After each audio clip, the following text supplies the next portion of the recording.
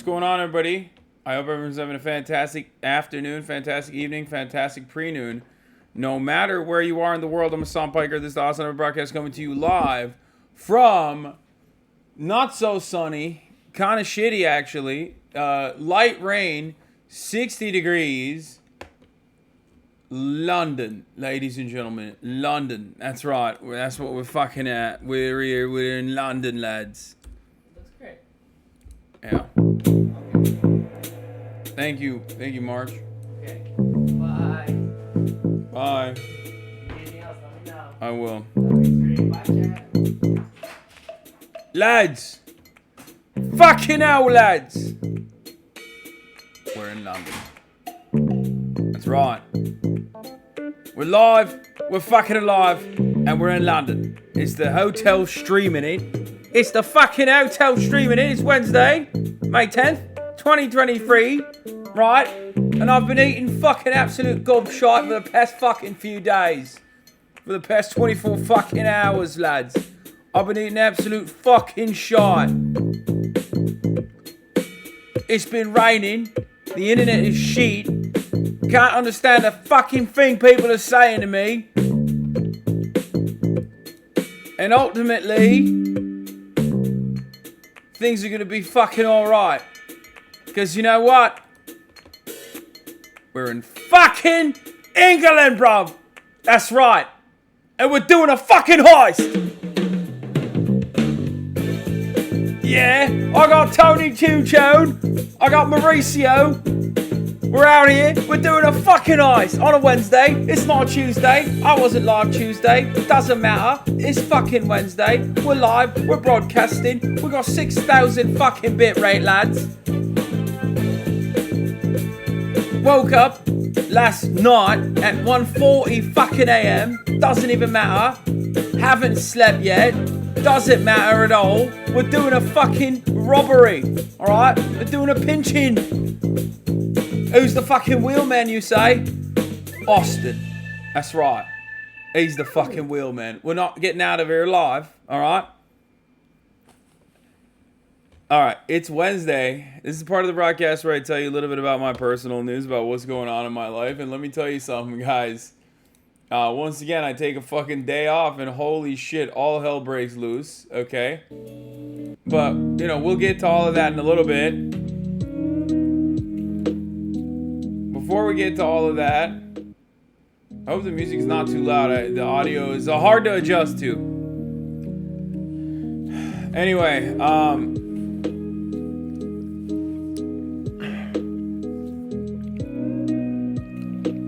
listen, lads, let me tell you a fucking story about a journey, alright? Let me fucking tell you a little bit about what I've been up to, right? Fucking hell, innit? Fucking hell. I'm in fucking London. How did I get here? What the fuck is going on? Who knows? What are we doing then? Alright, I'll turn off the fucking music, right? Turn off the fucking tunes. Flight was about fucking 8 hours, lads. 8 fucking hours, right? 9 hours. It's delayed. All of a sudden, shit's getting fucking worse. Alright? I'm in fucking Londonistan. And before I got to fucking Londonistan, there's another person who's doing a fucking shoot with Gymshark, yeah? It's a British brand. And they were kind enough to say, hey, HasanAbi, we'll set up for you. We'll make a fucking setup for you. I thought to myself, nice. Fucking hell. I'll take a free setup. It's usually very hard to do one of these fucking streams out here in a fucking studio. Without a studio. Yeah, turns out it's in fucking Birmingham. So we go out there to fucking Birmingham. Absolutely out in a fucking pines, yeah? So far away from fucking any kind of metropolis. I'm in fucking Brummies. Right? What am I, the fucking Peaky Blinders, lad? What the fuck am I doing in Birmingham? What is this, the order of the fucking Peaky Blinders? What am I doing? I'm not Thomas fucking Shelby, am I? No. So I fucking go out there, right? Staying in a fucking Tampa, Florida, fucking England, right? I go out there to the fucking campus. They tell me, you can't fucking stream after 5 p.m. I said, are you fucking mental? Are you having a fucking laugh? Are you out of your fucking mind, mate? What's going on? 5 p.m. England time. You know what that means. 5 p.m. England time is my cap. That's not... No one's up at my fucking time in America. Fucking hell. I said, you're having a fucking piss, mate. We're not doing this shite. Took the fucking train. Came all the way down to fucking London. Alright? It's 6:30 p.m. here. Okay? That story is true. Although I did do some fun stuff. I took a train, which is awesome as always. Okay. That was great. Oh, God, I love trains so much. Anyway, I went to the Gymshark campus because, they were like, oh yeah, we'll set you up, It's fine. You can stream out here. And they have like this sick ass setup. And I thought to myself, fine, sure. Fuck it. It's Birmingham. How far could it be? England is tiny. Turns out, and I did not know this, Birmingham is like 3 hours away from London. Okay, by car. It's an hour and 30 minutes by train because trains are goated. It's the best form of transportation. Everybody knows this. But it's like 3 hours away by car from London. It's like in fucking bumfuck nowhere. Might as well go to fucking Glasgow. The fuck is this?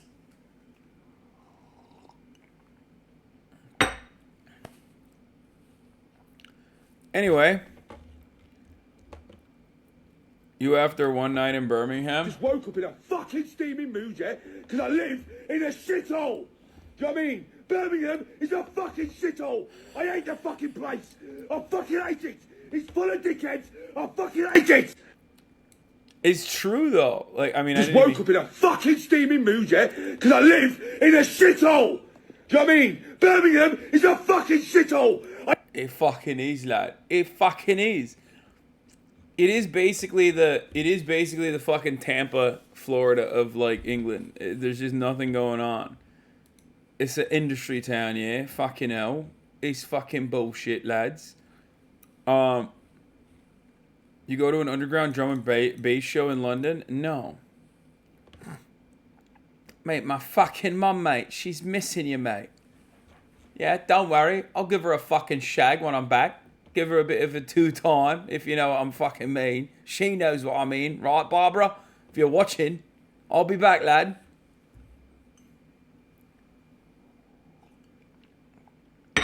I'll give her a fucking bit of a drum and a bit of a bass, if you know what I fucking mean.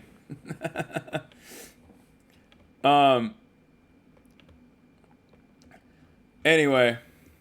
I'll shag your mum, lad. That's what I'm saying.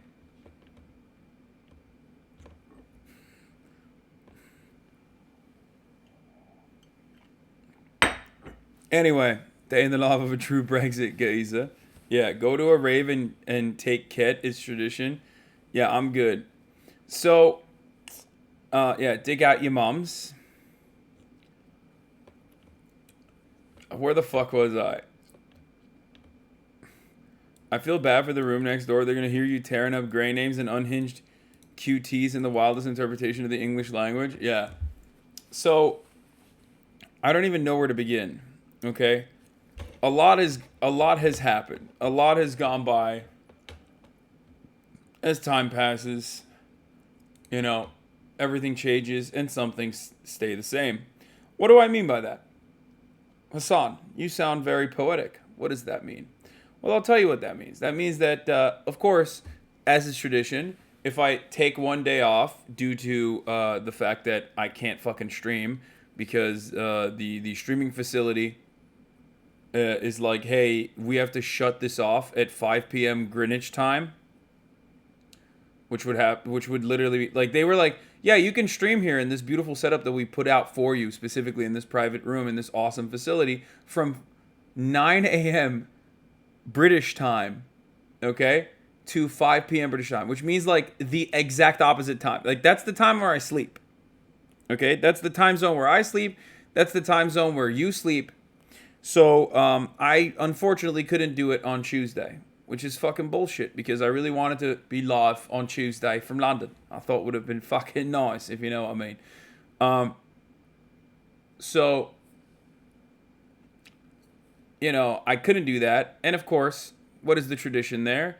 I don't stream for one day,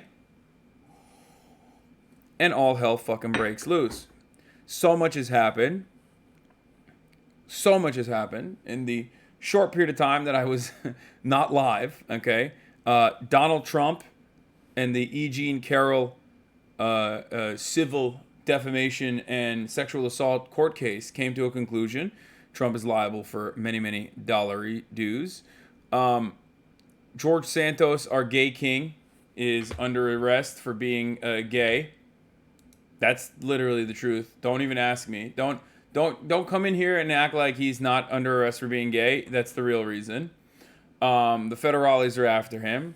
Tucker Carlson said he's back and he's going to be more annoying than ever before. All of this stuff happened, and it happened because I wasn't live. So I'm sorry for not being live yesterday. I apologize. But we're fucking back. Okay? We're back. And what can I say? What can I tell you? What has happened in my own personal life while all this stuff was happening in the real world? First and foremost, before we even get into that, I'll just say this. I am going to be very aloof. I am probably going to come across as careless. I'm probably not going to make a lot of sense. Hopefully I'll be able to craft sentences together. That is because I'm running on a collective, I would say, like a liberal 4 or 5 hours of sleep in the past 48 hours. I have never been ass fucked by jet lag as hard as I have been this time around. I'm a very experienced traveler normally. I'm able to keep myself up. I'm able to, do the crack cocaine thing. And normally I'm fine by the first day. I mean, I went to fucking Japan and I was fine. You know what I mean? I went to Japan where the time difference was significantly more severe than here, and I was fine. And I'm not fine in London. London has fucked me up. England has fucked me up.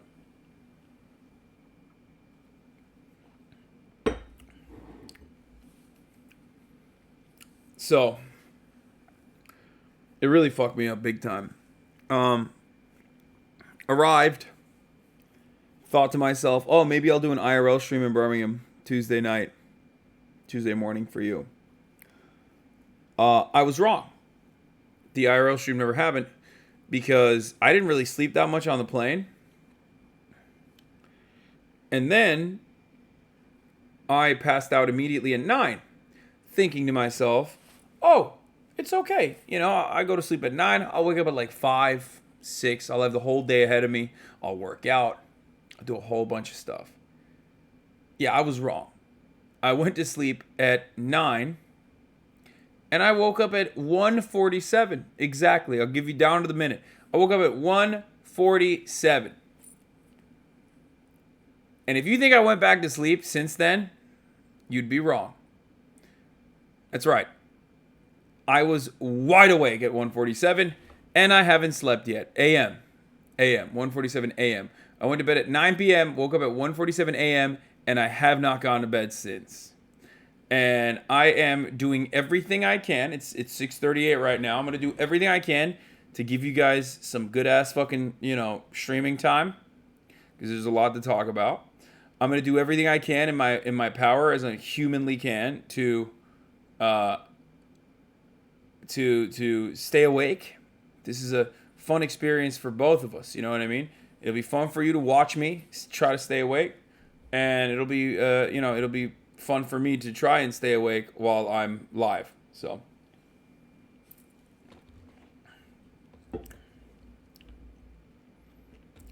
Trust me on this. Eat at London mealtime, even if not hungry. This will help enormously.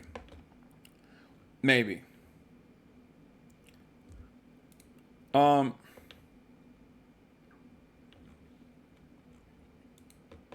on. So yeah.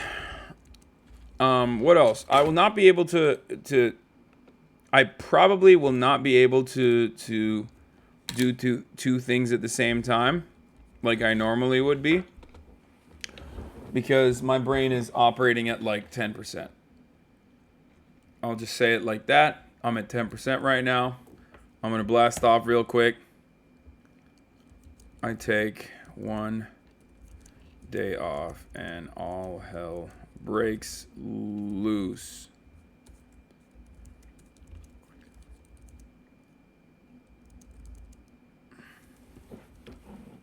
Trump is liable for defamation,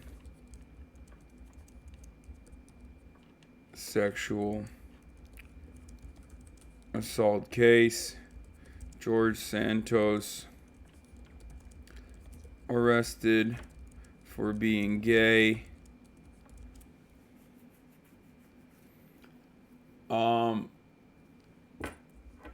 Tucker Carlson is back and more. I'm in London. Get in now. Anyway, couple fun things happened though. So I'll just begin there. Here it is. Here's the fucking blast off link to all the Oi Bruvingtons. Why can't I click on a fucking tweet? Jesus Christ, just send it. There it is. I'm in the fucking UK, bro. So first and foremost, I actually did something that I wanted to do. I did a little bit of arts and crafts. I filmed the process as well, and I think you guys will like it. So the Gymshark facilities are incredible. And I was able to sneak into the sewing part of the Gymshark facilities. Have you been attacked by a swarm of turfs yet? Yes, actually. I will talk about that too in a second. Hold on. And I took the camera bag that March had, and I put holes in it, and I turned it into an IRL backpack. So I have a new IRL backpack now. It's a little bit heavy. I'm working on trying to find a more like a better solution to that. I will tell you my Turf Island story in a second. I'll give you one good story, one bad story. So it took a lot for us to figure out exactly how to possibly make this stream happen. I think a lot of people take it for granted, but they don't realize like this shit is actually really difficult. Like being able to stream. If you want to know what my stream setup is, it's the classic HasanAbi hotel stream setup. I got the TV. The big ass TV is my second screen basically right here. I got March's camera. That's why I'm looking crisp as fuck. And I'm using March's laptop. But we had to find a microphone. We had to find a microphone. We had to find Ethernet, which we were able to, luckily, in this hotel room. It's a unique circumstance. And we had to get a couple like electronic things, right? So what did we do? We, of course, looked at the British Best Buys. And if you know anything about, my experience overall with Best Buys, I've talked about this before. Anytime I go to a Best Buy, it's a lock. There's going to be at least like 1 to 2 HasanAbi heads in there. No matter what. It can be anywhere on the fucking planet. Any Best Buy on the fucking planet. It's on site. There's a HasanAbi head working there. What's the British Best Buys? Curry's, lads. Fucking Curry's. So we go to Curry's. And much to my surprise, I'm talking to this dude. And he's like explaining it to me. He's like, yeah, we don't really have any fucking ring lights here, bruv. Sorry. And then he looks up and he goes, oh my days. You're the guy. And then another dude is looking from afar and he's like looking over at me. And he also runs over. He's like, oh my God. We had HasanAbi heads in the fucking building, dude. So that was the fun part.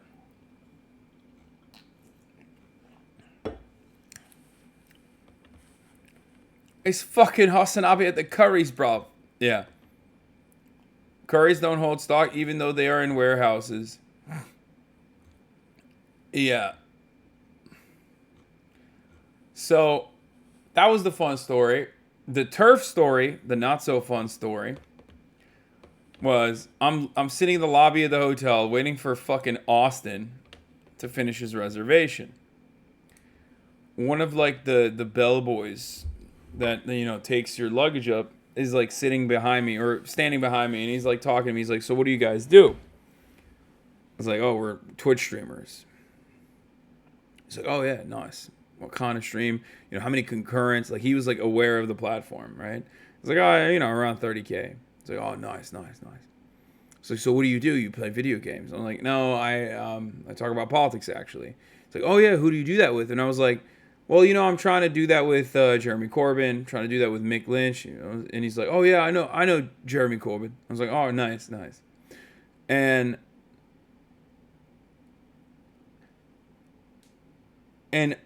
almost instantly, once I said I was doing politics, he turns around and he goes, a little bit quietly, he goes, so you talk about female issues? So you talk about female issues? I was like, what? Like, yeah, I talk about female issues. Like, yeah, sometimes. Like, what do you mean? He's like, you know, when men think they're women, female issues like that.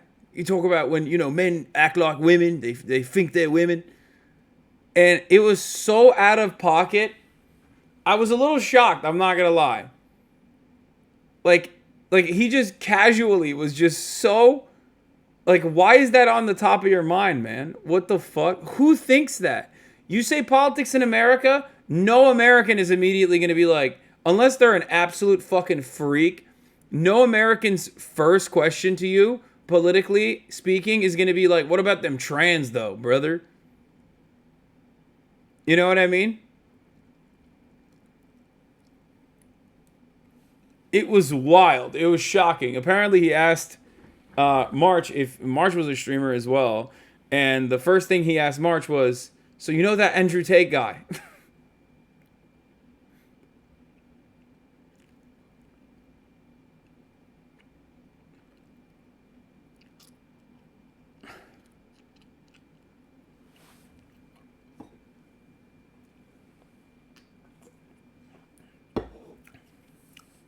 It is odd, though. It was like an NPC interaction. Like, it was wild.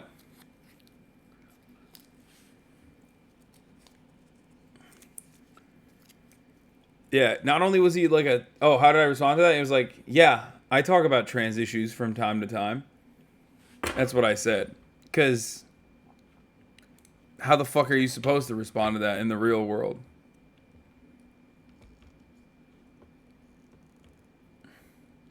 You know what I mean?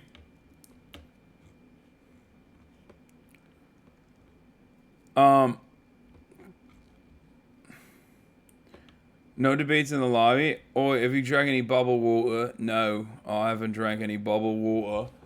Because I'm not a fucking pussy, lad. I only drink regular still water. None of that fucking bubbly shit. What am I, Andrew fucking Tate, yeah? No. No! Only still water for me.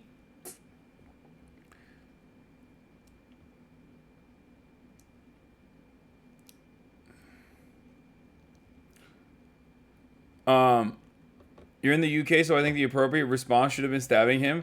That's another funny story.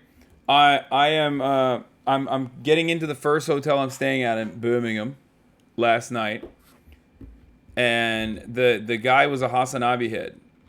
Like, the receptionist was a HasanAbi head, which he was like very shocked that I had materialized in front of him in a random fucking hotel in Birmingham. He was like, what the fuck? But he was like, yeah. I asked him, like, what do you do around here? Like, what do you do at night or whatever? He's like, well, you know, there's like Resort World. The fuck is that? I don't know. And he was basically like, yeah, I would just stay away. I would like, he tried to make it seem like Birmingham is like a scary place. He was like, yeah, I'd steer clear of like certain parts of Birmingham. And I was just thinking to myself, like, yeah, no. I was like, what do you mean? He's like, you know, they do stabbings out here, right? And I thought to myself, I'm like, bro, I'm from America. Like, the fuck do you mean? Like, dude, I'm not even kidding. Like, I was thinking, like, it is infinitely more dangerous to go to 7-Eleven in any American city than it is to be in Birmingham. No, though he was right. I don't believe it. I don't give a fuck. I'll fucking shank yous, lad. I'll fucking shank yous.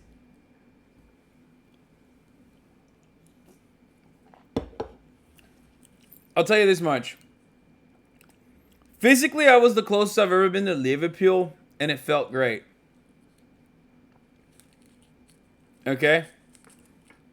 I did genuinely consider, instead of going down to London, maybe I should just keep traveling north and just find myself in fucking Liverpool.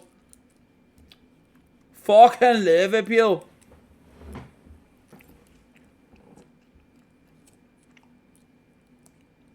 Go see the Orange Ladies? No, there's plenty of them in Birmingham too. British women are so funny. Like, British men are so funny as well. British men and British women have like one archetype. It's hilarious. They either have the high and tight with like kind of a mullet, okay, and they wear technical shit like Nike techies. Those are the men. Or the women are like orange as fuck, platinum blonde with the highlights, and just like, I don't know how else to describe it. They're just like they have very interesting haircuts.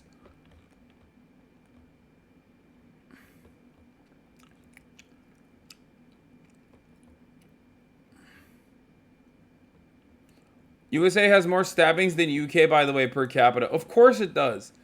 These motherfuckers don't understand. They think like, oh, some people got stabbed. It's really dangerous in the UK, lad. It's like, nah, trust me.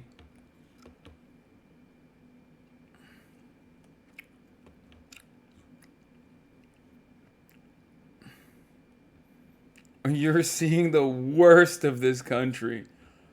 Listen, I've been to England a bunch. London is fine. It's all right.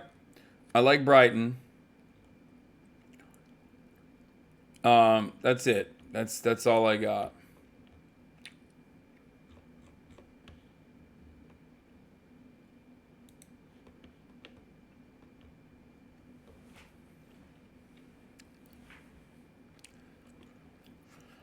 Are you going to Luton? Fuck no. I'm not going to Luton.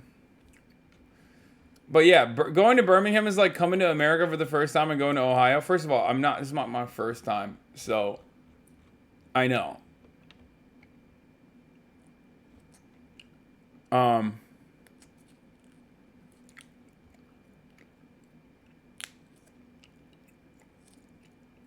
Are you in England for the coronation? Yes. Yes, I'm in England for the coronation.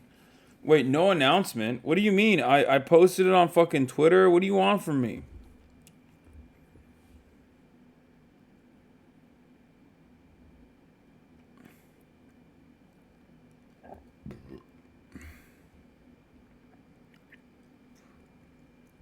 I posted it on Twitter.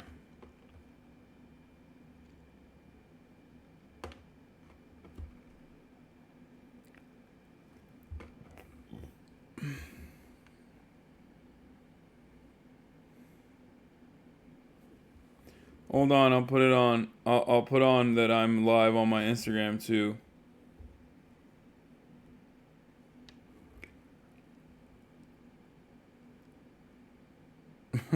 Chatter's asking me for a fucking kayak cam. I'm in the UK, man. How the fuck would I be able to do that, Chatters?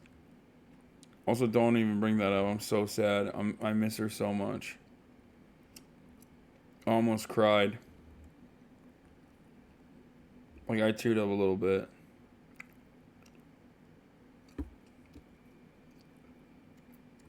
Yeah, I left her alone. Yeah, I left her alone, dude. I just left some food out and I was like, you can figure it out.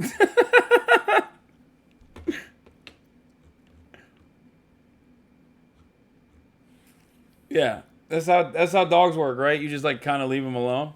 She'll manage.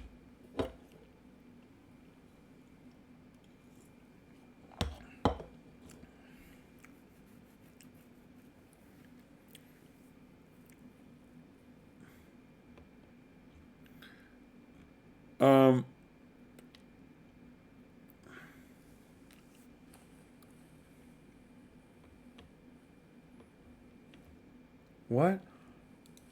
If you manage to make it back stateside this weekend, I know the best place for you to visit. What the hell?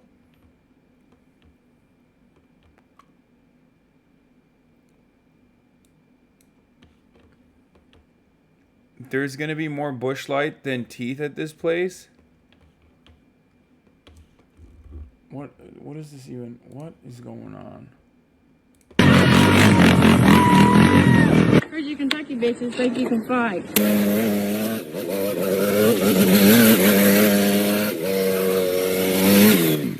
Four-wheelers don't make you bad, Vic. This makes you fucking bad.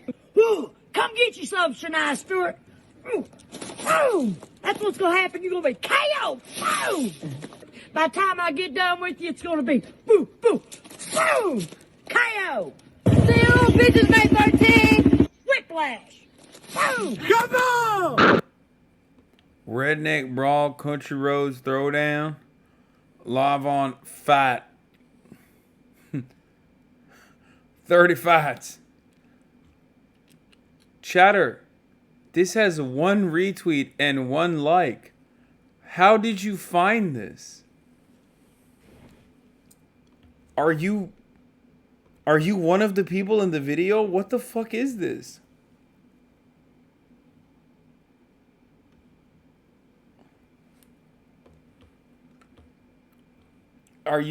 Is this your event? Are you the guy?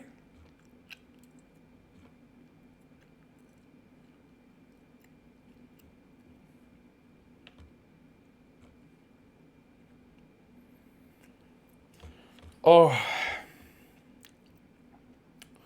Anyway. I digress.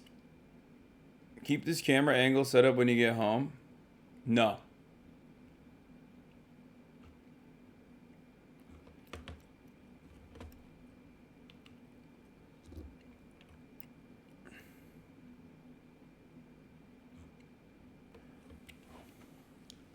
So, a lot happened. A lot happened in the country. A lot happened in the world, and we're going to get to all of that. I have some peri peri chicken inside of my body right now, and it's working its way through my body. Thank you to Macy's for the fat playlist. News out of Oibrovland. What? Oh, what?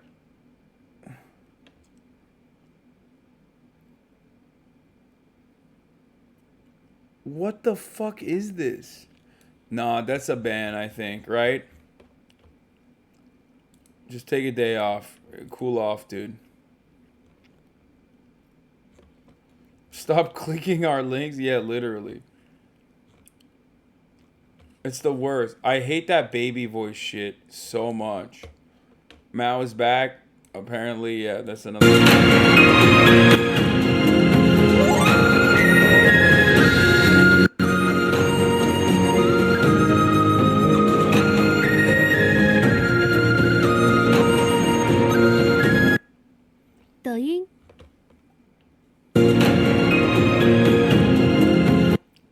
I'm happy for him, really.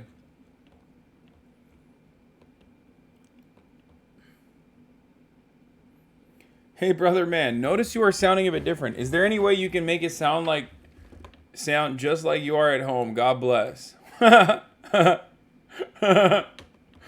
Oh shit, dude, my bad. No, let me grab my SM7B real quick and my Rodecaster. Let me just do that. Fuck, man.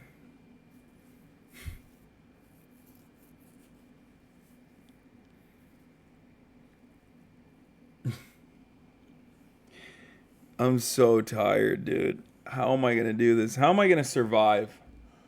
I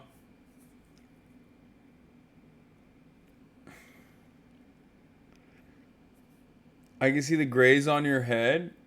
I have some grays right here. That's it. Just like right here. And on my beard too.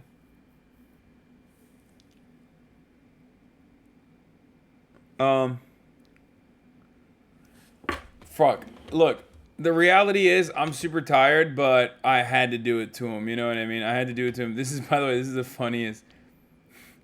I was so invested in taking a video of this train, so excited that I was about to get on it, that I did not notice that March took a photo of me and then posted it on Twitter, which is fucked up. Okay, I don't think you're not supposed to do that. That's a little ableist. Okay. Oh, that's great. Let's make fun of the train guy. Okay, he's excited to get on a train and he's taking a video of it. What's up? What's the problem? And now you guys are making fun of me too. Oh, you look like Dora the Explorer. Okay.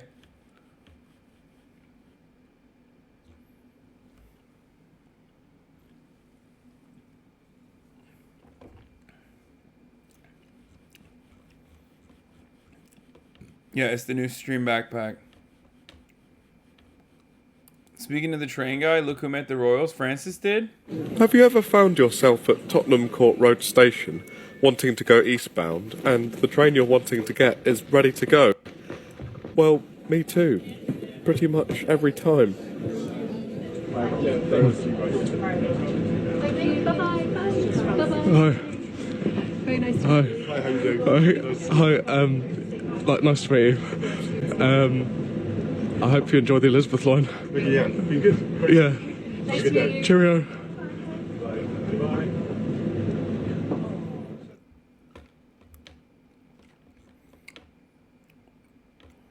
Yeah, he's definitely a Tory, bro. I mean, the motherfucker's last name is literally bourgeois, dude.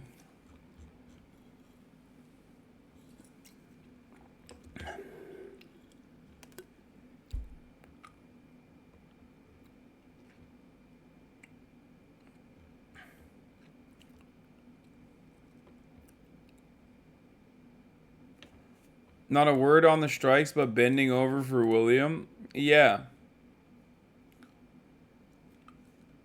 What the fuck is this man doing?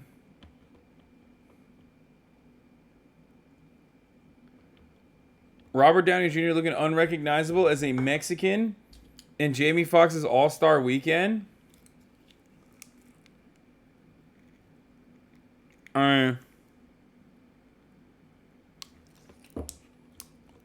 Okay.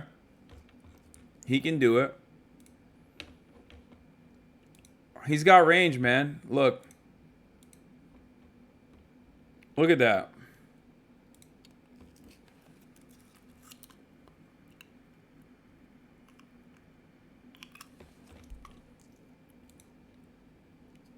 He's making Ariana Grande look like Ariana Grande is just Italian. You know what I mean?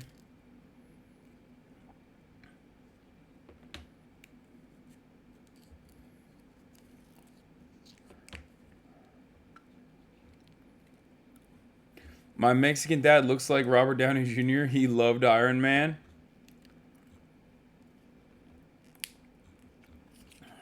I mean, I don't know. They tried to get mad at, like, who was it? Was it Shia LaBeouf or whatever? Who was like a cholo? I just don't think the Chicanos give a shit. A lot of people try to make it seem like they do, but they just don't. A tax collector is just, especially if like, straight up, I'll just say it. I don't know. I just don't think that. I do not think that Chicanos care, and they kind of like it too. On top of that, especially if he looks cool. Like if the character looks cool, or if it's like a beloved actor doing it, they fucking ride for that shit. Yeah. They're very similar to Turks in that regard. Turkish people don't give a shit either. They're just like, oh, Turkey mention? Fire.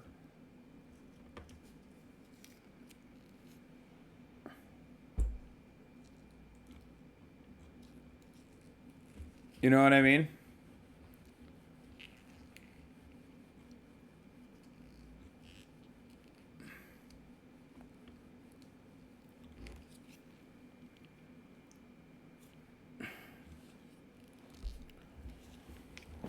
Oh, they're like Besiktas fans. OC Share settled $7.5 million for wrongful death of jaywalker they shot dead. That's crazy.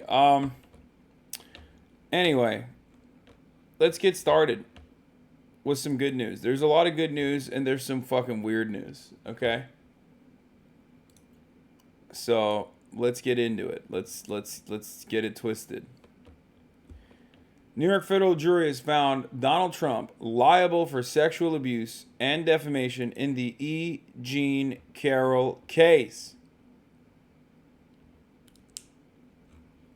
To begin with this, so first, a historic verdict in a civil lawsuit against former President Donald Trump.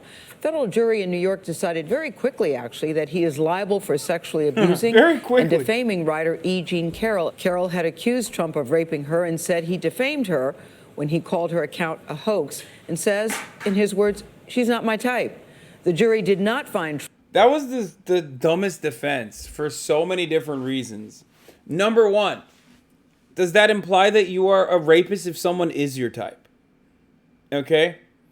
Number two, if you say she's not my type, like, you know, try to at least make it seem like she's not your type. If that's your stellar defense here, don't get caught with your fucking pants down, pointing to a photo of her and calling her your ex-wife, which is what Trump did. I mean, when someone says, oh, that person is not my type, that's going to be hard to prove in a court of law, right? Obviously, it doesn't have to be beyond a reasonable doubt because this is a civil case. But like, even then, that's still kind of hard to prove. You know what I mean? You can just keep your fucking mouth shut. You can be silent. You can point to girls that you think look nothing like her to be like, that's my type, actually. But what did Donald Trump do? Donald Trump literally turned around, looked at a photo in a deposition they were doing, and pointed to his wife. Sorry, not his wife. Pointed to E. Jean Carroll and said, that's my ex-wife, Marla. Well, there you go. You know, good job. You did that. You fucked up. He's so fucking stupid, dude. Trump liable for rape, but did order him to pay Carroll $5 million in damages. Someone's knocking on the Elaine door. Quijano covered the trial for us and is in the studio this morning. Elaine, good morning to you. Good morning, Gail. After the verdict was read, Trump wrote on his social media platform, Truth Social, I have absolutely no idea who this woman is. This verdict is a disgrace, he wrote, a continuation of the greatest witch hunt of all time. The former president's lawyers say they will appeal the case. E. Jean Carroll smiled as she walked out of New York City federal court Tuesday. It took the jury less than 3 hours to find former President Donald Trump liable for sexually abusing and defaming her, but they were not convinced he raped her. Carroll accused Trump of attacking her in a New York City department store in the 1990s.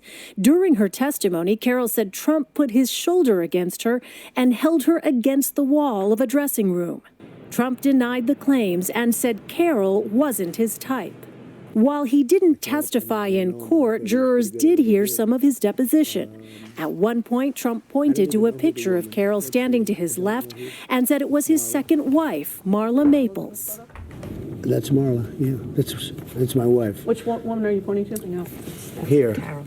Dumbass. Oh, the person you just pointed to was E. Jean Carroll. Carroll's attorneys also called 2 witnesses who alleged they were grabbed by Trump in Good separate job. incidents. You did it. What the other people testified to was a grabbing of the genital area. Are you familiar, I'm sure you are, with something that's often referred to as the Access Hollywood tape? Yes, I am. During the deposition, Trump was asked about the 2005 Access Hollywood tape, where he talked about grabbing women by their genitalia.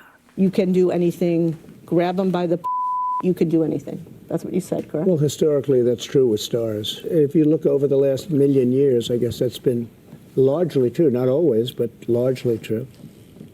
Unfortunately or fortunately. And you consider yourself to be a star? I think you can say that, yeah. This verdict is the first time that a former president of the United States has actually been found liable for sexual abuse. After Tuesday's verdict, Carroll issued a statement saying, "I filed this lawsuit against Donald Trump to clear my name and to get my life back. Today, the world finally knows the truth. This victory is not just for me, but for every woman who has suffered because she was not believed." Tony. It's a win for E. Jean Carroll, another first for Donald Trump. Elaine, thank you very much. Quote, "The world finally knows the truth." That statement coming from writer E. Jean Carroll after she won her civil lawsuit against Donald Trump. A federal jury in Manhattan found that Trump sexually abused Carroll in a department store dressing room in the 90s and then defamed her by denying her claim. Trump has been ordered to pay Carroll $5 million, the former president reacting to the ruling. It's crazy on his social that Trump this happened to Trump before it happened to fucking Bill Clinton. I had to change my pants. It's like cold in here now because the fucking aircon is out, and I'm making another fucking cuppa. That's right. I'm making another cup of coffee, lads. A cup of fucking Joe in it. Yeah. Sorry. Fucking hell.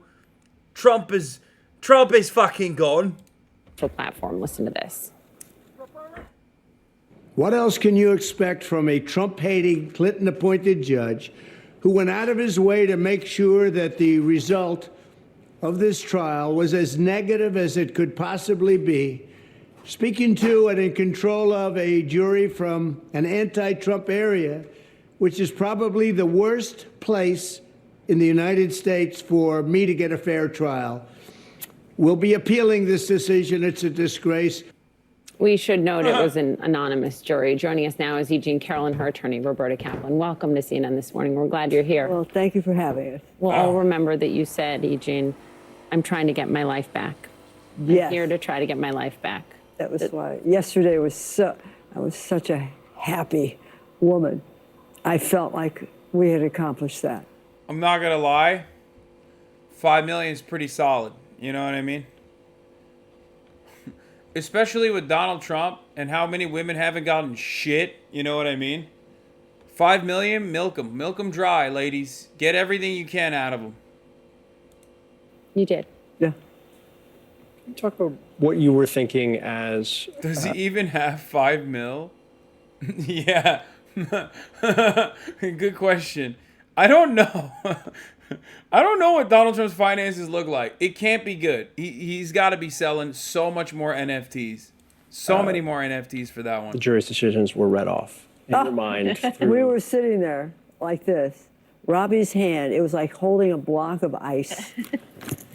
And we didn't have any idea what the jury was going to do. The former president is incorrect.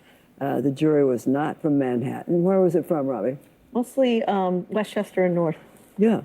And 6 men, 3 women. His kind of jury, actually. And so when the verdict came in, she squeezed my hand so hard. Very far-right security officer. Yeah, it's not on you, sir. It's not on you. Oh, you gotta check my bag, right? No. No? Okay. Oh, okay. yeah, so what do you got in there? Oh, it's just like my gear. So it's like, yeah, cellular modems. Right here. So I got my cell modems. Okay. And then I have my encoder and my battery. Knives, no guns, no guns. I don't do that. You don't? Oh, you don't? I don't carry guns. Oh, no, why sir. not? You should. I should? I mean, we are in Texas, right? So yeah. I'm from New York. What is he going to say? Is he going to say, like, you know, black people are attacking your kind or some shit. Is that what he's gonna say? New York, if I carry a gun with me, there might be some problems. Your governor is stupid. That's what the problem is. Oh. I've been following. I subscribe to a YouTube channel called Guns and Gadgets. Yeah. Premier source for. Okay, this is way cuter than I thought it was gonna be. You literally made you geared me up to make me feel like he was gonna be like racist or something. He's like, yeah, I subscribe to a YouTube channel. It's very nice. I like it. Your governor's a doo-doo head. Second Amendment news. She doesn't know that all the crap that she's doing. Oh, really? Is constitutionally illegal. Oh, shoot. Yo, I'll have to ask who about it. Yeah.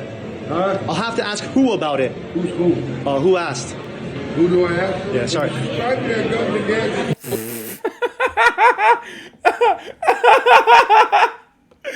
Yeah, that guy, what the fuck? Yo, that's bold, brother. That's bold. Hey, respect. Respect. Fucking got his old ass, dude. God damn. Got him harder than the top of the hour ad break, which comes even in London at the top of the fucking hour. That's right, because at the top of the hour, there's a 3-minute ad break, lads. And if you no longer want to see those fucking ads, all you need to do is subscribe, lads, for $5 or for free with our Twitch Prime by connecting your Amazon Prime account to your Twitch account. You get one free Prime subscription a month. Use it on your favorite fucking broadcaster. You can also get gifted a sub if you're lucky. Is the 3-minute ad break now. Bold, because in Texas, half the people you use that may shoot you for it. Yeah, I know. I know. HasanAbi, thank you for the 10 gifted subs.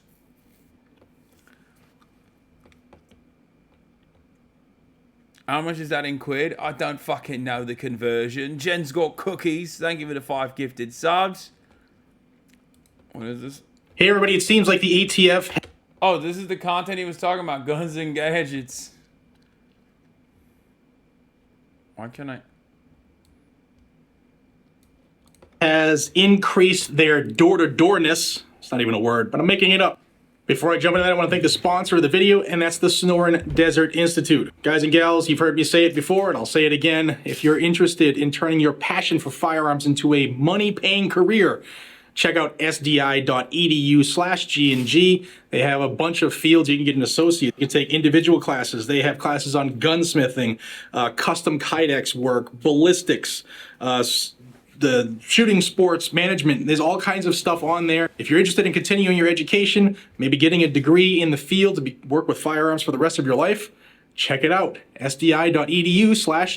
Links down below. Thanks to SDI for being a sponsor of the channel. They're continuing their efforts to go to people who have purchased items that were totally lawful, that they made a rule change, and have determined to be machine guns, and I'm talking about forced reset triggers. First, I'm going to show you a video, and then... This is so boring, dude. Anyway, good for this guy. I'm glad he's learning about his gun. Let's get back to E. Jean Carroll. I almost yelped, but it was a great moment. What about when that first finding was found? This jury found that Trump did not rape you. What about that moment? Robbie can explain the legal. Sure, and I want you to, but I just wonder, E. Jean, what went through your head when you heard that? Well, I just immediately say in my own head, oh, yes, he did. Oh, yes, he did. See, that's my response. So look, New York law on sexual crimes like this is complicated, and it's not probably appropriate for morning viewers. But the truth of the matter is that sexual abuse, which he was found guilty of, is a very, very serious offense. I'm not going to get into the body part situation with you, but people go to jail for sexual abuse. It's a very serious offense. And most importantly, E. Jean brought this case because she wanted her name back. As you said at the very beginning, she got her name back, and the jury found that he lied. And he lied about her maliciously. I don't think anybody was surprised by some of the stuff we heard from the former president last night. Obviously, you addressed him talking about the jury. Another thing that he and his lawyers have often spoken about is the lack of disclosure about a big Democratic donor funding part of this case. Was there a reason it wasn't disclosed, and did you view this as political in any way? No, I just completely forgot. I just completely forgot Hillary? that he even existed. In your deposition? She almost said Hillary. Deposition. Get him. Because Trump lawyers have called that, Roberta, a sign of bias. It raises questions about the motives of bringing this case, and I wonder what the reaction is. So every single witness, every one of those 11 witnesses who testified in this case, testified under oath and told the truth, not because they don't like Trump, but because it was the truth. That's what this case was about. Who was telling the truth? The jury decided that E. Jean was telling the truth. And there may be witnesses who don't like Trump. There may have been jurors, as Joe Tacopina said in his opening, who don't like Trump. But that process was about the truth under the law, and that's what the jury found. I don't want to make this a political conversation, but the kind of dissonance between the moment yesterday on the front pages of all the newspapers, All of them. like getting your life back, something you've been thinking about and going through for decades, and then at the same time looking over and seeing that that man is also the front runner for the Republican nomination for president, and you listen to Republicans who were asked about this yesterday, and it's some version of what we heard for 6 years prior. Don't want to talk about it, dodge, say there's something corrupt about the process. Well, how do you kind of reconcile that moment, I guess? Here's how I reckon it. Yesterday, the old view of what the perfect victim looks like totally changed. What do you mean? The old view of the perfect victim was a woman who always screamed, a woman who immediately reported, a woman whose life was supposed to fold up and she's never supposed to experience happiness again. That was just shut down. I'm so fucking cozy right now. This is sick. This is next level streaming, boys. I'm not even kidding. I mean, I don't know why people don't do this more often. Just streaming from the bed like this. Oh my God. Oh my God.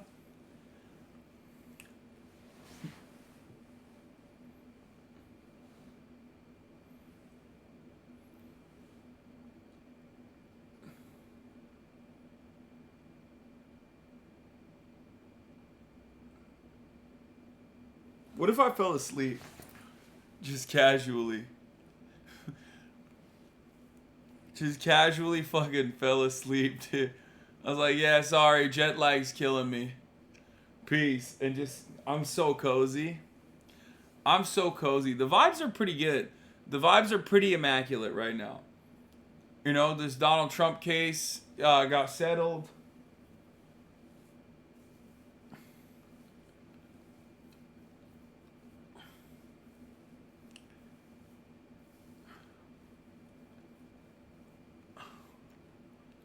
All right, let's keep going.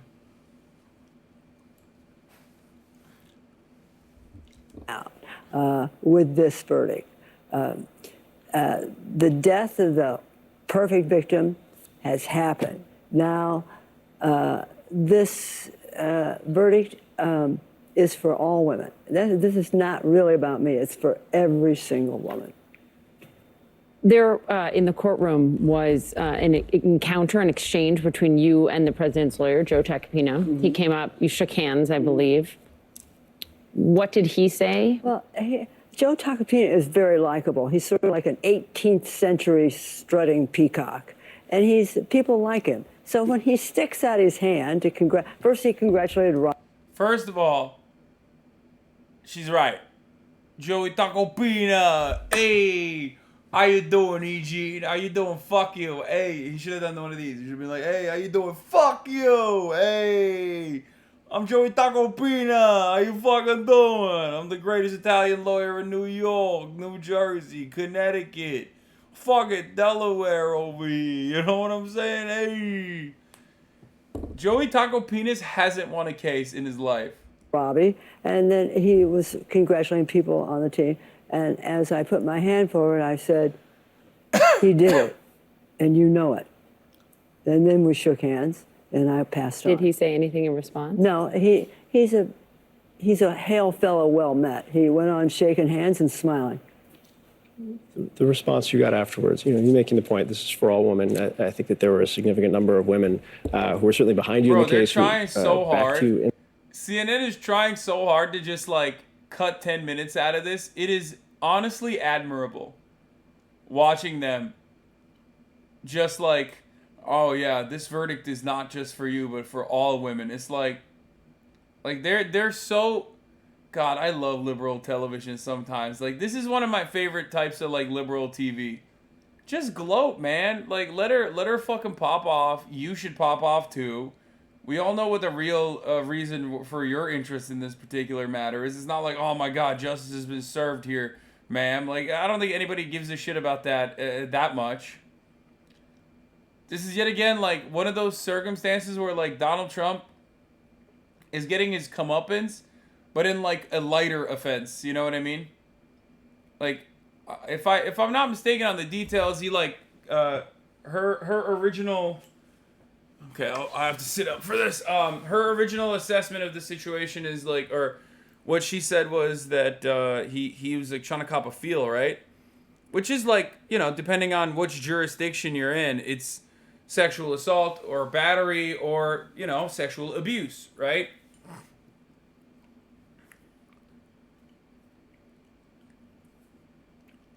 That's what happened.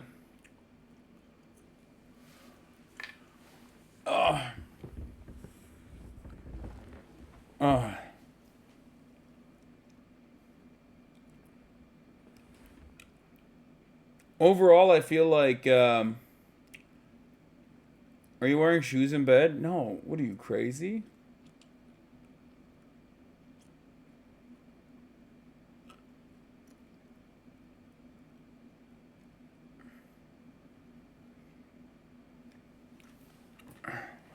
I would never do that. No, I got socks on. In the case, in the hours since, I don't think you've had a lot of time to check your phone or calls or emails. What's the response been, given what you were laying out in terms of the perfect victim being shattered? There are no words. There are no words. I just now saw the headlines. I'm really sort of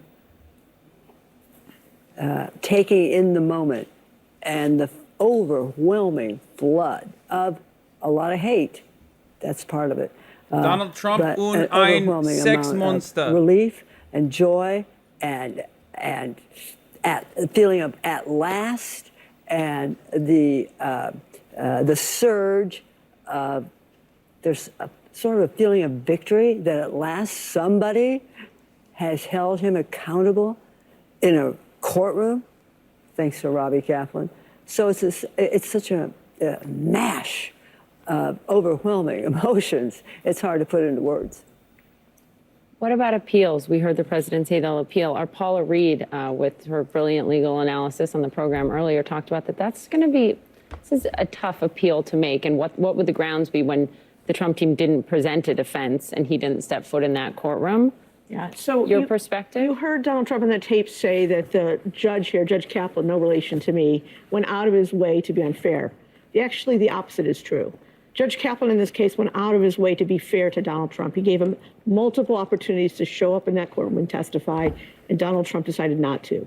There are no issues in this case on appeal. They'll make them, but there are no serious issues on this appeal.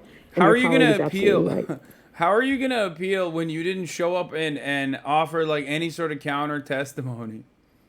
That's a wild, I mean, I don't know. He's just claiming.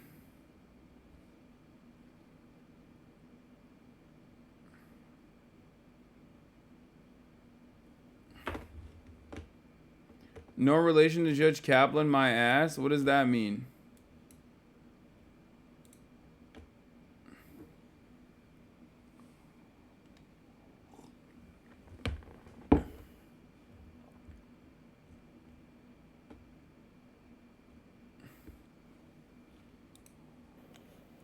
If Trump had come into, well, first, do you wish he had come? Yeah, I do. And what would you have said? I would have loved to have seen Robbie put him on the stand. Loved it. I just would have loved it. If you've seen any portions of the deposition, that was Robbie doing the question. We have. It would have been a glorious moment. However, I think he was frightened. I think he was frightened. I think he was frightened of her.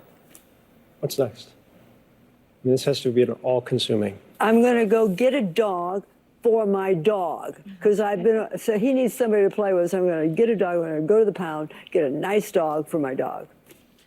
$5 million. Are you going to see it? Oh, you know what? I was even unaware of how much it was. Robbie had to tell me, this is not about the money. Not about the money. This is accomplishing something that I set out to do many years ago, is to get my name back. And that's what we did. But you will see it. That's what I was going to ask. I'm going to ask you next. Ask the lawyer. I promise you that Eugene will see each and every penny of that $5 million. Can I end on something that I think is really important in all of this, and it's the fact that New York passed this law. Yeah. The Adult Survivors Act. They passed it just a few years ago. Were it not for that law, you never would have been able to bring this case. And I just think it speaks to the importance for a lot of other survivors. Exactly. I would never have this window, this year, of having the ability to bring a lawsuit for rape. Robbie can explain it better. Well, Eugene actually helped to get that law passed. It passed last year. We filed, it was Thanksgiving Day, was the first day you could sue. We filed just after midnight on Thanksgiving. And there are a lot of other women throughout the state and hopefully throughout this country that they will get other laws like this passed in other states. And New York women should use this law while it's still around, which is until next Thanksgiving. Yeah, because there's a reason women stay silent.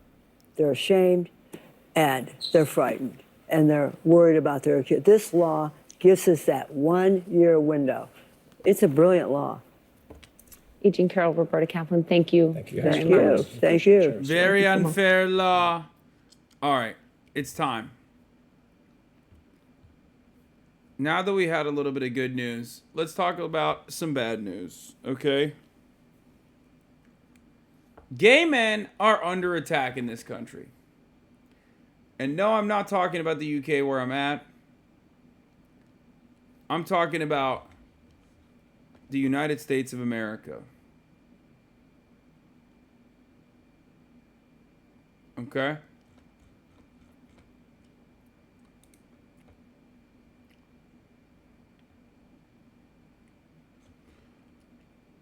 George Santos is victim to a homophobic attack by the feds.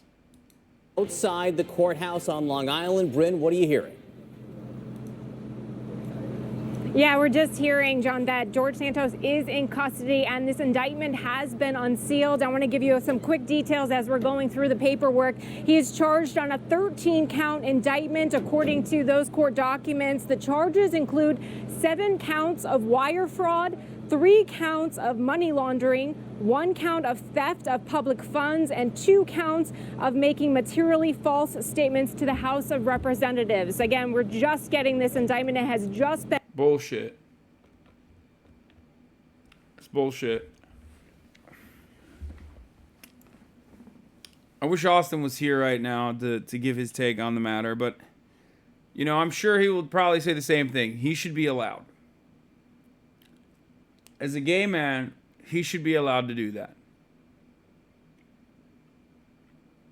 Okay?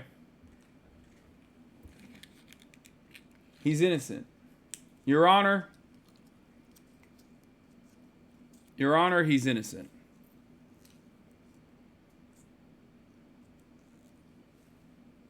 Also, he should be allowed. Even if he's not innocent, he should be allowed to do it. That's my take. That's what I believe. Let him go. Let him out. Been unsealed. We're Free hearing him. that Santos is inside the federal courthouse here behind me, and he has been arrested on these charges. And of course, we're learning that he will see a judge later today, very likely on these charges. But we are still going through that paperwork to get the details of these counts.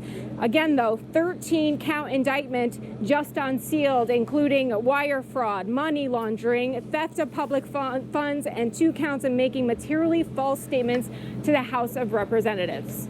Just look that up. All right, Bryn Gingras for us outside the courthouse. Bryn, thank you very much. We'll let you dig through this indictment more as more details become public. Thank you very much. Indicted, now it is unsealed, and now he is in custody. Wire fraud, LA money laundering, theft of public funds.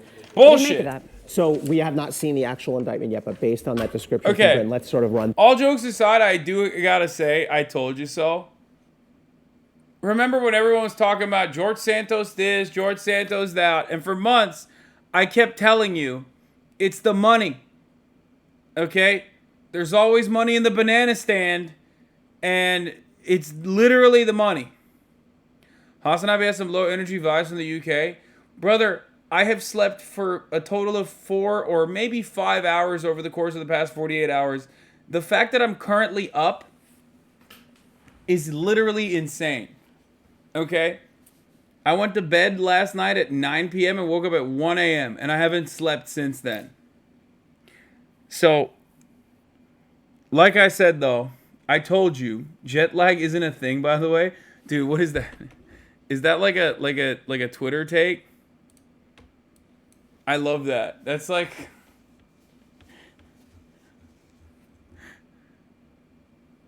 My man said circadian rhythm, it was made up. Well, it's a made up concept.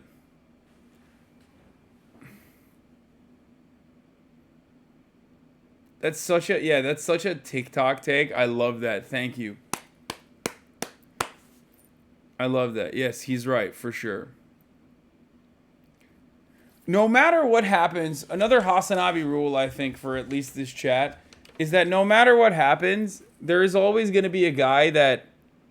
There's always going to be a guy that fucking agrees and goes, yeah, no, he's right, actually. He's literally right. Why are you guys booing him?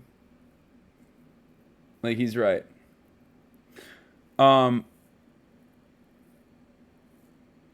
It's closed for dinner service.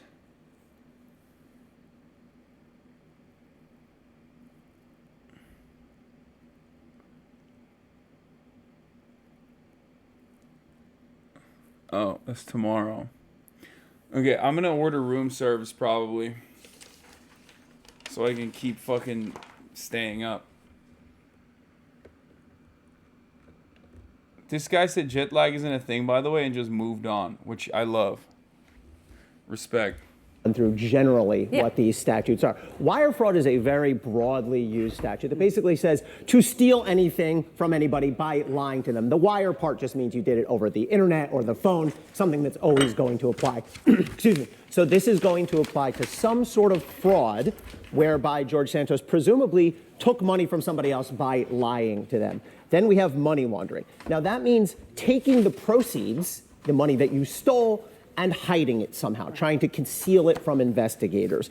Then we have theft of public funds. Now that's interesting. That means not only did he steal money from some private individual, but it would have to be some sort of public money, some sort of federal or state governmental money. So I'm interested to see what that is about. And then finally, making materially false statements to the House of Representatives. This is what we were talking about, I think, before, Sarah, that you have to make certain campaign-related disclosures to the House, of course, lying to the House, whether during verbal testimony. Okay, we're going to pause this for a second. I'm sorry. I'm going to get back to the George Santos thing in a brief moment. But for the time being, I got something important to do. I'm going to order room service. That's right. I'm going to order some fucking room service. Wait, can I pull this out? No, I can't. Fuck. Oh!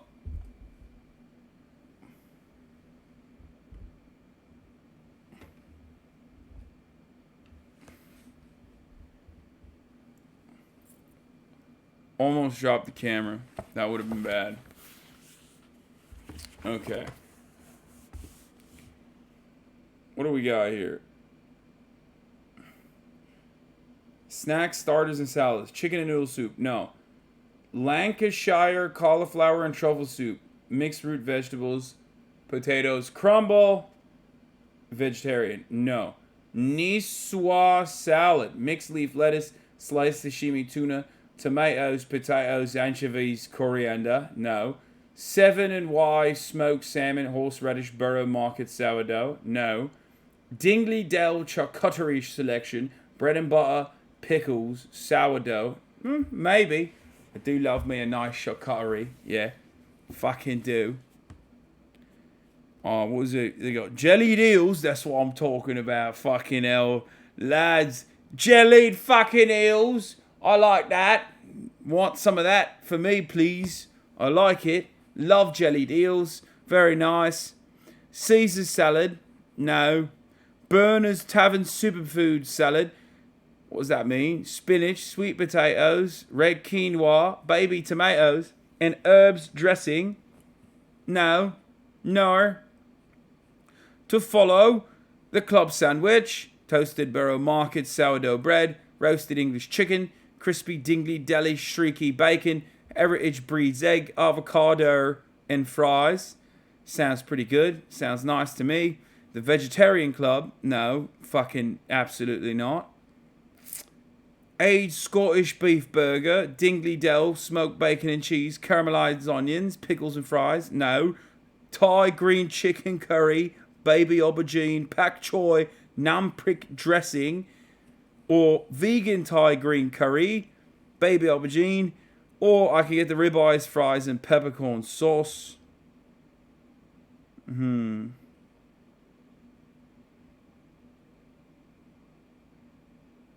Not bad. Maybe the curry. What are we thinking? What are we thinking then?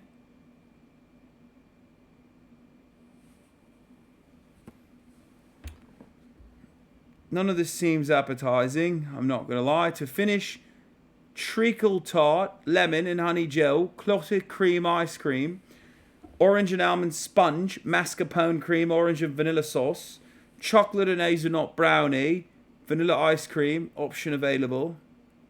Vegetarian option available upon request. And then there's a Little People's menu. The fuck is this? A Little People's menu? Fuck you mean by that?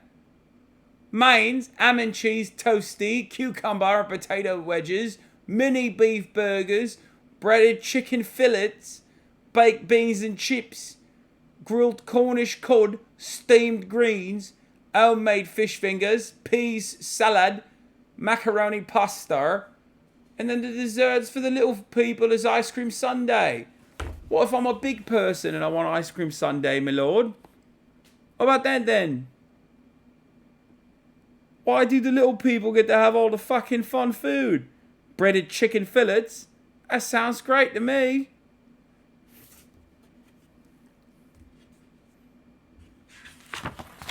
Fucking hell then. Then there's a night menu. And that starts at 10 p.m. We got some bevs, don't we? Bottled beer, spirits, gin, vodka, full bottles of champagne, little champy.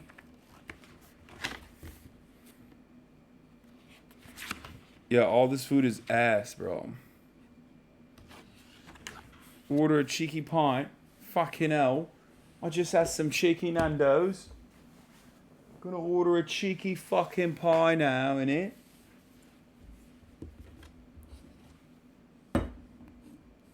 Get the eels, baby. Fucking hell. Not getting the fucking eels. Absolutely not. Who the fuck eats eels, lad? Who the fuck eats these fucking eels? Not happening. Oh, probably the club sandwich seems the most basic, but I do feel like they'll fuck that up too. Bloody Yanks. No. Dude, honestly,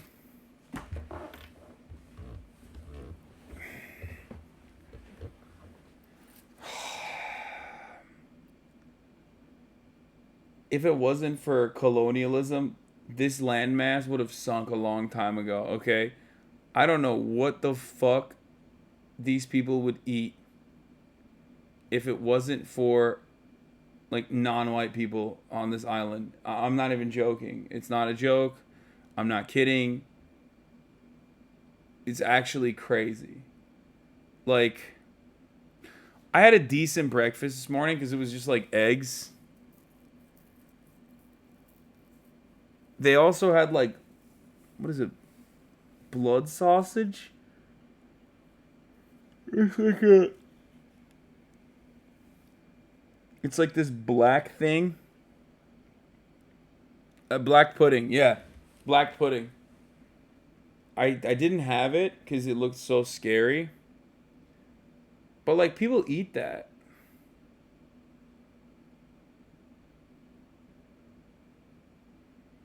Have you gone out for a succulent Chinese meal? No, I haven't. No, I haven't. Fucking hell. Have not done it. Haven't done the succulent Chinese meal. I'm gonna look up the fucking Postmates in the neighborhood. See what we can do here. Maybe. Just maybe. There's something we can eat here. Something. Something. Anything, right?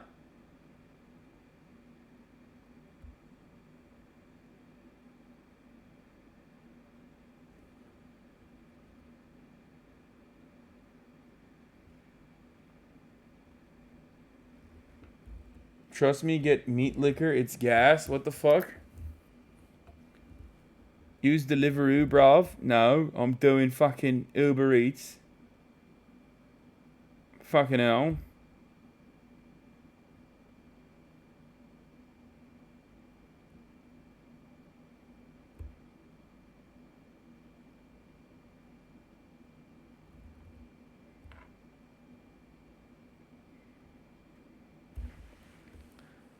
The whale tea. What the fuck is this then? What is this? Boba, flaming whale, brown sugar boba, and fresh milk with salty cheese cream on top.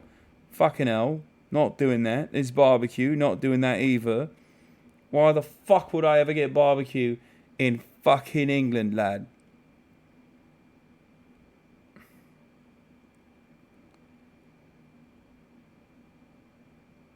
Ooh, roti. Get some colonialism food. Chat forgets that I don't eat fish.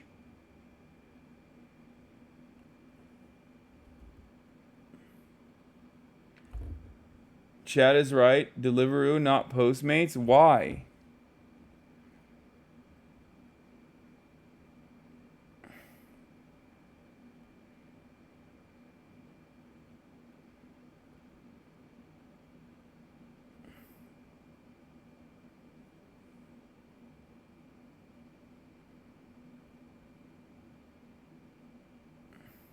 Butter chicken.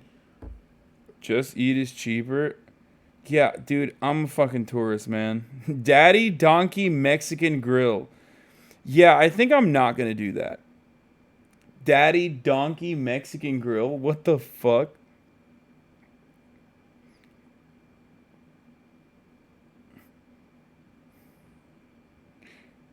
I do want to torture March a little bit by making him eat Mexican food out here. I wanted to do it in Japan, but I felt bad. But I think UK is not as far as Japan, so it's like more valid. I want to try and get him to eat like you know, Mexican food in places where like you know it's gonna be dog shit. You know what I mean? Oh, they have Turkish food. Fucking hell. Turkish. Hold on then. I like that. I fucking like Turkish.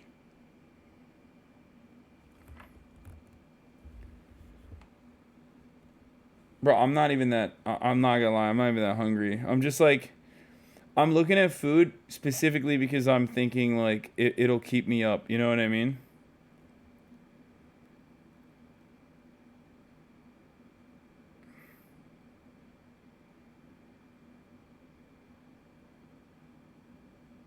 Wagamama. Ooh, Wagamama's great. In Turkey, I mean. I've never had it here. But...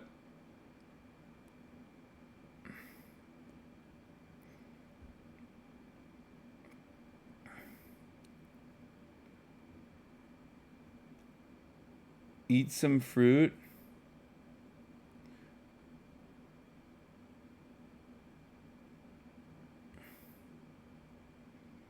Wagamama's a Dota streamer.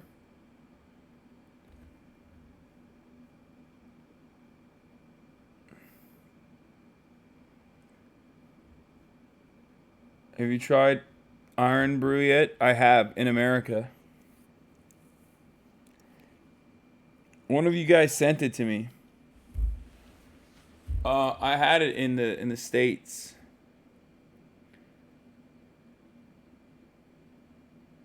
Are you using Just Eat as the biggest UK food app? No.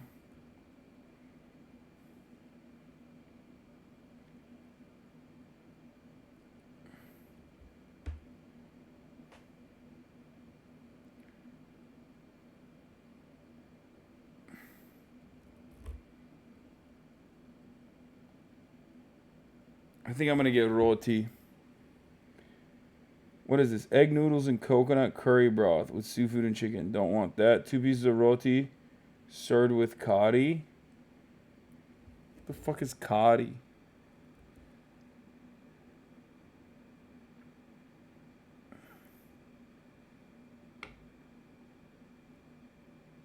Roti King in Houston? Yeah, that's what I want. Yeah. You think that's good? Should I get that? It's bad?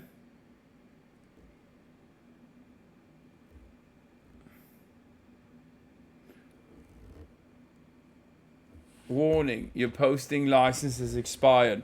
100 Tesco Club Card points have been deducted from your account. Your £3 meal deal will cost £5 from now on. You will also only be able to choose from a chicken or ham sandwich. Failure to renew your license will result in the loss of more Club Card points.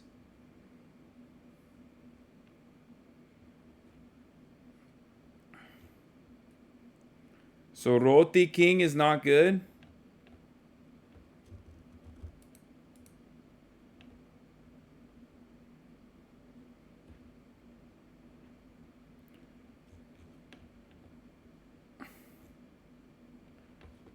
Okay, fuck it. I'll figure this out later. All right, let's get back to George.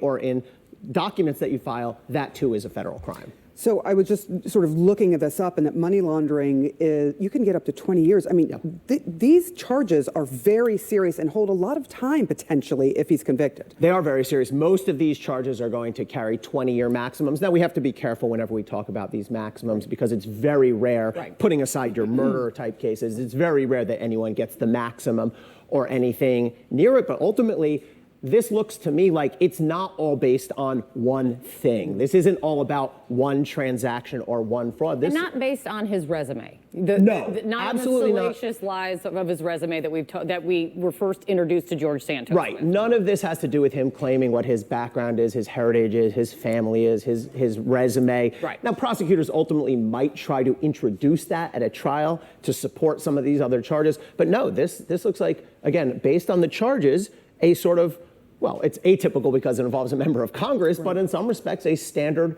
fraud and false statements case. Eli Honig, stand by for a minute. We have our justice correspondent, Evan Perez, with us somewhere. I will look and find him. Evan, there you are. Evan, look, it strikes me, by the way, also, there are financial crimes here alleged, which generally means paper trail, records, cases that are tough for a defendant. Bro, this is literally the least shocking thing that could have ever happening to George Santos.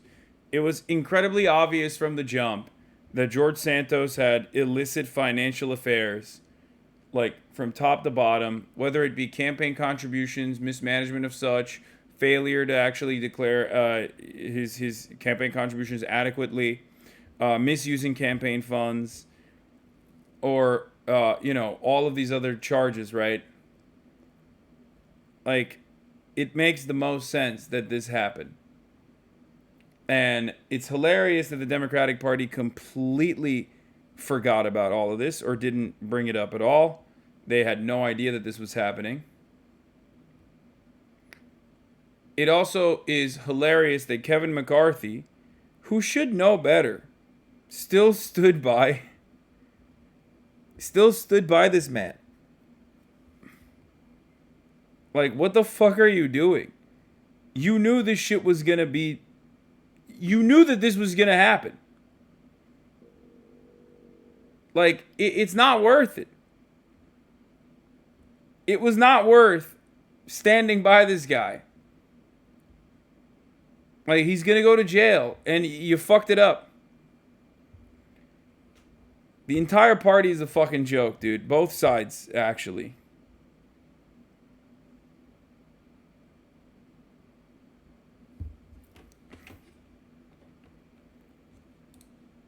Talk to me about the breadth of the charges here. Well, John, look, I mean, the fact is that this is a congressman who's only been in office for 4 or 5 months, and there's been just a stunning number of allegations of frauds and lies that he's been facing and under scrutiny for, and it's clear, and this is something that we heard repeatedly during the investigation. The FBI and prosecutors knew that there was going to be plenty to work with here. They knew that there was a lot of paperwork. Every one of these things that he filed with a government agency was potentially a crime. And the fact that it took this long, I think some members of Congress yesterday were remarking that I'm surprised it took this long. Well, part of the reason was that they kept finding new things to investigate. And again, what you see here in this indictment is just the basics that what the Justice Department, what the FBI really, it's their bread and butter, which is to look at some of the financial statements that he's made, some of the things that he did to raise money, according to the indictment, which were fraudulent. And so those are the things that, as you pointed out, are very difficult for a defendant to defend themselves against, because either you filed the paperwork and it was false, or you didn't. And we know you filed it because we have it. So that's part of the problem here for the congressman. And we'll see, whether he decides to go to trial or whether there's a way for him to figure out a way to make a deal, as he did with Brazilian authorities just a few weeks ago, where he admitted to a fraud there in Brazil from several years ago, in order to avoid having to go back and face a trial there. So again, we're still reading through the indictment, 20 pages or so, to see what exactly he's accused of here. But again, so much that the FBI had to work with over the last few months. Evan, stick with us if you will. I want to go to Caitlin Polance as well. Caitlin's joining us in Washington. Caitlin, talk to us a little bit more about one of the big questions all along has been also violations of campaign finance laws. What are you picking up on that? Right. Well, this is a really meaty indictment. I'm still going through it. But even at the top, whenever you're looking at it, the thing that jumps out is that the federal prosecutors were able to discover political contributions that did not go to George Santos's political candidacy. So they say in this indictment that September and October in 2022, so not that long ago, he was taking in money that was supposed to be used to his candidacy into a company, but that was a false pretense. Instead, it was going to things like luxury designer clothing and credit card payments for personal. I mean, dude. Like, it's just like, I don't know what to say about this. You know what I mean? Like, it's so gay. Like, what the fuck? And it's not, obviously I'm not using it in a pejorative way. Like, what are you doing, man?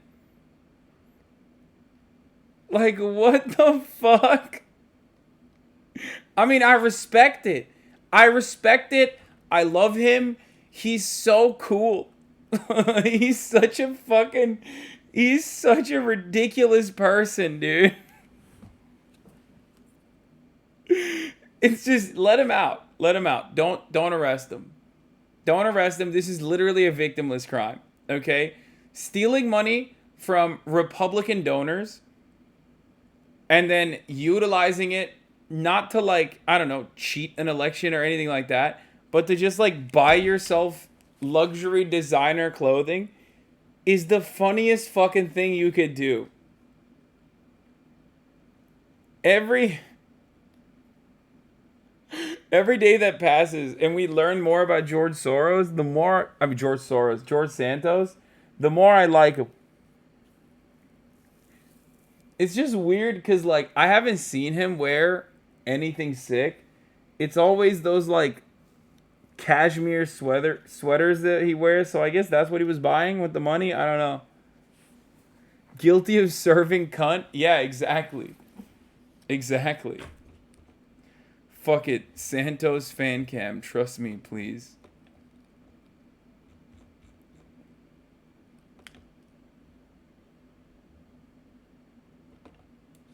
Just fucking Christ.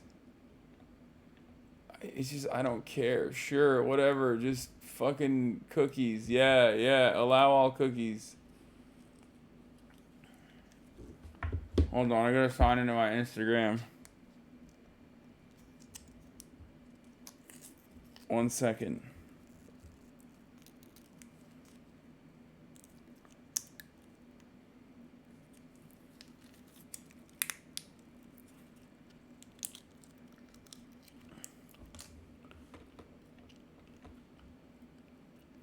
What the fuck is my code generator?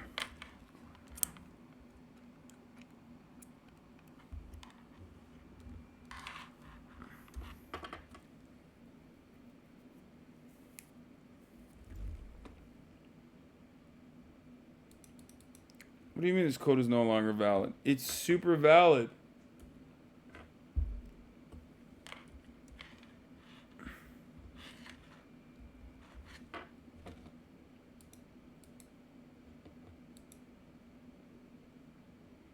What?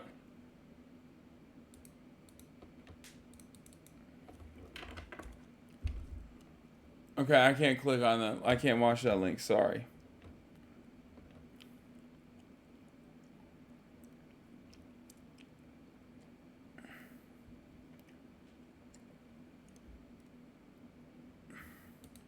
Expenses. He was soliciting it for personal expenses. And so that's a pretty meaty charge on its own. There are other violations here related to his political life. There are campaign finance violations that are outlined here. There are also violations relating to what he was telling the House about his own employment, about the money he had. But even that, we don't get a lot of more specifics than the luxury designer clothing credit card payment detail here in this indictment. But it really is on its own just an astonishing thing that he was taking in money from political donors, and it was going to, not that, it was going to benefit George Santos himself, apparently, based on what we're reading so far. Caitlin Polance, keep reading. You've got... In reality, they're not after me, they're after you. I'm just in the way. See, when Donald Trump was posting shit like this, I didn't believe it. I didn't agree with it. When George Soros posts shit like this, as someone who's also a fan of like purchasing idiotic luxury, clothing items, I'm gonna go ahead and agree with this. Okay? Did I say Soros again? Fuck! Listen, don't hold this against me. I'm so tired. Okay? Calm down. Calm down. I'm tired. I'm sick. I'm tired. I'm tired of being sick and tired. Okay? It is what it fucking is. It just sucks.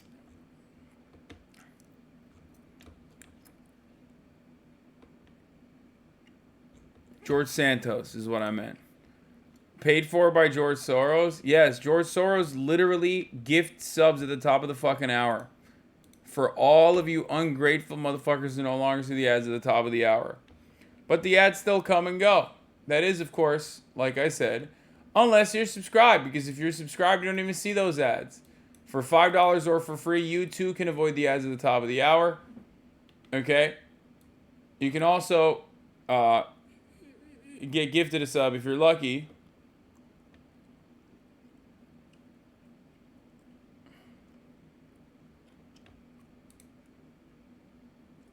Here's the 3-minute ad break now.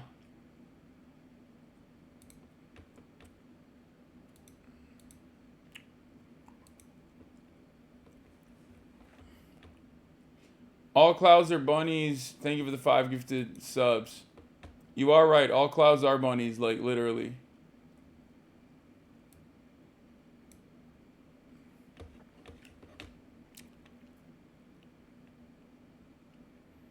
You should put that screen a little higher. Unfortunately, I don't have no control over where the screen goes because it's the television.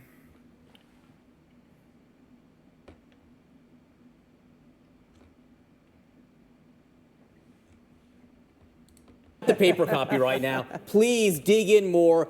Fill us in when you get this new information. Ellie Honig, based on what you just heard from Caitlin Polance, what gives? Yeah, so that's really interesting. So the idea here is the fraud is he said, okay, people who support me politically, donate to my campaign, and I will use it to buy yards.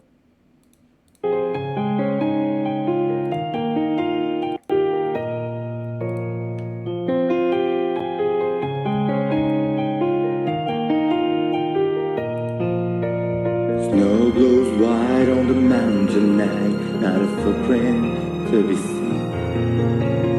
A kingdom of isolation, and it looks like I'm the queen. At first I was worried I could get copy striked, and now I realize there's no way because this is the George Santos version. I love that. That's such a fun little touch to the whole thing.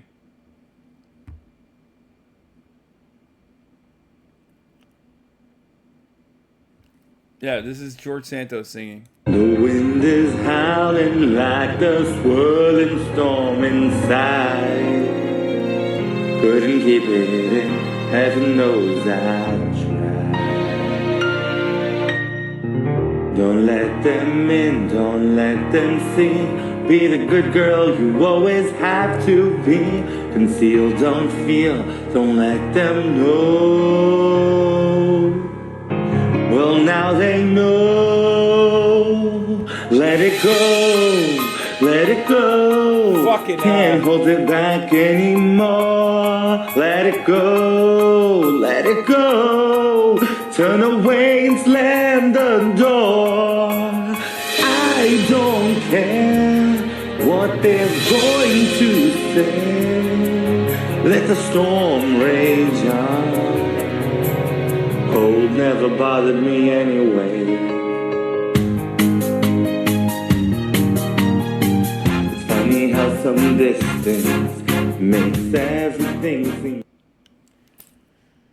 Okay, I take it back. He should go to prison. Not even federal, county jail, I think. Most likely permanently. Report him, deport him, arrest him immediately. Gulag.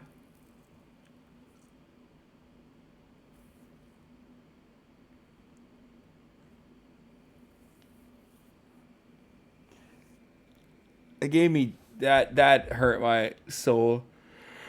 It hurt my soul. Signs and ads and win a seat in Congress. Instead, according to Caitlin's reading of the indictment, he basically pocketed that money and he used it for his own personal expenses, which you cannot do. And this that is a after fraud. he's under scrutiny. Why not? This isn't pre-election. This is after he was already under scrutiny. Oh my God! Wait, what? Wait, no. Okay, I didn't know that part. Wait, what? What? So, George Santos was reading headlines talking about how he lies about everything. Lies about being Jewish, lies about being from Ukraine, lies about having his, grandparents be Holocaust survivors, lying about his mom dying on 9/11. All of that was unfolding as George Soros was literally going, it's time for a spending spree, bitch?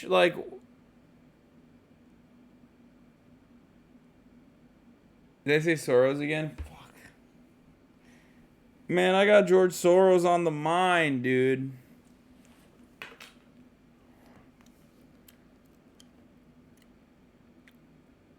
I do. He's my goat. George, if you're out there, is paying for a UK trip? Yes.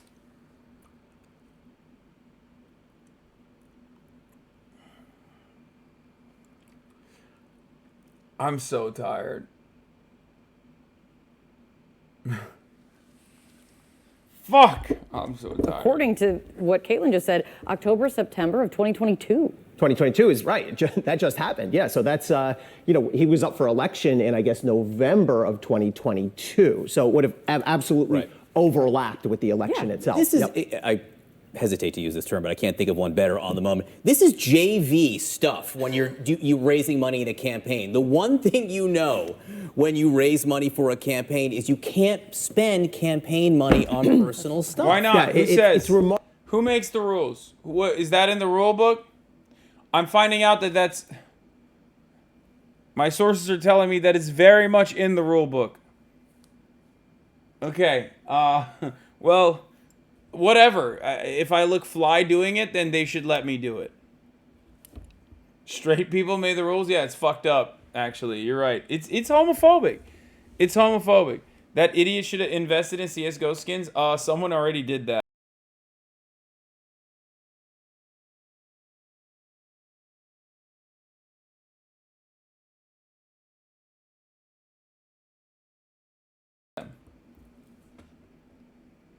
Was I muted?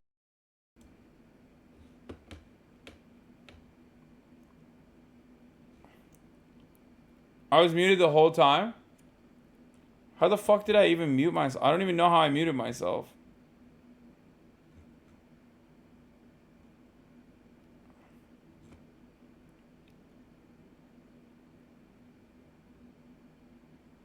You're ugly as fuck? God damn, that's hurtful, man.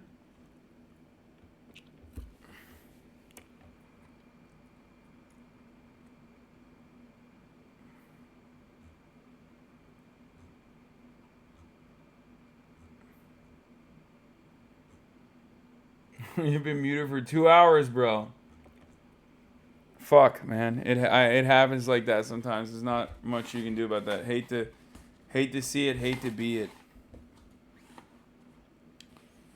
All right, hold on. Remarkably, in some sense, unsophisticated. I mean, we've seen politicians over the years sort of in more sophisticated ways, launder money, maybe that'll come into play here, but use it in ways where maybe it's arguable, is this a campaign expense, is this a personal expense? But the things that Caitlin just laid out, that are laid out in the indictment, are seemingly undoubtedly personal expenses. So if prosecutors can prove that, and by the way, prosecutors are going to be very careful before they bring a charge against a sitting member of Congress. So if they can prove that, then that'll make out the wire fraud claims. And you made the point that this has happened fairly fast. So the evidence, they have to have it in order to go forward with this, obviously. They've got paperwork, and we will have to see. We do have something now coming out from the court. Bryn Gingras is joining us now live. She's got an update for us, a statement, I understand, from the DOJ. Yeah, that's right, Sarah. We learned that the grand jury returned this indictment yesterday, and now we have this 13-count indictment, a statement. I want to read it in full to you. It's quite long. It says, this indictment seeks to hold Santos accountable for various alleged fraudulent schemes and brazen misrepresentations. Taken together, the allegations in the indictment charge Santos with relying on repeated dishonesty and deception to ascend to the halls of Congress and enrich himself. He used political contributions to line his pockets, unlawfully applied for unemployment benefits that should have gone to New Yorkers who had lost their jobs due to the pandemic, and lied to the House of Representatives. My office and our law enforcement partners will continue to aggressively root out corruption and self-dealing from our community's public institutions and hold public officials accountable to the constituents who elected them. And of course, he went into office just in January, but we know that the investigations into him were before that. My colleague Mark Morales is learning from sources that Santos actually turned himself into the FBI office in Melville, New York, and was then taken here to the federal courthouse. And that's why we didn't actually see him drive up and go in. But he is in custody right now. We do expect him to go before a judge on these 13 charges. It's unclear of that timing as of now, but a pretty strong statement there from the DOJ. Tucker Carlson announcing plans to relaunch his show, this time on Twitter. Carlson made the announcement in a video posted to Twitter. You can't have a free society if people aren't allowed to say what they think is true. Speech is the fundamental prerequisite for democracy. That's why it's enshrined in the first of our constitutional amendments. Amazingly, as of tonight, there aren't many platforms left that allow free speech. The last big one remaining in the world, the only one, is Twitter, where we are now. All right, my panel is back. We also have Los Angeles Times op-ed columnist LZ Granderson and CNN media analyst Sarah Fisher is joining us as well. Sarah, Tucker went on to say that he's going to put his show on Twitter. What is a Twitter TV show? That's a great question. I think we're all dying to find out. Twitter, of course, has character limits, but when you subscribe to Twitter Blue, its subscription service, you get a little bit more space. Now, you can add a video to Twitter, not a full hour-length video, though, Allison. That's going to require a lot of work on the back end. I would imagine if you were to do a show, it would be truncated, so it wouldn't be that full hour that he had at Fox. And I ordered some room service.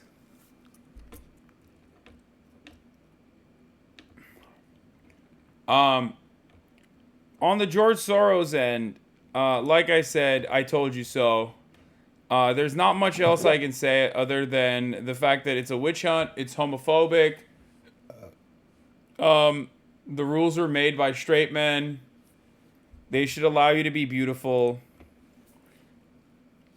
Did I say Soros again? Okay, George Santos. Fuck, man. Oh my God. Hopefully after getting this food, I'll be able to wake up a little bit. That's the third time. I know. What did you order? I ordered the club sandwich and the Thai food. Fuck it. YOLO. I'll taste test it. See which one's better.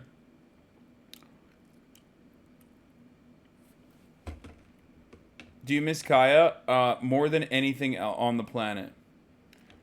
Daddy's money's getting to your head, isn't it? Yeah. Where are you at? You said wood paneling is a sign of shady shit going on? Yes.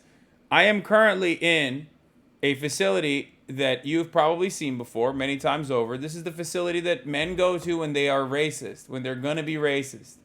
Wood panel walls behind me implies I am going to be extra racist. Everybody already knows I'm racist, but I'm going to be extra racist now.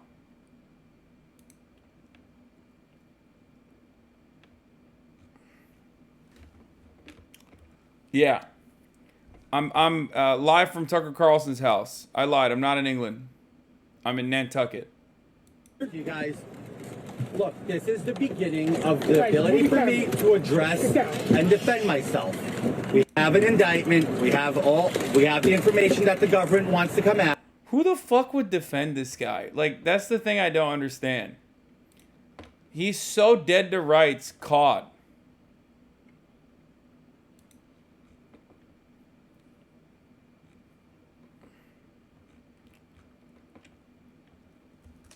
Like, why? It's not like he's not like a must-have kind of dude in the party. You know what I mean? He's not like Donald Trump. He doesn't command a base. It seems like his own voter base hates him. You right now, yeah, I mean, I'm jokingly defending him and shit, but like, if I am to, for a second, put my serious hat back on, it is very weird. Like, it is very odd that he's this like fraudster who's been doing fraud very openly. Like, hasn't really been hiding it.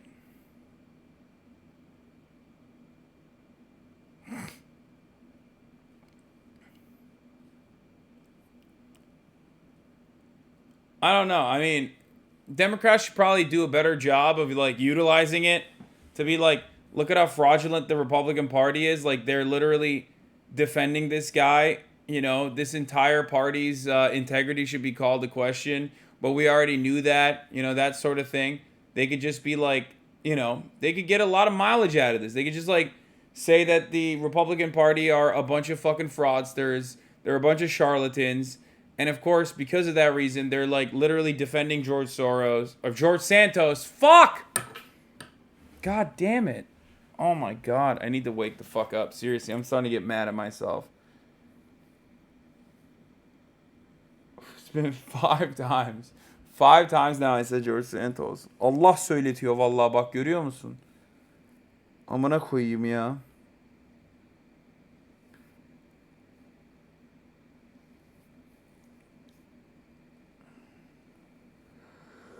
I am not the sharpest in the toolbox.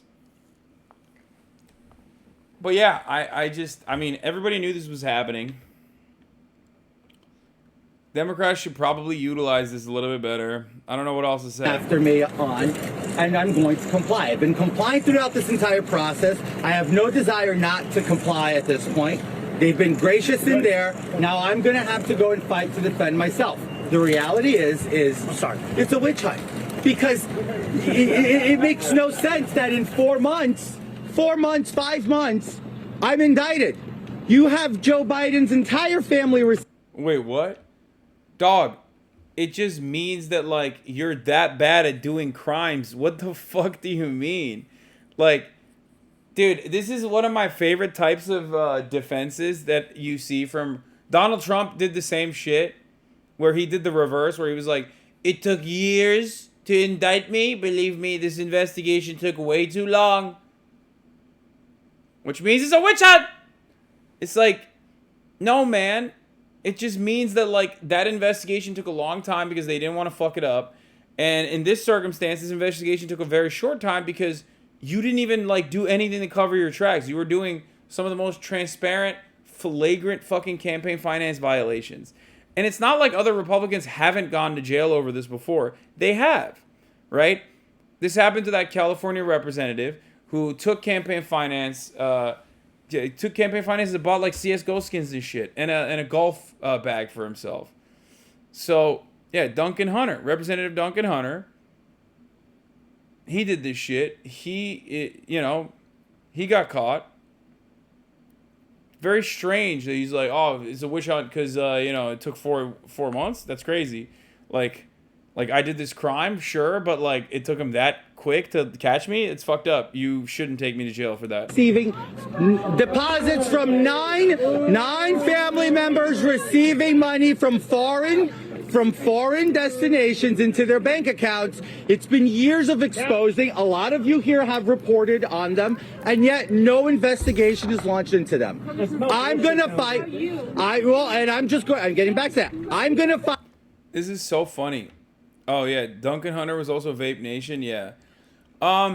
Yeah, it's like, dude, you can't arrest me, sir. Other crimes are happening. Okay, got it. Thanks. No, that seems like a solid fucking case, man.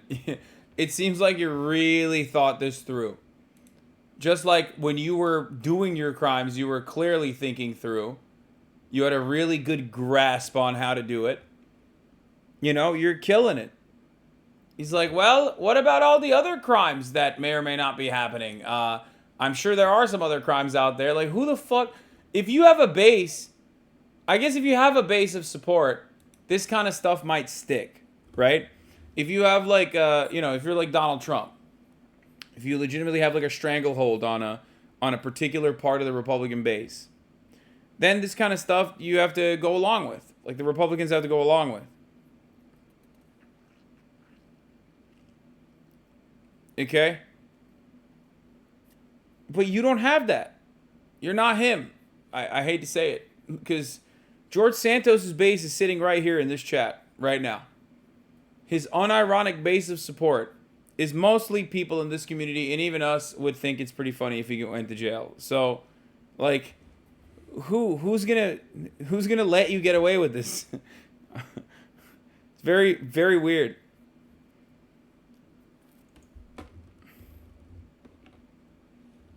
Fight my battle. I'm going to deliver. I'm going to fight the witch hunt. I'm going to take care of clearing my name, and I look forward to doing that. Good luck. Good luck. Good luck. Oh my God, he said he's going to... Does anybody believe you now? Well, like I said, I will prove myself innocent, and then we'll move from there. And re-election is a very far time away from now. Are you planning on running for re-election? Yes, I am. Bro, he said he's going to run for re-election. What the fuck? Yo, he's crazy with it. You'll win re-election? That's not up for me to know. You'll win re-election? That's not up for me to know. Elections are very tricky, and it's up to the people. I trust them to decide what's best for them. Elections are very tricky. Not for you, though. You guys...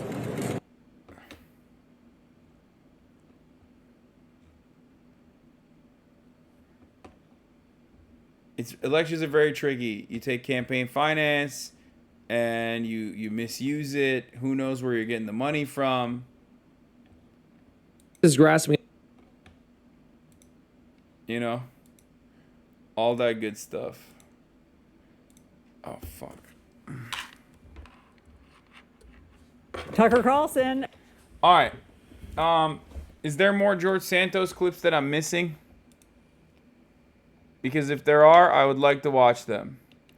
If there aren't, then let's move on to Tucker Carlson.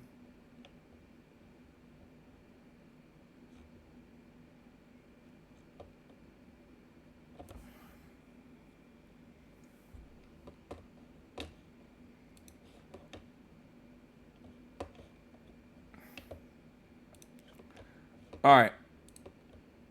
So, another big piece of news was that Tucker Carlson...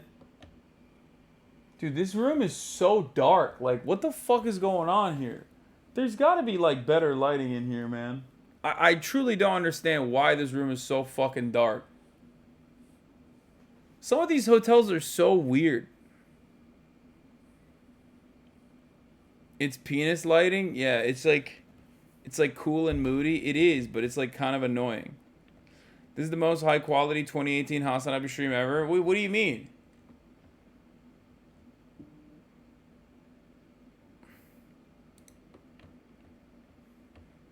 Allegations for like lies that you've told over the time, things that you've done, not investments, businesses you've been a part of.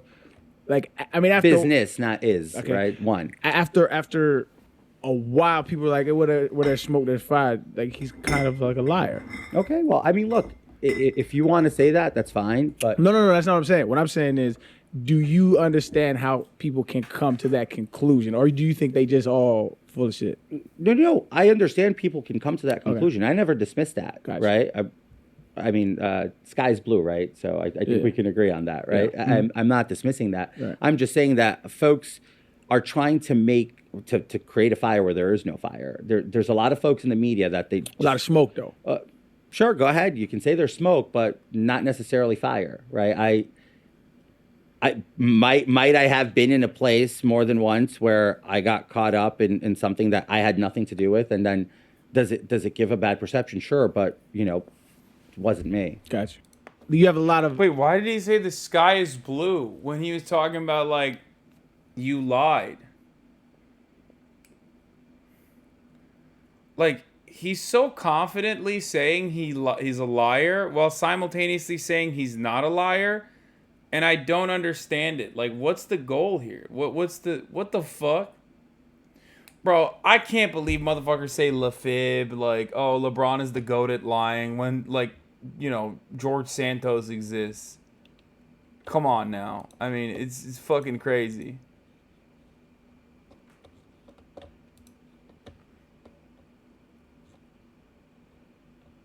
All right, let's get to Tucker Carlson. Announcing plans to relaunch his show, this time on Twitter. Carlson made the announcement in a video posted He's so to done. Twitter. Dude, it's so over. I'm sorry. Anyone who's ever watched a fucking Twitter video knows one thing and one thing only, and that is Twitter video is dog shit, okay? Good luck to Tucker Carlson. Yeah, you're going to do a 30-minute show on Twitter? Suck my dick, okay? No one is going to be able to watch more than a minute and a half without that shit fucking reloading, okay? Are you joking? Twitter does not have the bandwidth. Twitter, even before Elon Musk, was horrible at serving video. So that's number one. I have a lot of thoughts on this issue. I'm going to get to the rest of them in a second. But here's Tucker Carlson's dumbass monologue from his wood panel house. You can't have a free society if people aren't allowed to say what they think is true. Speech is the fundamental prerequisite for democracy. That's why it's enshrined in the first of our constitutional amendments. Amazingly, as of tonight, there aren't many platforms left that allow free speech. The last big one remaining in the world, the only one, is Twitter, where we are now. It's funny. I mean, I love saying that, like, Twitter is the place for free speech when we all know that that's not the fucking case, okay? It's not. It's not my the case panel for is free back. speech. We also- It is ridiculous that, like, Twitter is the consider the platform for free speech when it's like free speech is not paying Elon Musk, okay? Of Los Angeles Times What op-ed the fuck columnist. is happening? Why does this keep fucking restarting? Holy shit.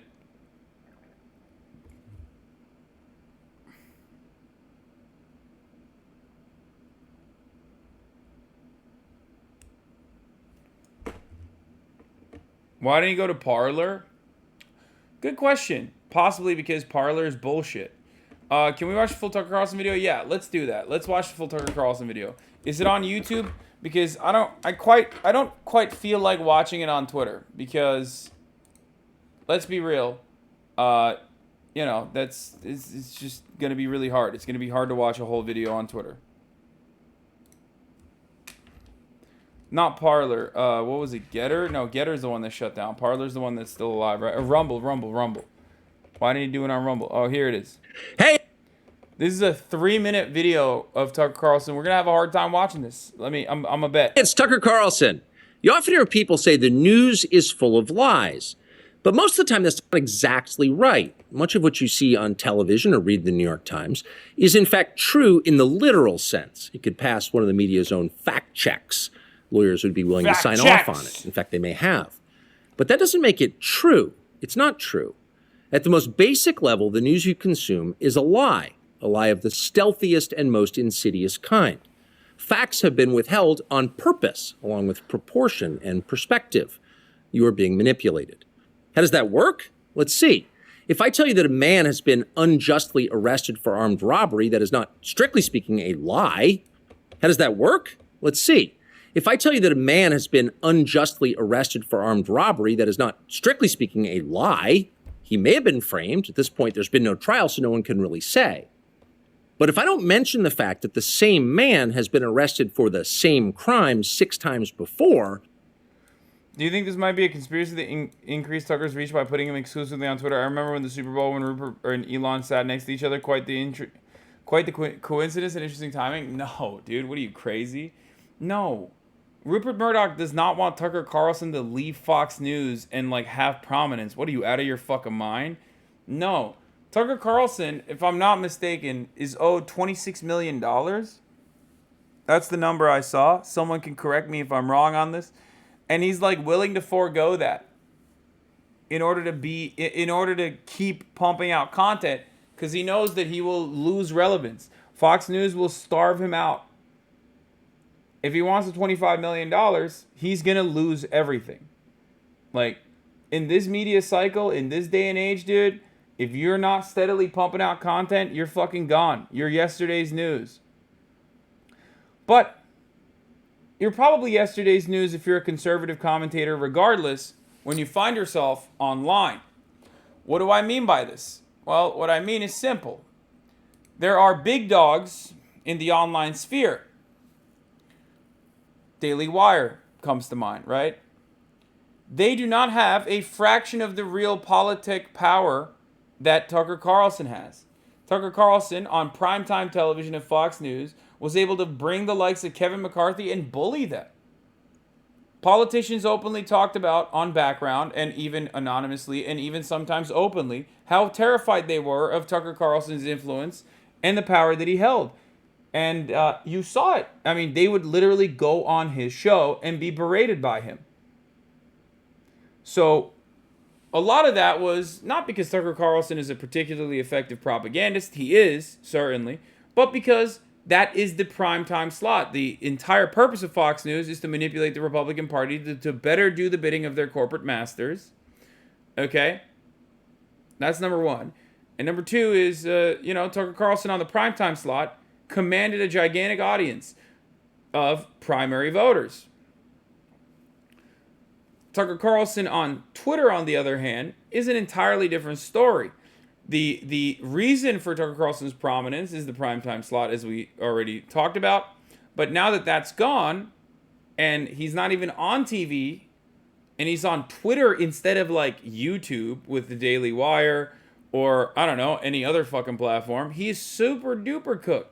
You can look at like these 3-minute videos and how many views they have on Twitter and be a fucking absolute baboon about it and think like that 22 million Twitter views actually means something when it doesn't.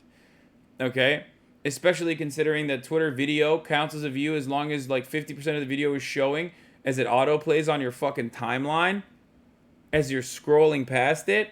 Yeah, that's not real, dog. Those aren't real fucking views, okay?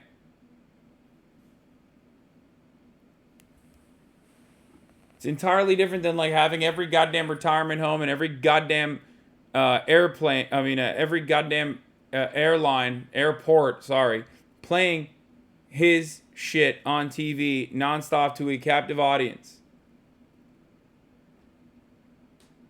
Okay? Doesn't work that way.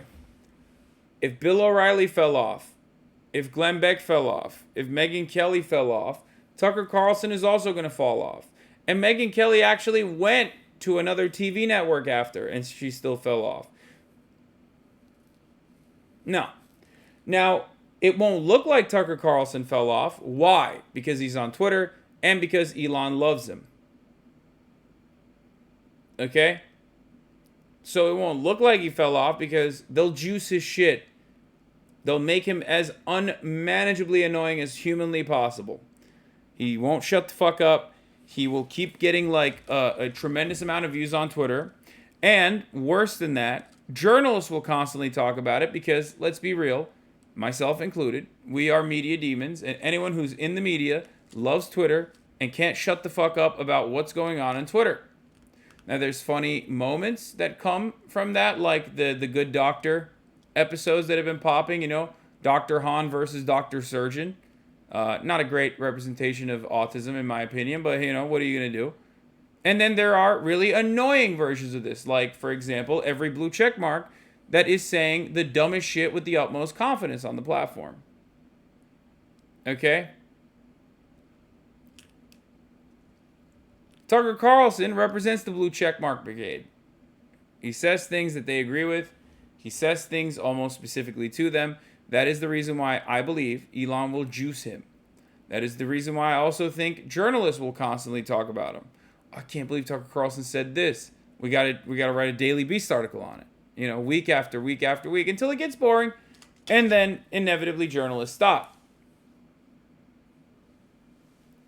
But having said that, Tucker Carlson will no longer have a fraction of the real world political capital, political power that he once had when he had the Fox News primetime slot. That's it. He's cooked. It's Jover. That's what I think. It might not look like he's cooked, but he actually is. Am I really informing you? No, I'm not. I'm misleading you. And that's what the news media are doing in every story that matters, every day of the week, every week of the year. What's it like to work in a system like that? After more than 30 years in the middle of it, we could tell you stories. The best you can hope for in the news business at this point is the freedom to tell the fullest truth that you can. But there are always limits. And you know that if you bump up against those limits often enough, you will be fired for it. That's not a guess, it's guaranteed. Every person who works in English language media understands that. The rule of what you can't say defines everything. It's filthy, really, and it's utterly corrupting. You can't have a free society if people aren't allowed to say what they think is true. Speech is the fundamental prerequisite for democracy. Okay, it looks way creepier now, right? Bro, this shit literally looks like a fucking murder room or something. I kind of like it though. It's vibey. It's a bit spooky. My food's gonna be here soon, by the way, and I'm very excited about that. All right, I'm gonna go pee real quick. Cook like a rotisserie chicken? Yeah, I do have the rotisserie chicken waiting to be bought vibes in here. You look like you're in the movie Drive. Democracy. That's why it's enshrined in the first of our constitutional amendments. Amazingly, as of tonight, there aren't many platforms left that allow free speech. The last big one remaining in the world, the only one, is Twitter, where we are now. Twitter has long served as the place where our national conversation incubates and develops. Twitter is not a partisan site. Everybody's allowed here, and we think that's a good thing. And yet, for the most part, the news that you see analyzed on Twitter comes from media organizations that are themselves thinly disguised propaganda outlets. You see it on cable news, you talk about it on Twitter. The result may feel like a debate, but actually the gatekeepers are still in charge. We think that's a bad system. We know exactly how it works, and we're sick of it. Starting soon, we'll be bringing a new version of the show we've been doing for the last 6.5 years to Twitter. We'll be bringing some other things too, which we'll tell you about. Who's we, But for now, motherfucker? we're just grateful to What be is here. this? Are we speaking Free French? speech. Are we speaking French? We. Who's we? He keeps saying we're coming. We're gonna do this. We're gonna do that. Who is the we? Bro, you have a Twitter show, dog. Welcome to the fucking Little Leagues, bitch. You're officially under me, okay? Suck my cock, Tucker Carlson. Guess what? I'm on Twitch, okay? I'm on Twitch. It's a platform that is literally better than Twitter. Think about that. Every dumb motherfucker that's chirping on Twitter literally would love to be in my shoes instead. All those motherfuckers that constantly are in the shit like, oh, Hasan is not doing enough activism because he didn't give me $1,000 personally, so suck my dick. Oh, please subscribe to my Substack. All those motherfuckers inevitably want to become Twitch streamers or podcasters. Tucker Carlson is literally a level below podcasters. Think about that. Think about how pathetic that is, dude. Oh my God. At least have the dignity and go to like AM radio or something, you fucking idiot. You went on Twitter? Oh, Jesus Christ, this is so good. You're literally a poster, dog. Welcome to Poster's Paradise. Now, you're in the muck. You're in the thick of it with all the rest of the mentally ill charlatans of the fucking world. Have fun. You went from primetime television, you blew it, and I don't know if it was because you were like fucked Rupert Murdoch's like wife-to-be, former fiance, or what you fucking did, but here you are in your plaid shirt, in your fucking wooden house, talking about we're gonna bring it back. We're gonna do white supremacy on Twitter. Suck my dick, dude. Good luck. Tim Pool is gonna lap you, brother. You're so fucked. Oh, it feels great. Oh, it feels so fucking good to see it, dude. God, couldn't have happened to a worse person, you know what I mean? Oh my God. Oh, chef's kiss. Dumbass. So good. Bro's in the piss dimension. What's this lighting? I'm using the Tucker Carlson filter.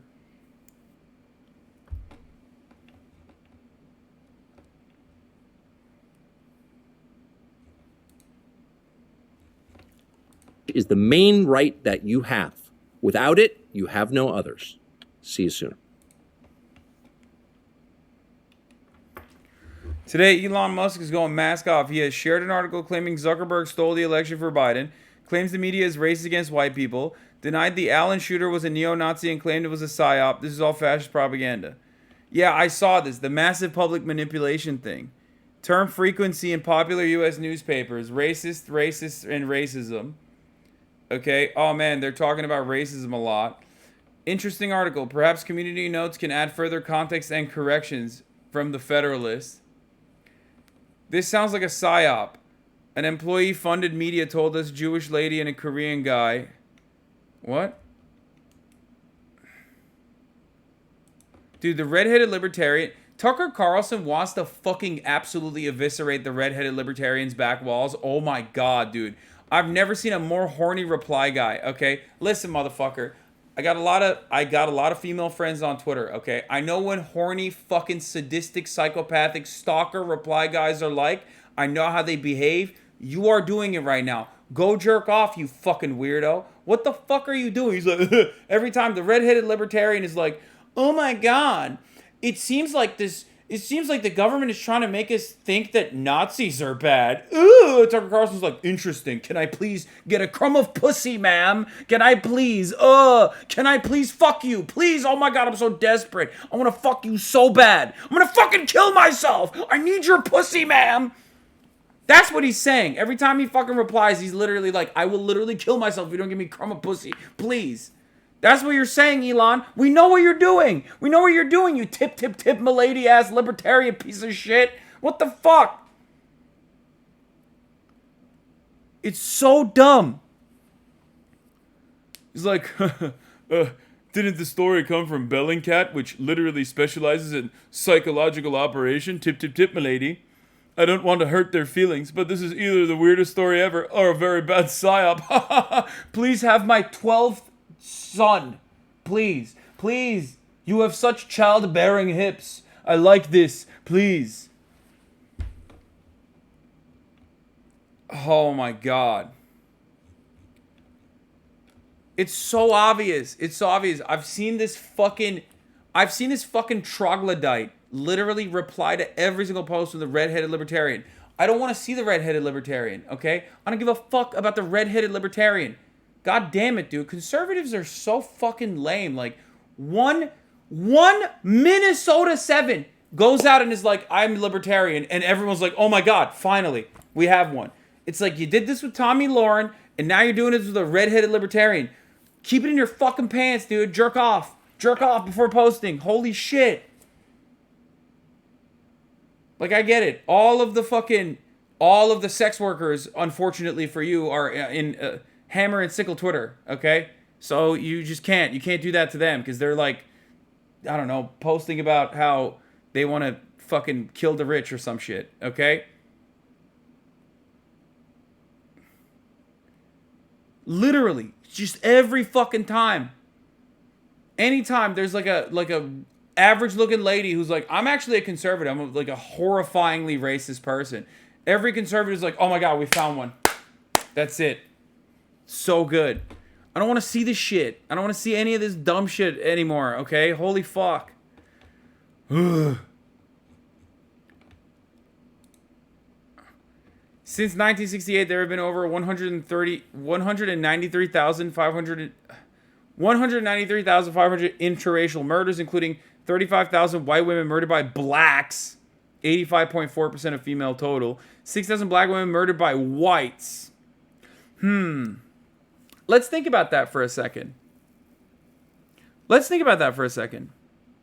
So, 35,000 white women were murdered by black people.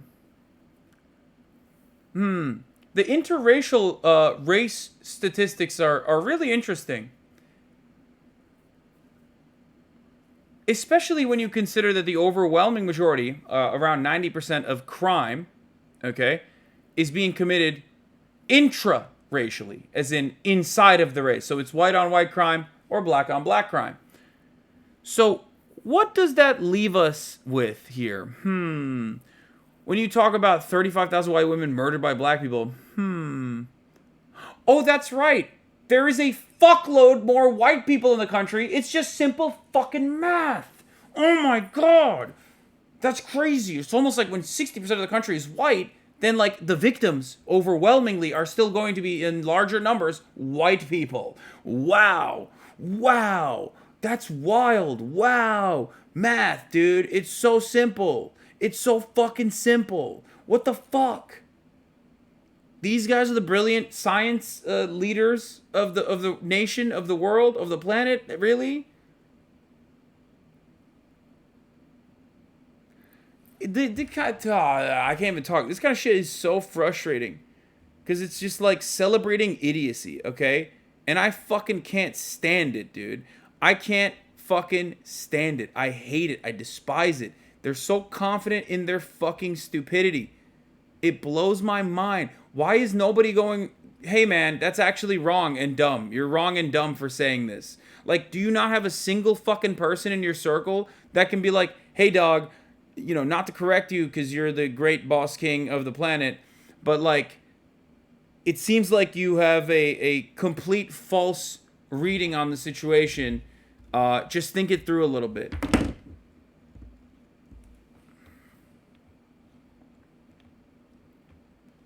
There's a great danger to media stoking the fires of hatred. Oh, God. There's an appeal to just writing off Musk's turn towards fascism as a silly, sad, weird little story, but we did that with Trump and the January 6th happened. What? Even as Elon Musk falls deeper into the web of far-right conspiracy theories.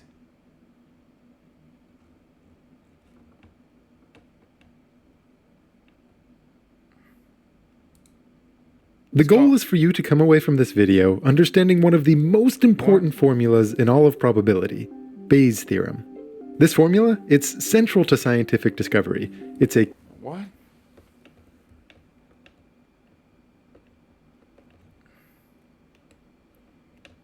I'm not watching that.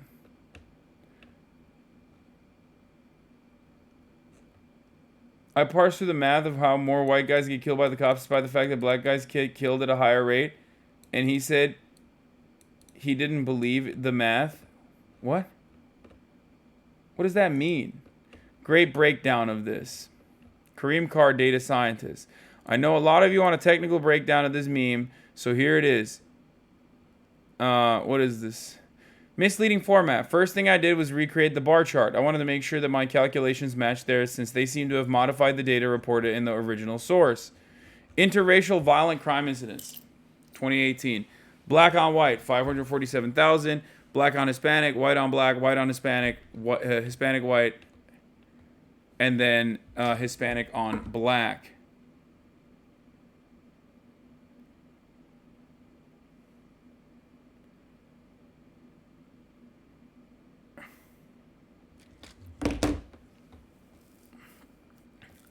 The original table had percentages, and those seem to have been used to reverse engineers in the numbers in the bar chart. Oh my God. Oh, that's so fucking, that's awful. Number of violent incidents, white, black, Hispanic, offender race, and ethnicity.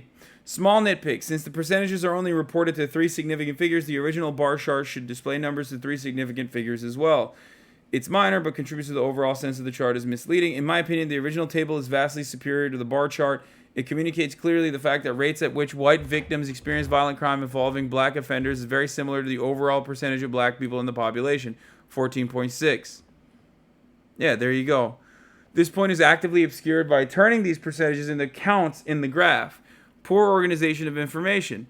It's just, there are more white people in the country, okay? There are more white people. White people make up like 60% of the entire fucking nation, okay? So, of course, there are going to be, in totality, more white victims of everything.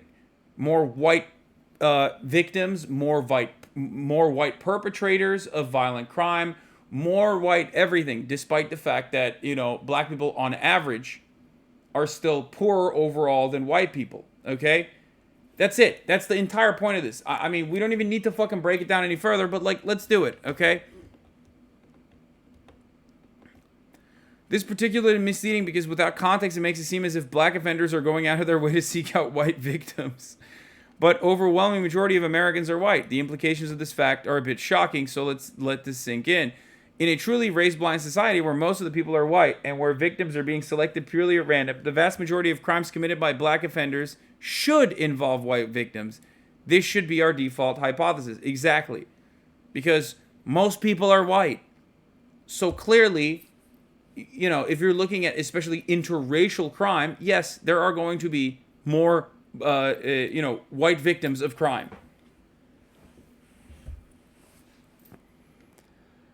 Missing context. If we add the same race crime, we see that the vast majority of violent crimes in America involve white victims and white offenders. Exactly. There you go. If we thought race was a huge factor and wanted to make the biggest impact on crime numbers, we might want to start there. Yeah, look at that. Here's the interracial same-race violent crime incidents. Wow, white-on-white crime sure seems out of control. 2.2 million, dude? What the fuck? Oh my God, why is nobody talking about white-on-white crime? You know how people always say, why is nobody talking about black-on-black crime? Which is like an incredibly fucking dumbass racist thing to say. Because, again, this chart doesn't show you this reality because we're looking at totalities now, and that's not how you do statistics. But black-on-black crime, the rate of black-on-black crime across the board is identical to the rate of white-on-white crime across the board, regardless of the fact that, you know, in totality, the white-on-white crime fucking blows the lid on crime in general.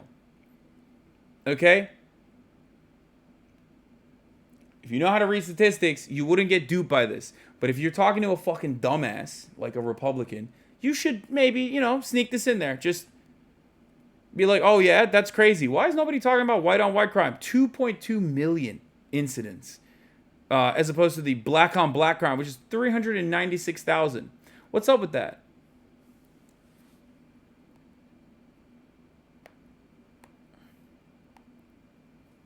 What's going on with that?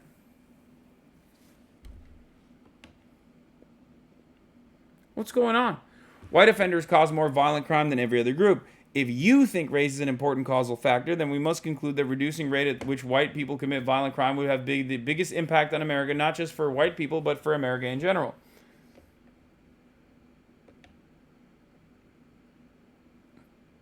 Unfair comparison due to age. According to Pew Research, the most common age of white Americans in 2018 is 58. For black Americans, is 27. As you can imagine, there's probably not a lot of 58-year-olds running around committing violent crime. So there's that as well. When we compare the white population to the black population without adjustment, we are essentially comparing 58-year-olds to 27-year-olds. This is not a fair comparison. Unfair comparison due to wealth. It is pretty much common knowledge that black Americans have much less wealth than white Americans. When we compare crimes between groups, we are also comparing across wealth and income levels. Again, this is not a fair comparison. Exactly. Crime doesn't exist in nature. It's socially constructed by humans. When comparing social constructs between groups, we have to ask ourselves if the thing we are observing is socially constructed in exactly the same way for both groups. Do violent crime incidents have exactly the same probability of being reported and investigated regardless of race? Do offenders have exactly the same probability of being arrested? Do arrestees have exactly the same probability of being convicted? Of course not. As we know, the criminal justice system is not exactly too fond of black people and actually mistreats them regularly. Black people have an insanely high percentage in comparison to white people of being cleared of crimes due to DNA, according to the Innocence Project at least, like especially black men on death row. So do with that information what you will. If not, then violent crime might not be a good candidate for comparison measure between groups. Race can be an emotional topic, so let me explain this with a physical example. I know what I'm saying sounds like squishy humanities issues, but it's actually 100% rock hard science issue. Imagine we have two detectors. One detects B particles and the other W particles. If the detectors, okay, I don't want to. This is too boring. Anyway, it's a bad use of data because it's a misleading format. It's got poor organization. It's got missing context, and it's confounding by age. Did my food come here?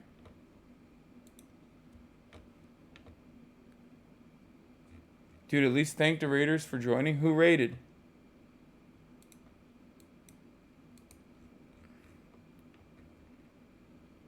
Can't tell if they knocked or not.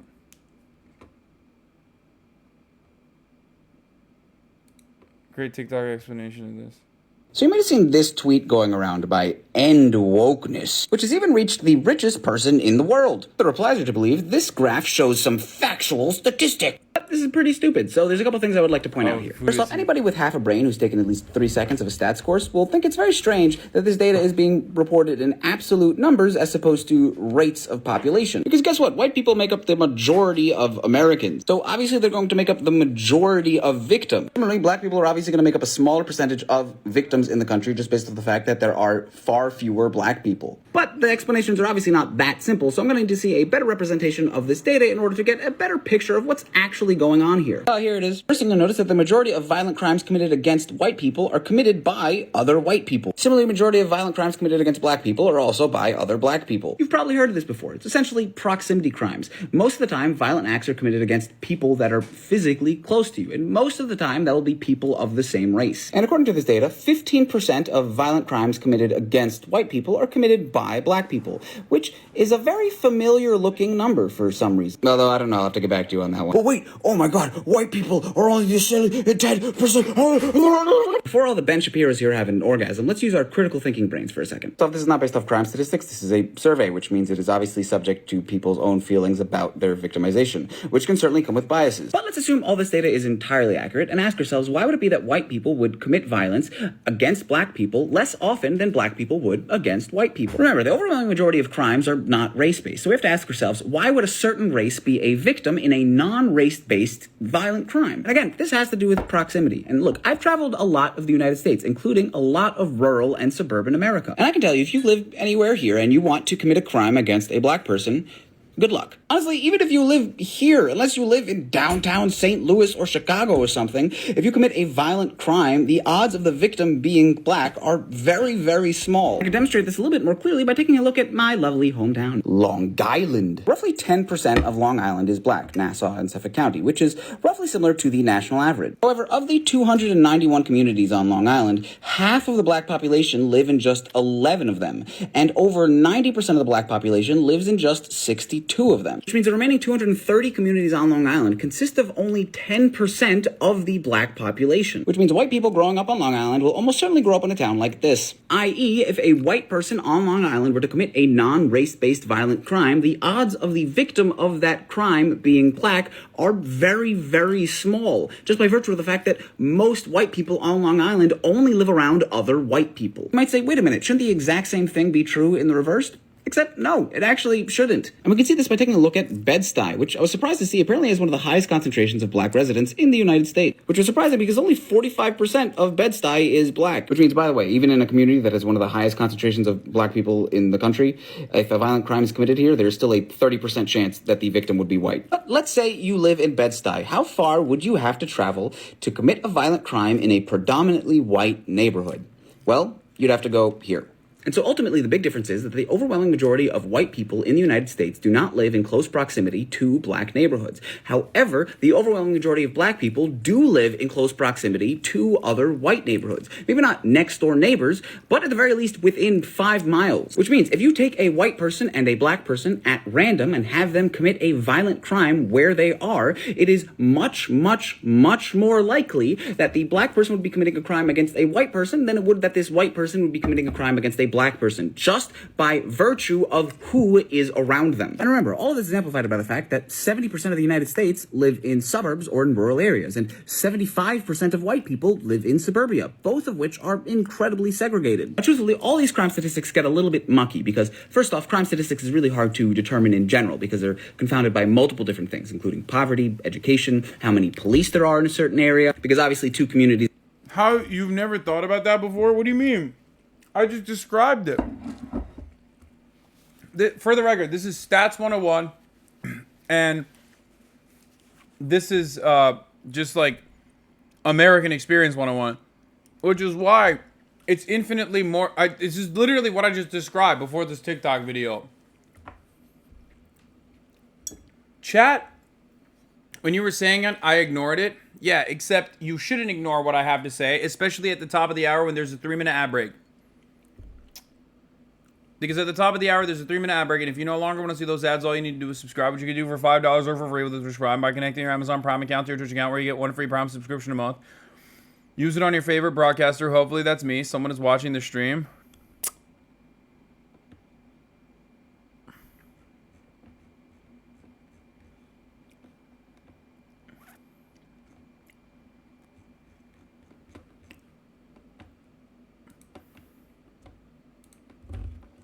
You can also get gifted a sub if you're lucky. Speaking of crime, apparently there's a chase happening. Is that what's going on?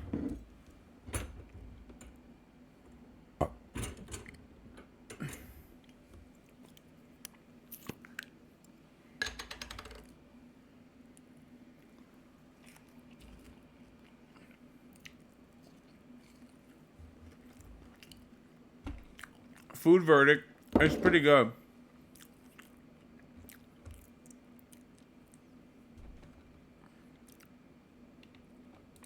Communities that are equally violent, the one that has more police will have more arrests because there are more people there to physically catch crimes. But when we talk about interracial crime and what narrative the media is spinning, as is implied by that tweet, what they're talking about is crime that is based off of race. So what I would like to see is not just how many interracial crimes there are, but how many interracial crimes there are that are motivated by race. And if that differs depending on the race of the victim. I mean, I don't know, it'd just be really nice if, like, you know, the FBI or something something had statistics on hate crimes in the United States. Oh shoot, and wow, would you look at that? Almost 3 times as many crimes that are deemed as specifically anti-black or anti-African American versus crimes that are anti-white. But I don't want to just go by absolutes here. I want to look at what percentage of total interracial violent crime against white or black people is specifically motivated by race. So if white people commit 62% of crimes against other white people, then that would mean 1.357 million crimes against white people committed by non-white people versus 116,000 crimes committed against black people by non-black people. And with 1942 hate crimes listed that year, that would give us a hate crime rate of 1.67% against black people versus a hate crime rate of 0.05% against white people. Look, here's my chart, Elon. Why don't you retweet this? By the way, that's me.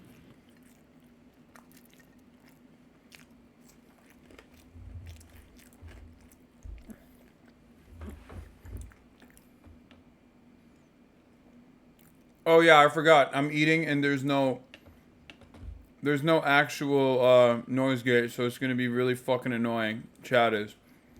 Alright, let's get back to Tucker Carlson. LZ Granderson and CNN media analyst Sarah Fisher is joining us as well. Sarah, Tucker went on to say that he's going to put his show on Twitter. What is a Twitter TV show? That's a great question. I think we're all dying to find out. Twitter, of course, has character limits, but when you subscribe to Twitter Blue, its subscription service, you get a little bit more space. Now, you can add a video to Twitter, not a full hour-length video, though, Allison. That's going to require a lot of work on the back end. I would imagine if you were to do a show, it would be truncated, so it wouldn't be that full hour that he had at Fox. And he might want to break it up, maybe put out some segments in different tweets, etc. But as I understand Twitter right now, they're going to have to race to build that type of functionality to get a full hour-long show there, although they do have live functionality. So if he wanted to go live and put a Twitter show up, I think that would be possible. Okay, that's interesting. Tucker, you're also reporting, Sarah, that Tucker is accusing Fox of fraud and breach of contract. So how does he say they defrauded him? So basically what he's saying is that Fox executives, with sources tell me are Fox's chief legal and policy officer and Rupert Murdoch himself, made these promises to Carlson, basically saying, look, if you hand over your personal communications, we'll safeguard it, we'll make sure that it doesn't get leaked. And then he's now saying, well, look, it's been leaked, it's been reported on in the media, and so you have then broken a verbal promise to me, and that, Carlson's lawyers are alleging, is a breach of his employment contract because the terms of an agreement between the employer and the person who is working for the company have changed. Now, of course, that was up to a court. That will be up to a court to decide whether or not that's actually going to be considered a breach of his contract. Okay. Thank you, Sarah, very much. Let me bring in our panel now. Josh, they have to hand it over in discovery? I mean, why is Fox responsible for that? They can't be responsible for all leaks. Well, I mean, people with misophonia are the most annoying motherfuckers on the planet. Bro, no one cares that you have this, like, fake disability that you made up, okay? No one cares. Yeah, you get annoyed by mouth noises? Yeah, welcome to the fucking world. I do too. Okay? I do too. Like, just fucking shut the fuck up. You know what I mean? It's like, you're so unbearable, dude. You would think that, like, you're quadra-fucking-pelagic or something. Like, holy shit. You would think, like, on Twitch.tv... people with misophonia are literally the most unbearable. Like, oh my God, I'm getting 3rd-degree burns on my entire body because I heard your mouth noises. Shut the fuck up. Nobody cares. I promise you, you and hearing your fucking annoying dumbass in the chat is infinitely more annoying to other chatters who have normal brains. Okay?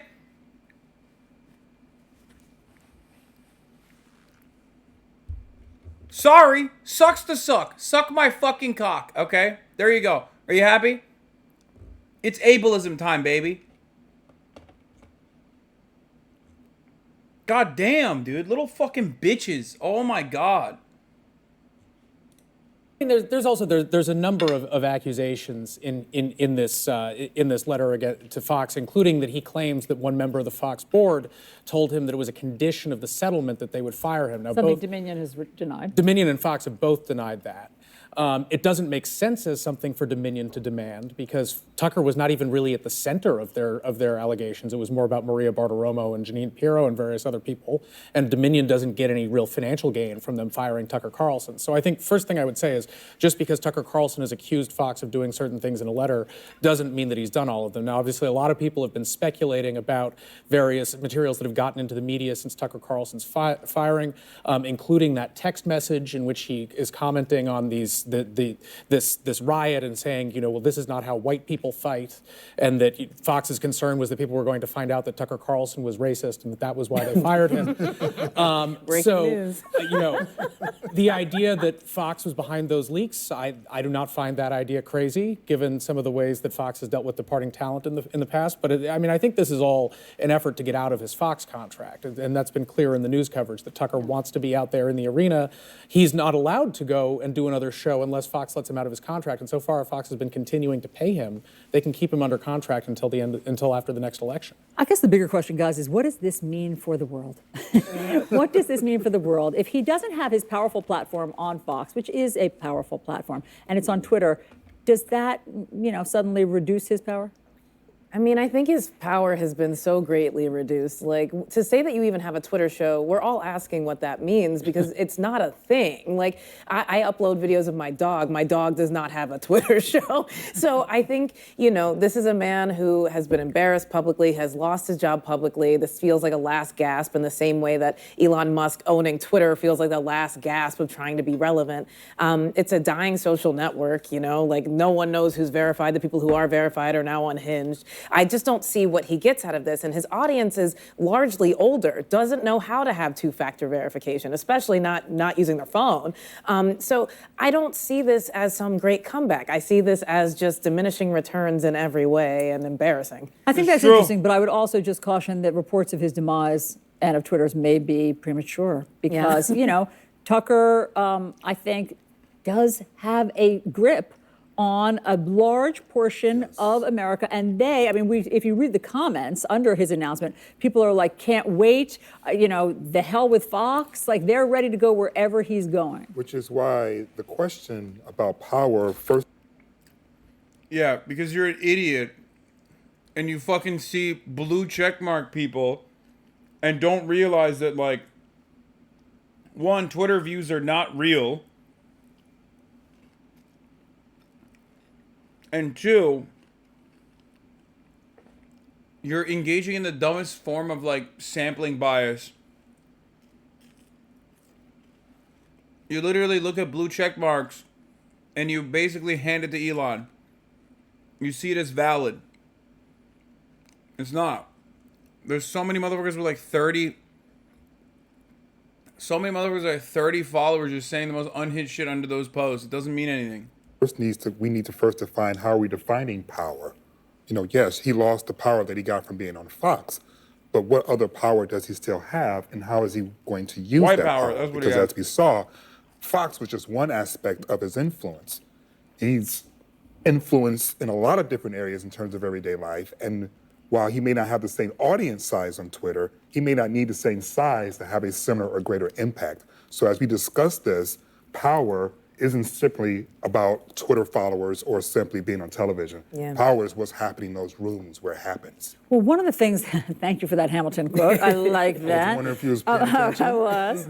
One of the ways that he had power in these rooms where it happened is that he did have the ear, and in fact, often more than the ear of some politicians like Kevin McCarthy. He got Kevin McCarthy to hand over the tapes from January 6th. He was very influential in Republican political circles. Do you think that he will still have that? Well, I think that influence still exists. Will it wane a little bit? We'll have to see. I think, again, if you look at somebody like Ron DeSantis, he was easily able to get.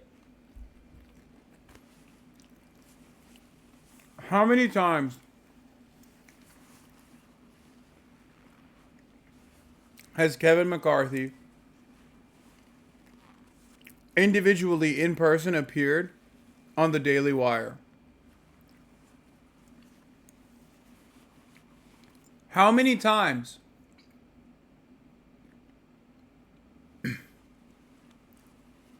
How many times has Kevin McCarthy appeared on Bill O'Reilly's show? It exists. It's out there. It's like number 700 on the news podcasting world. How many times has any prominent Republican politician appeared on the Blaze Network? The only one that does it is Ted Cruz. Sometimes Dan Crenshaw.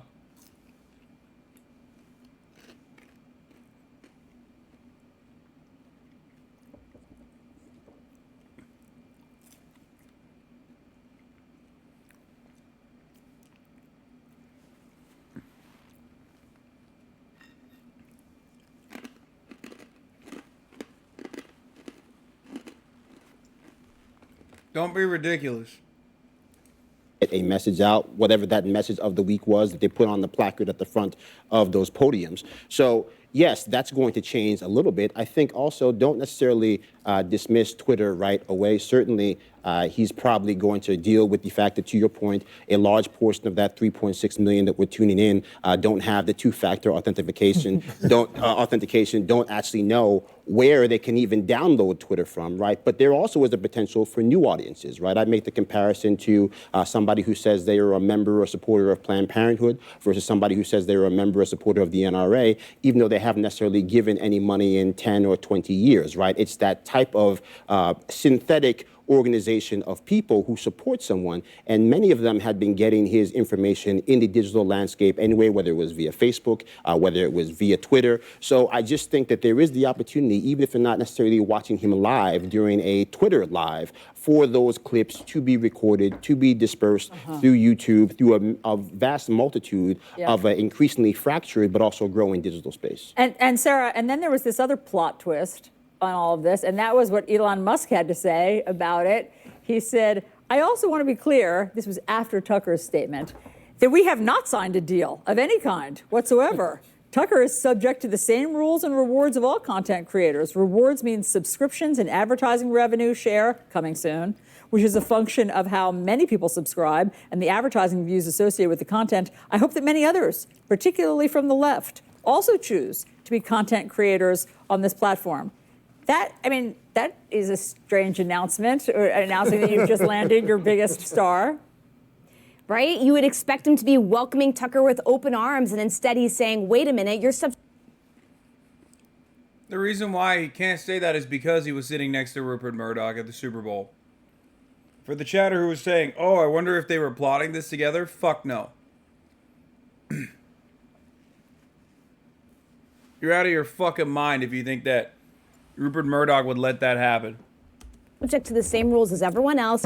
We're going to fact check you using community notes just like everybody else. Look, Elon Musk has a tough job on his hands. He's got to bring advertisers back. He's got to make sure users stay on the platform. And he knows that by bringing on a polarizing figure like Tucker Carlson, even if he's really popular on the right, that could jeopardize his ability to continue to grow the business. So that's why I think you see him respond in a tempered manner, saying, look, it's great that you're here, but we're not going to give you special treatment just because you're doing this show with us. The last thing I'd say, Allison, is Tucker, I think, is going to explore other options. I don't expect the Twitter thing to be the only thing he does. I mean, Newsmax CEO Chris Ruddy has said that we'd still welcome a show with Carlson. And so I think maybe he'll try out the Twitter thing. I think he likes the zeitgeist and the, opinion leader focus of that audience. But he'll probably do other stuff, too. Sarah, thank you very much for your reporting. Great to have you. All right, this just in to CNN. House Republicans say that they have evidence that members of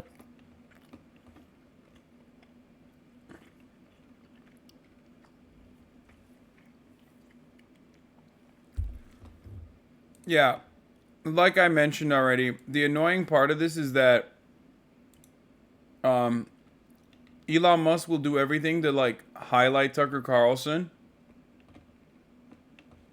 but it'll just be annoying. It'll be a nuisance, and it'll be fucking annoying, and that's it. It won't be anything but just a nuisance and annoying, and the daily beasts of the world will cover it extensively because they see it in front of their eyes and they get mad. But his impact is so dulled. The list goes on. So, but in terms of what he is proposing, is there any room for negotiation? What's he proposing? Did he tell you? Did you hear him? No, I'm not being facetious. Did he tell you what he's proposing? The list goes on. So, but in terms of what he is proposing, is there any room for negotiation? what's he proposing? Did he tell you? Did you hear him? No, I'm not being facetious. Did he tell you what he's proposing? He was talking about the bill. Yeah, but what does it propose? Do you know? I'm not being a wise guy. You all are very, very informed people. Do you know what that bill cuts? There is a long list of things that it cuts. No, it doesn't say. It says, does it say what it's going to cut? Or just say generically it's going to cut? You get the problem. You've answered it. Speaker McCarthy told us. The list goes.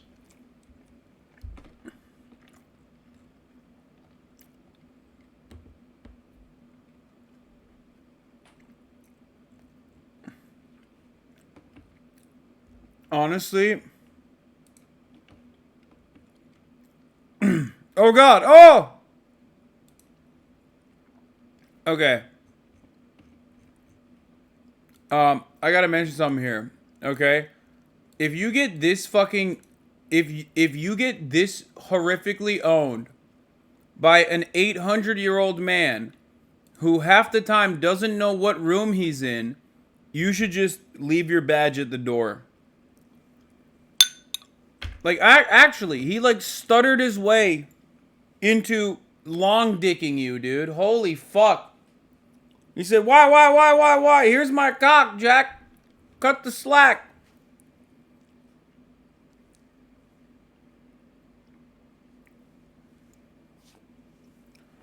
It's also really, really undesirable that the media does constantly have to play the centrist note whenever a Democratic Party is in charge.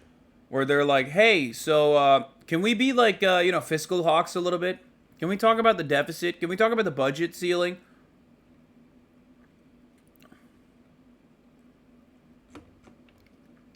Speaking of old motherfuckers who should not be anywhere near power, Dianne Feinstein has returned to the Capitol, looking so hot.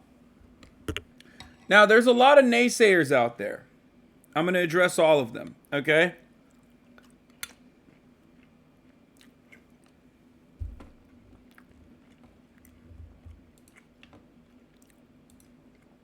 I've seen a lot of people say hurtful things about my lady. And I'll tell you what. Hi, everybody, Feinstein says, as she makes her return to the Senate. Why are you guys all here? Where's Martha? Is what she also said. Martha is Dianne Feinstein's dead relative. I'm just making that up, actually. I don't know if that's real or not. But anyway. I think the reality is that Dianne is back. And she's hot. And everyone's jealous. That's a hot bitch.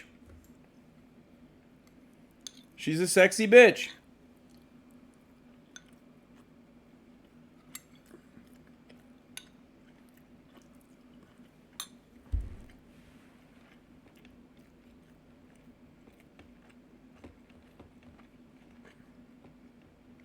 She's serving cunt.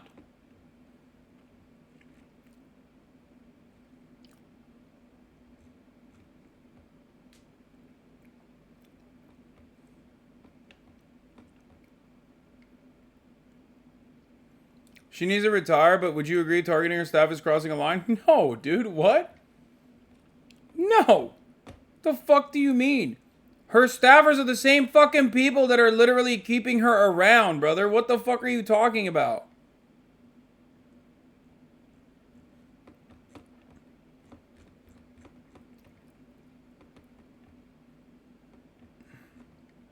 Bro, that woman can't make decisions on her own.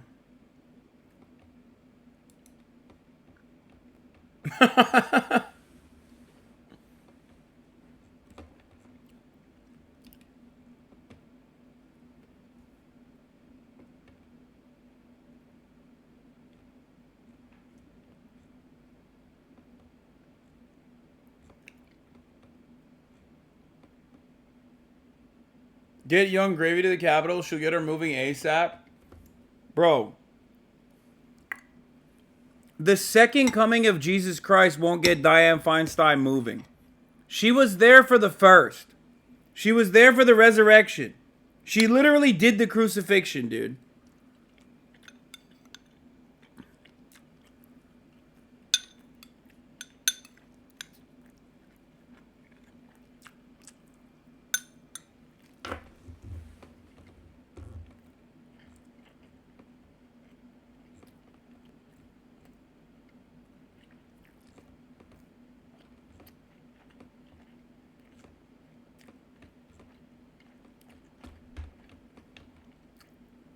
American politics is so stupid.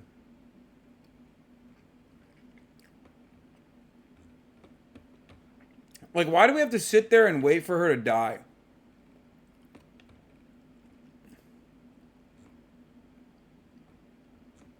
It's so fucking pathetic. It's so dumb.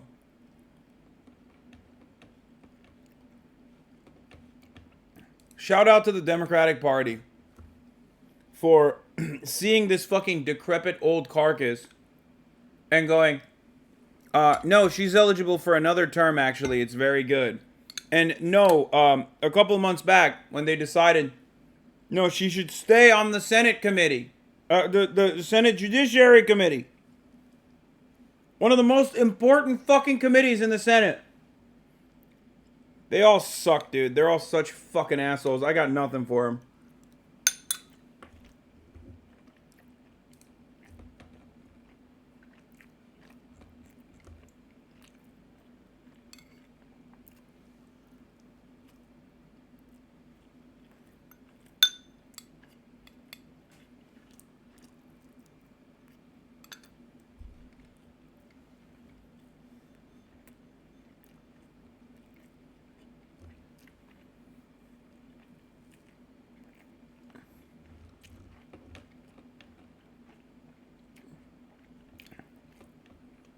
Oh, yeah.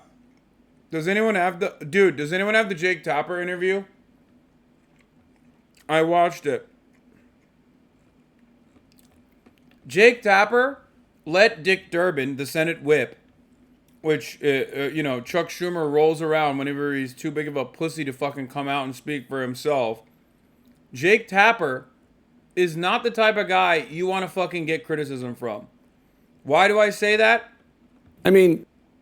Because Jake Tapper is the most tepid, boring, banal, vanilla, center-right liberal you can get.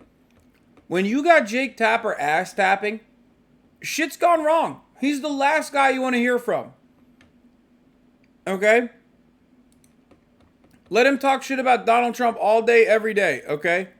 That's what he's best at. When he's shitting on the Democrats, you know... When you're shitting on Democrats from a leftist position, you know you are so fucked up. All due respect, sir, you and your fellow Democrats were very ginger and very polite when it came to Justice Ruth Bader Ginsburg and not pushing her to retire when you had a Democratic majority in the Senate. How'd that work out for you? How'd that work out for Roe v. Wade? Well, I can tell you that you can play these out and try to guess what the Supreme Court...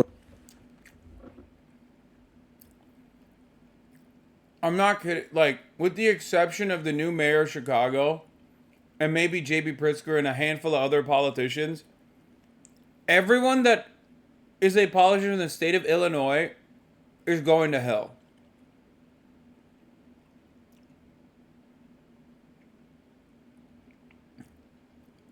I fucking hate them so much. He's such a piece of shit.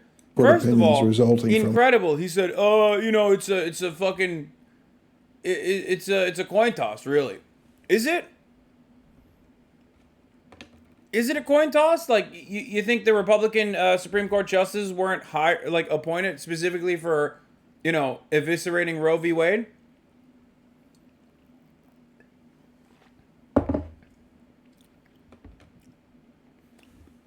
That's crazy, dog. That's shocking. Yeah. Who would have thought, man?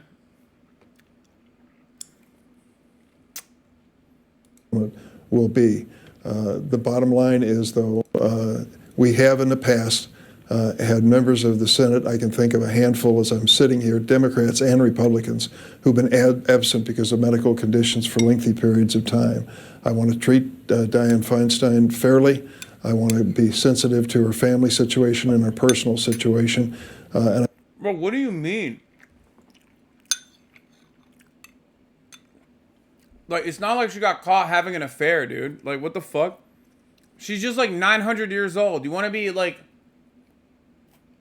Dude, get that shit out of the Senate. Like, I don't understand. What do you mean? Like, oh, I want to be like, I want to make sure that her privacy is like, is fine. I want to make sure that her family's all right. Like, what do you mean, bitch? She's fucking 900 years old. She's already a gorillionaire.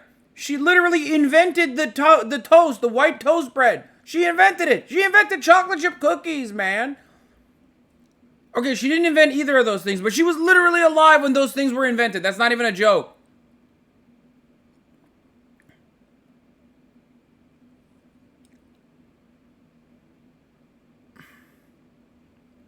She has made hundreds of millions of dollars. Like, it's not like her family's gonna go starving if she fucking doesn't go for another term, you know?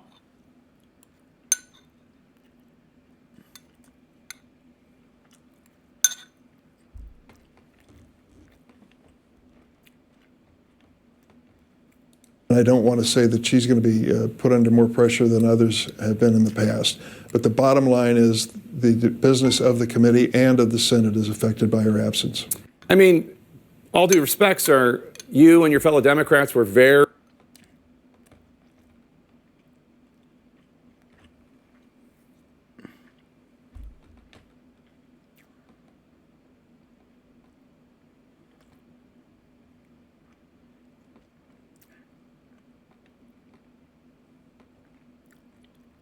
She was 60 when you were born? Jesus Christ. 60 min ağzına.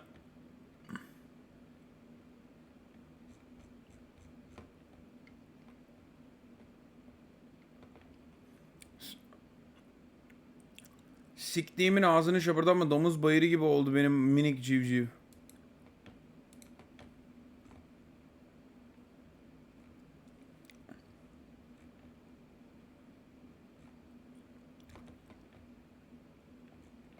Anyway.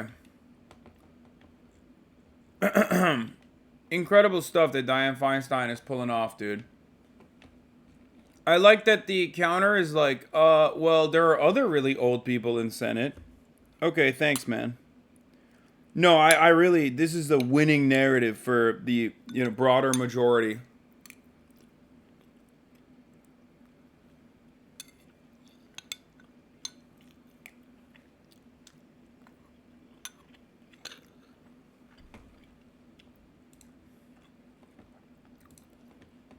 Anyway, here's Tim Pool reacting to the shooter being a fan of his.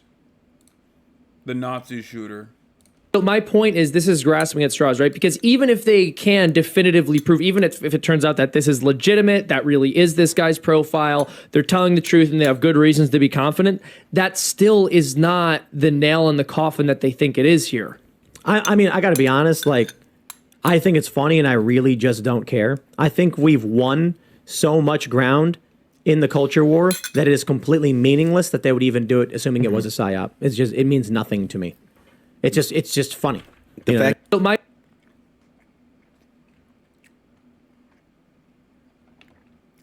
What?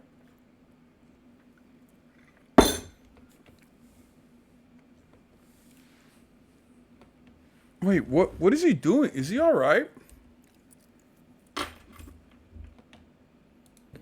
I think it's funny and I really just don't care. I think we've won so much ground in the culture war that it is completely meaningless that they would even do it, assuming it was a psyop. I'm not mad. I'm actually laughing. Is funny, but bro, you're talking about a mass shooter. Yo, what the fuck's going on, dude? Okay, this is what I noticed. And I thought I was taking fucking crazy pills or something, given the way that these guys have been, like, openly acting about this stuff. Like, the right used to say thoughts and, you know, prayers. I feel so sad about mass shootings. Like, oh man, how do we fix it? Don't make it political. Nowadays, like, or they would distance themselves from the shooter if the shooter's manifesto was like, I love Tim Pool and this is why I'm shooting people. Like, not this one. Okay, this shooter didn't say he loves Tim Pool, but we did find out he does love Tim Pool. But, like, back in the day, they'd like go on the defensive and be like, this is not what I am. This is not what I represent. It's really fucked up. And then the Q nightclub shooting happened, and Matt Walsh pretty much openly was like, yeah, more should happen, actually. And it's your fault for being trans in public. And now this Nazi fucking goes out to an Allen, Texas mall and like starts unloading into everyone he can. And these guys are like, oh, this must be a psyop. To do what exactly? Like, you think the government is doing a psyop to, like, make Nazis look bad? Like, what? Like, I don't think anybody needs a psyop for that, dog. What do you mean? World War II was a psyop? Is that what's going on?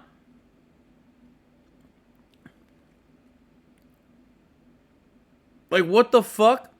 What planet are you on that you think the government needs to do a psyop to really instill the idea that Nazis are bad and can be, like, violent psychopaths? Like, what do you mean? What is not adding up about this entire thing?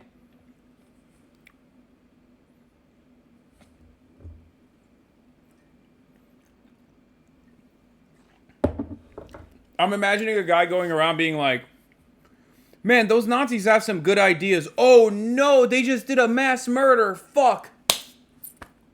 I guess I'm not a Nazi now. Oh man, it's making me think real long and hard about this Nazi stuff.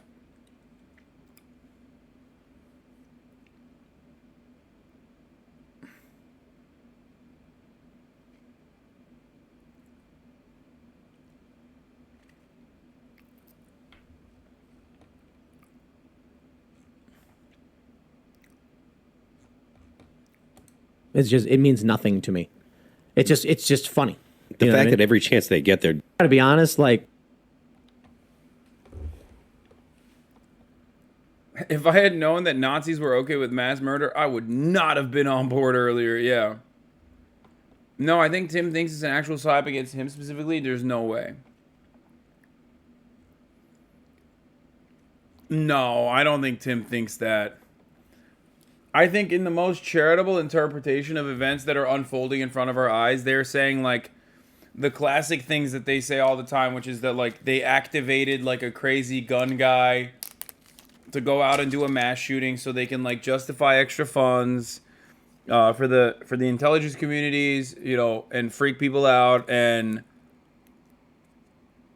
I guess, like, make Nazis look bad. Like, it's weird.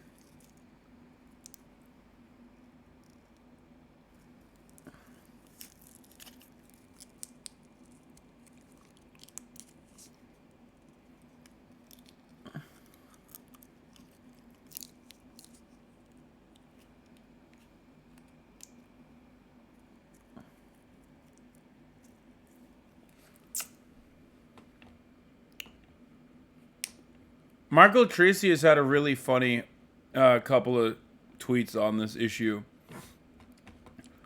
He's on the I Will Never Back Down Brigade. Has anyone seen those incredible comments from Michael Tracy? Wait, what? Tim Pool calls the Allen, Texas shooters pro-Nazi online footprint a psyop and blames mass shootings on multicultural. We have this from NBC News. What we know about the slain Texas Mall massacre suspect, Mauricio Garcia. Garcia, who had a tactical vest, was armed with a rifle and a handgun. A senior law enforcement official said. Authorities said he was a suspected neo-Nazi sympathizer. Now, this story it's a tragedy. It's unfortunate. And we have, unfortunately, too many of these stories that end up happening in the media.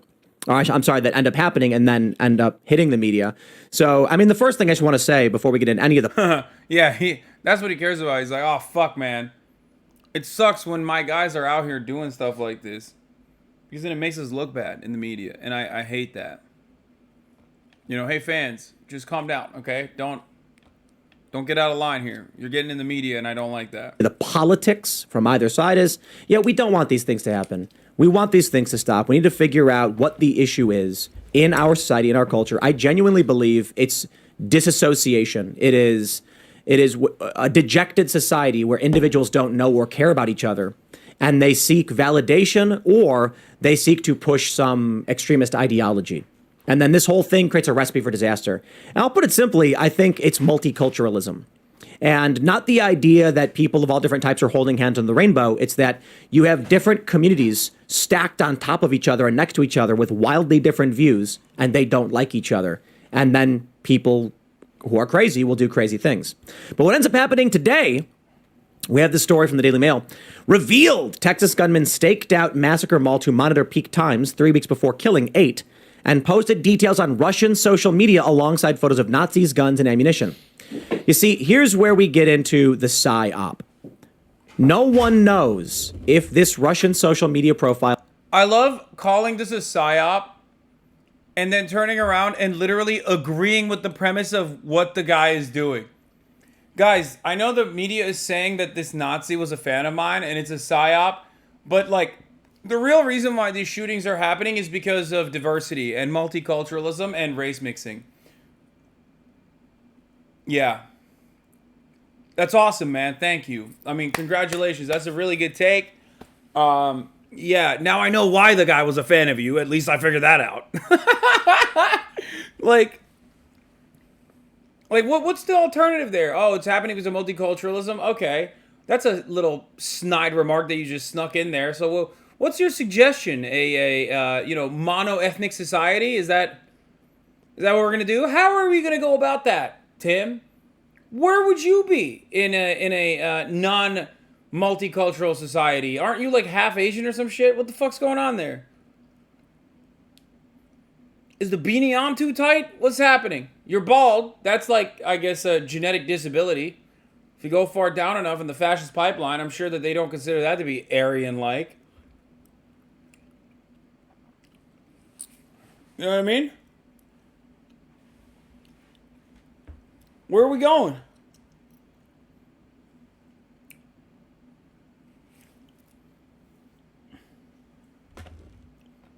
Side photos of Nazis, guns, and ammunition. You see, here's where we get into the psy-op. No one knows if this Russian social media profile is actually belongs to this guy. A Bellingcat researcher named Eric Toller just said, I found this profile that looks like it's his. In fact, I'm pretty sure he even said, I didn't verify it, I don't know. Now, the photos that are coming out...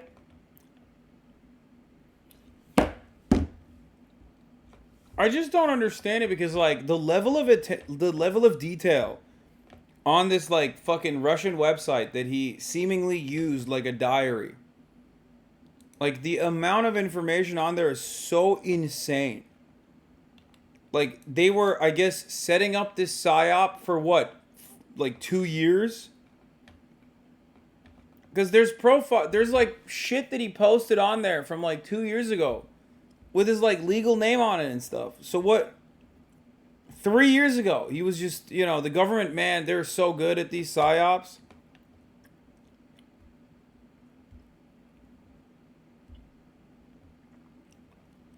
Lee Harvey Oswald has a thinner footprint than this guy. See, that's what I'm talking about, dude. Like, Lee Harvey Oswald, that shit is actually verifiably insane. Okay? Like, this guy, on the other hand, very clearly fits the pattern that you have seen so many fucking times over.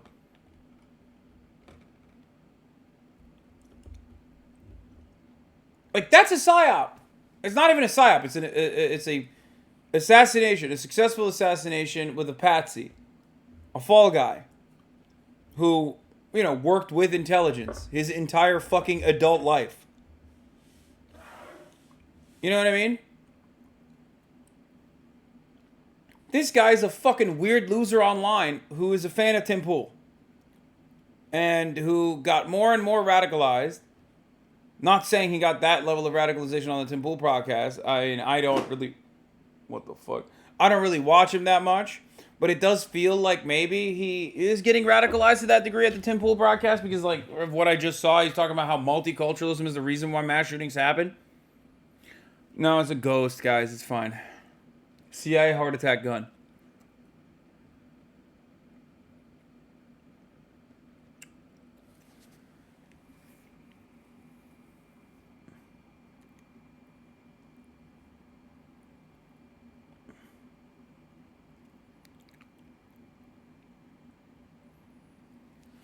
Where are you? I'm in a scary facility.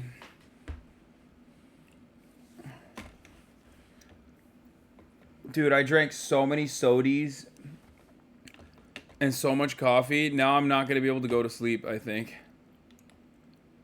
Which will be very funny.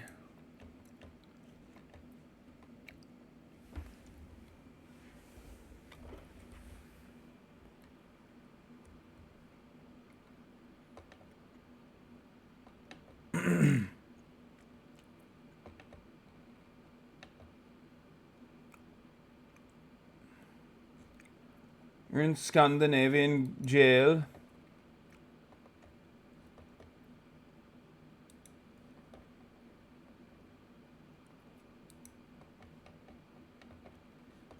Oh, here. This is what I wanted to look at. Michael Tracy. Yeah, the guy had Nazi tattoos. Rational inquiry still requires examining additional context. These symbols aren't magically dispositive. Charles Manson carved a swastika on his forehead. Not because he was a not literal Nazi, but because he was a head case who wanted to shock people.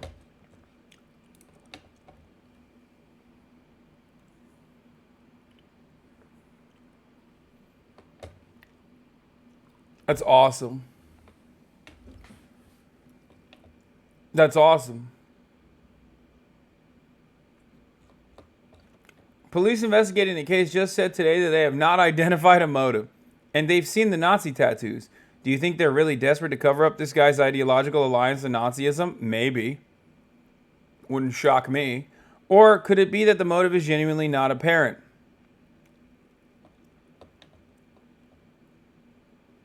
You either have no idea about Charles Manson or you have an absurdly hard threshold for who you consider to be a Nazi. They're literally doing this. Yeah.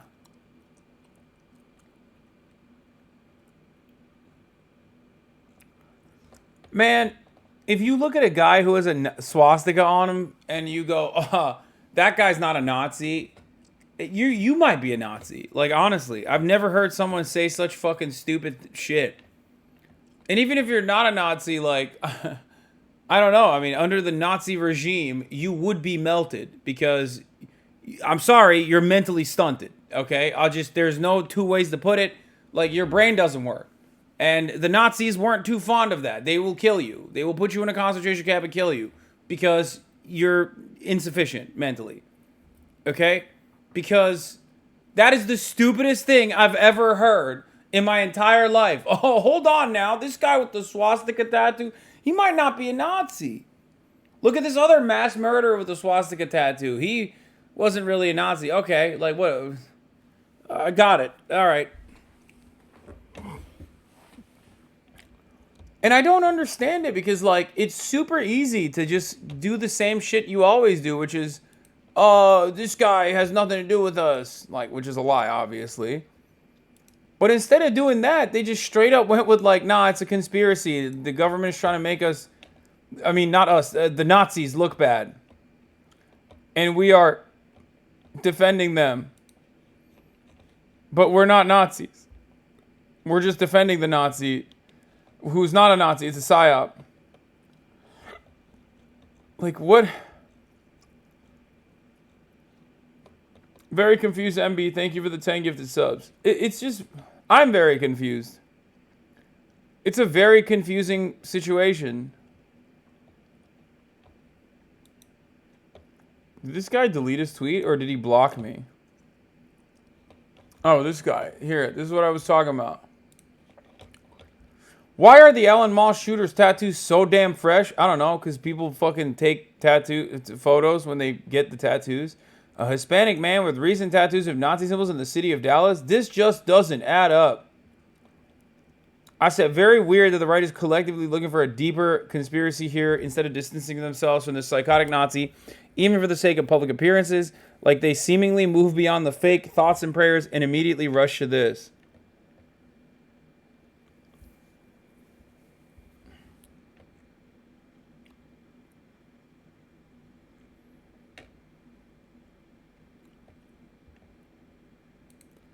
Coworker said he smelled really bad. So I just wanted to make comment on the Allen, Texas mall shooting. You know, it was one of my coworkers that committed that crime. That shit is crazy. You know what I'm saying? My heart goes out to the city of Allen, Texas, and all the survivors. But why are you showing me this fucking Texas shit? I mean, not Texas shit. This TikTok shit, dude.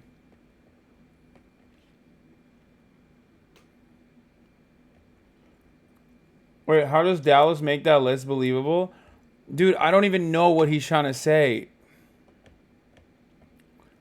I don't know what they're trying to say. They're so fucking stupid.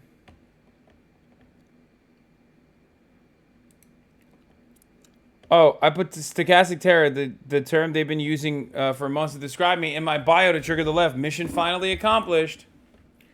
The Allen, Texas shooter had Nazi and SS tattoos. He wrote that Joseph Mengele was his hero. In an online screed, he wrote, "This post is inspired by libs of TikTok before ranting about drag queen story hour." That post ended with the words Heil Hitler. Remember, by the way, libs of TikTok is literally Chaya Reichik, who is Jewish. She's an Orthodox Jew. So, you know, kind of funny that, like, they don't give a fuck. You know, the Nazis don't care. They're like, oh, united we stand against the trans people. You know what I mean? Libs of TikTok creator Chaya Reichik. I wonder how many Nazis are actually massive fans of Libs of TikTok, not knowing that she is, like, a Jewish person.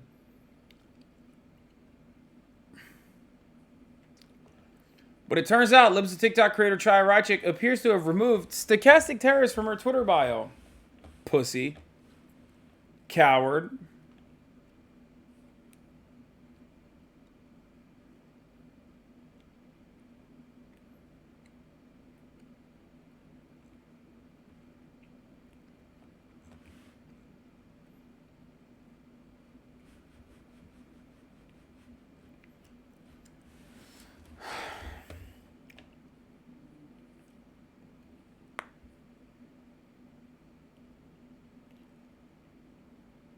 Why is there discussion around the tattoos? Can't we see his body?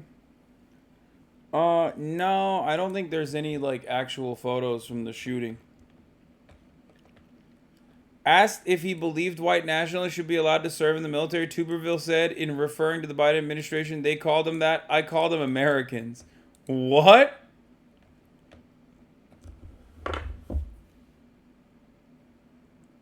Huh?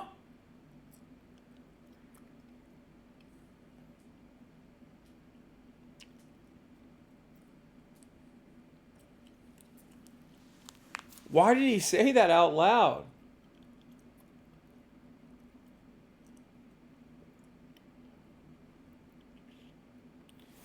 Dude, I feel like everyone is in a competition to, like, out-Nazi one another. You know what I mean? It just legitimately feels like everyone's like, no, hold up. Let me cook, brother. Let me cook. Hold on. I'm going to sig heil way harder than you, motherfucker. You don't even understand, okay? I'm from Alabama, bitch.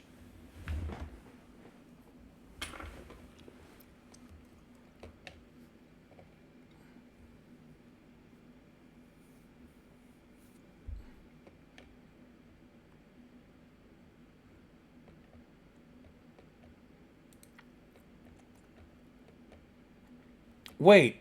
Read the second tweet in the Rex thread. It gets worse. He defends every hate group by name. Wait, what? Wait, what? So it's not even like a misunderstanding. Alabama Senator Tommy Tuberville, who sits on the Armed Services Committee, thinks white nationalists are just what the military needs. What a fucking take. We are losing in the military so fast, Tuberville told WBHM. Our readiness in terms of recruitment. And why? I'll tell you why. Because the Democrats are attacking our military, saying we need to get out the white extremists, the white nationalists, people that don't believe in our agenda as Joe Biden's agenda. They're destroying it. This year, we will not reach any recruiting goals in the military. So if we want to talk about looking weak, that's where we're going to look weak. We're going to start putting rules in there for one type, one group, and make different factions in the military. Because that's the most important institution in the United States of America. And our allies is a strong, hard-nosed killing machine, which is called our military. Wait, what? This doesn't say what you said it says, Megaphonics. The fuck?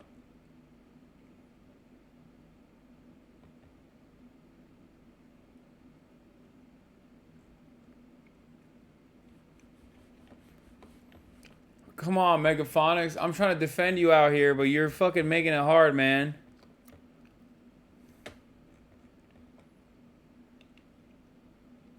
It's okay.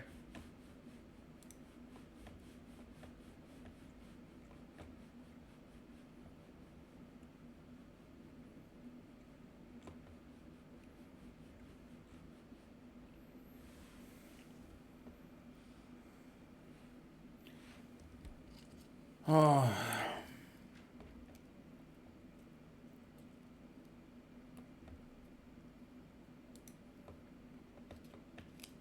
And the Biden administration trying to prevent white nationalists from being in the military, do you believe they should allow white nationalists in the military? Well, they call them that. I call them Americans. What happened after January the 6th, and I was here on January the 6th, we were attacked on the Senate floor saying that all these people that came into the Capitol were extremists. They were against the country. There was a lot of people. There was probably 100 of them that came in, broke windows and broke doors that should have been locked up. That's not how we do it in America, but there were hundreds of thousands. What? Okay, but you're not talking about those guys. You're talking about white nationalists, man. What the fuck? It's like, yeah, think about all them Germans, right? Think about all them Germans that didn't do war crimes. Fuck those Germans, okay? I'm talking about the Gestapo. Those are the guys we need. He's literally like, everybody talks about the SS. Everybody talks about the Gestapo. They say they're bad guys. We need those guys. I call them patriots. Also, think about all the Germans that didn't fight in World War II, you know? Think about all the Germans that weren't a part of the Nazi party, okay? Well, those guys that weren't a part of the Nazi party, I don't really care about those guys. I want to talk about the Gestapo. Thousands that didn't come in outside that were true Americans that believe in this country. But right after that, our military and Secretary Austin put out a order to stand down, and all military across the country saying, we're going to run out the white nationalists, people that don't believe how we believe. And that's not how we do it in this country. We have got so much division up here that not for the country. You know, this is not for. Yeah, I know what'll solve the division in the country. White separatists. Bring them back. Put them in the military. There's already a lot of them. Hire more of them. You know what I mean? You know what'll stop the division in this country? Racists. What the fuck? I'm calling on all kinds of Nazis. We need to unite the Nazis so that they can take over the military. That way everyone will think twice before calling me racist ever again. For any individual, this country is for all of us, and we're all the same. Yeah, all the Nazis, okay? You got the Ku Klux Klan, you got the Pat Socks, okay? You got Nat Socks, you got Nazis, all of them, all different kinds of white nationalists and white supremacists and white separatists. This country is for them. It was built by them. It's built for it. Remember when the Founding Fathers owned slaves? I love that. That's my favorite part about the Founding Fathers.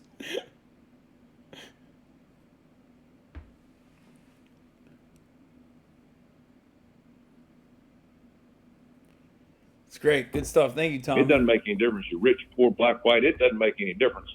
Everybody as an American has opportunity to make this country better. We've made it 247 years, but I'm going to tell you what, we're walking a tightrope right now. How much longer this country is going to make it, as we all know it. Yeah. Let me tell you, The less you allow Nazis to gain prominence in this country, the more this country's going to shit.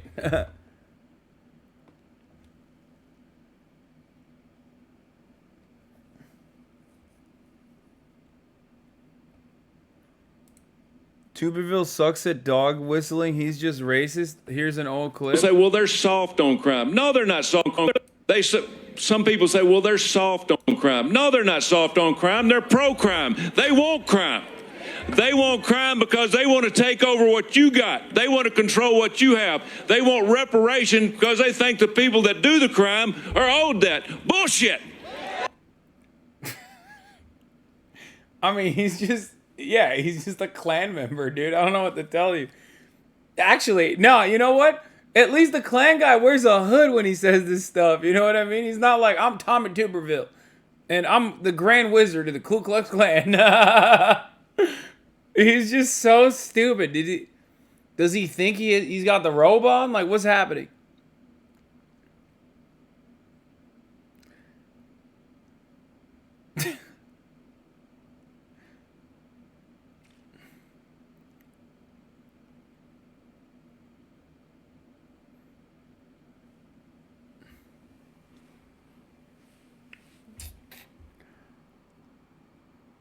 It's wild because, like, look at the guy behind him. Dude, this guy's really into it, dude. And this guy, too. They're like, yeah! Yeah, they do love reparations. Fuck them. They're not owed that. Damn, dude. You got to think. Oh, come on now. Look at this dude's face. Pay close attention to this guy's face, please, throughout the entire process. As Tommy Tupperware is going fucking crazy mode about black people.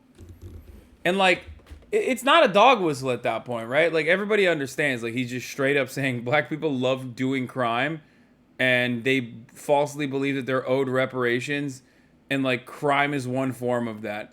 Which is, like, super old school racism, you know what I mean? It's, like, such old school racism that it's, like, Klan level racism nowadays.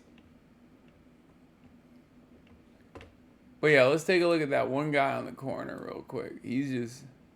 What's he doing? Want crime. They want crime because they want to take over what you got. They want to control what you have. They want reparation because they think the people that do the crime are owed that. Bullshit. They are not owed that. He's not... Is he clapping?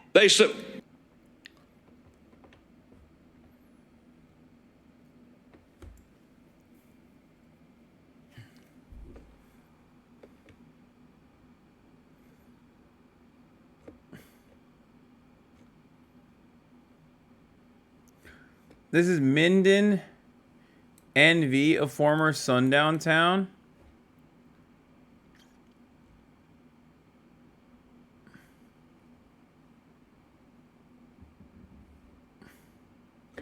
He not only said crime is black people behavior, he also followed it up by saying that, you know, black people do crime as a form of reparations. A lot of people are laughing at former sundown town, which is understandable.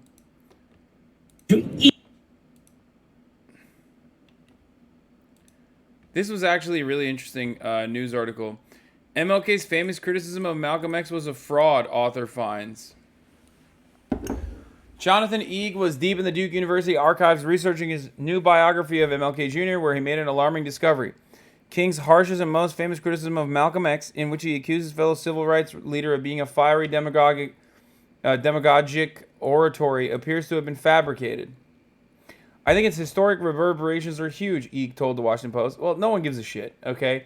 You're a history nerd, and I like it. I would love to find out more about MLK's, like, you know, hidden side that doesn't get a lot of coverage.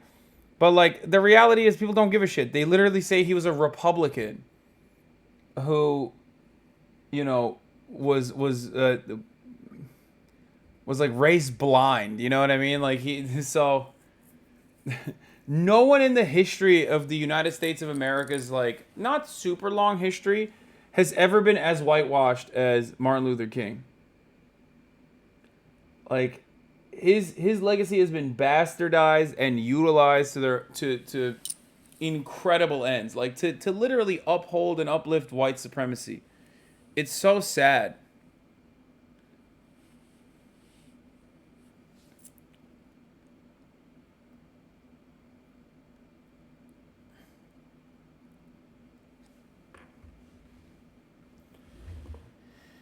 Haley's legacy has been tarnished by accusations of plagiarism and historical inaccuracy in his most famous book, Roots, but his latest could open up more of his work to criticism, especially the autobiography of Malcolm X. Malcolm X, a member of the Nation of Islam, had frequently attacked King and his commitment to nonviolence, going so far as to call King a modern Uncle T-word. But his criticism often had strategic purposes, Eeg said. In acting as a foil to King, his message has more value to the media. King saw value in being a foil to Malcolm sometimes too, but I think at their core they had a lot in common. They certainly shared a lot of the same goals. Agreed. Eeg, who previously wrote acclaimed biographies of Muhammad Ali and Lou Gehrig, said he found the fabrication in the course of his standard book research for King, A Life, due out May 16. When a subject is given a long interview, he'll look through the archives of the journalists who conducted it, hoping to find notes or tapes with previously unpublished anecdotes. He did not find a recording of Haley's interview with King in the Haley archives at Duke, but he did find what appears to be an unedited transcript of the full interview, likely typed by a secretary straight from a recording, Eek said. Eek provided the Post with a copy of the transcript. On page 60 to 84, Haley asked, Dr. King, would you care to comment upon the articulate former black Muslim Malcolm X? King responds, I have met Malcolm X, but circumstances didn't enable me to talk with him for more than a minute. I totally disagree with many of his political and philosophical views, as I understand them. He is very articulate, as you say. I don't want to seem to sound as if feel so self-righteous or absolutist that I think I have the only truth, the only way. Maybe he does have some of the answer.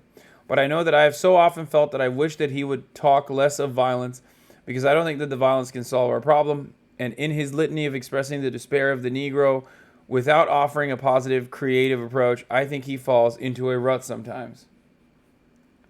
That's crazy that, like, this other dude just took that and was like, yeah, he hates him.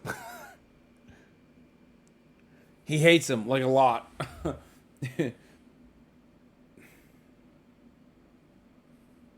That is not how King's response appeared in the published interview.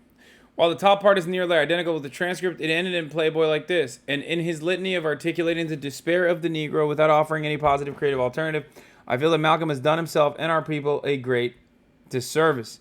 Fiery, demagogic oratory in the black ghettos, urging Negroes to arm themselves and prepare to engage in violence, as he has done, can reap nothing but grief.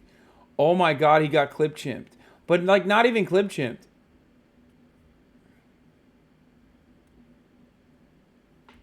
Because, like, they just made it up. They clipped it, and then they made up the rest of it. They just added a totally different energy to it.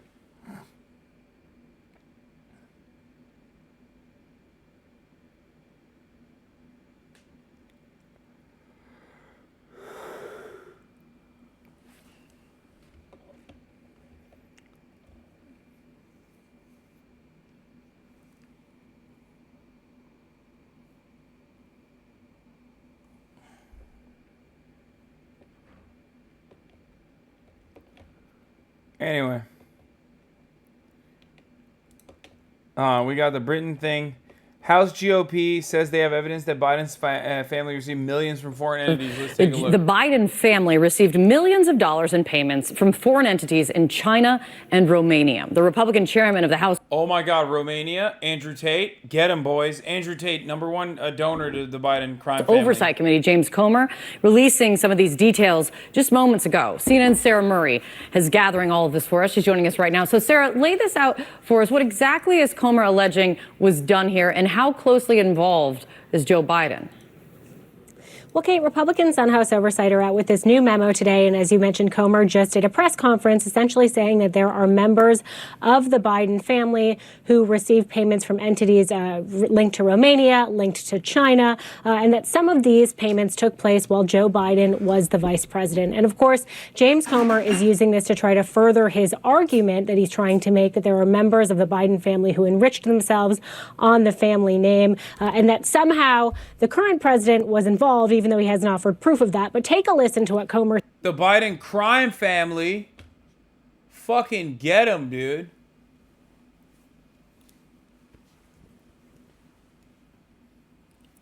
Get his ass. Get his ass, James. said in his press conference just this morning. Be clear. This committee is investigating President Biden and his family's shady business deals that capitalize on Joe Biden's public office and risked our country's national security. The president, when confronted with this information, said it wasn't true. Instead of being honest with the American people, President Biden has claimed since the 2020 election that his family has not received money from China. That was a lie in 2020, and he continues to lie to the American people now. The Bidens have received millions of dollars from China. It is inconceivable that the president did not know it. Now, look, Kate, this certainly raises questions about Hunter Biden's business activities while his dad was vice president, but they don't make allegations in this report that any of these payments are illegal. They also don't show any payments that are directly linked to Joe Biden, despite the allegations we've seen from Comer. And the White House, even before this Comer press conference, was slamming it, saying that he has a history of playing it fast and loose with the facts and spreading baseless innuendo, Kate. All right. The context that you have right there, though, is important. The detail coming out, that will continue. What this means for Hunter Biden may be something very different than what it means for Joe Biden, especially in terms of that right now there is no suggestion of that anything illegal was actually done. It's good to see you, Sarah. Thank you so much for bringing that reporting to us. Always appreciate it. Now, the latest on the efforts to prevent... I don't care about the debt ceiling. I'm pushing that.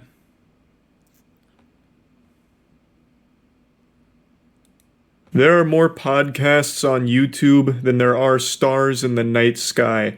Everyone has been convinced that they're a unique, special little butterfly and that their insight is invaluable. And now that there's so much easy access to recording equipment, everyone gets this insidious little idea planted deep in their noodle that it's time to start a podcast. It's always a bad idea. The blanket is so cute. Are you going to be doing any IRLs? Yes, I plan to. However, not at the top of the hour when there's a 3-minute ad break. Didn't Biden sexually abuse his daughter? No. Where did conservatives get that from? No, I don't think that's the case, man.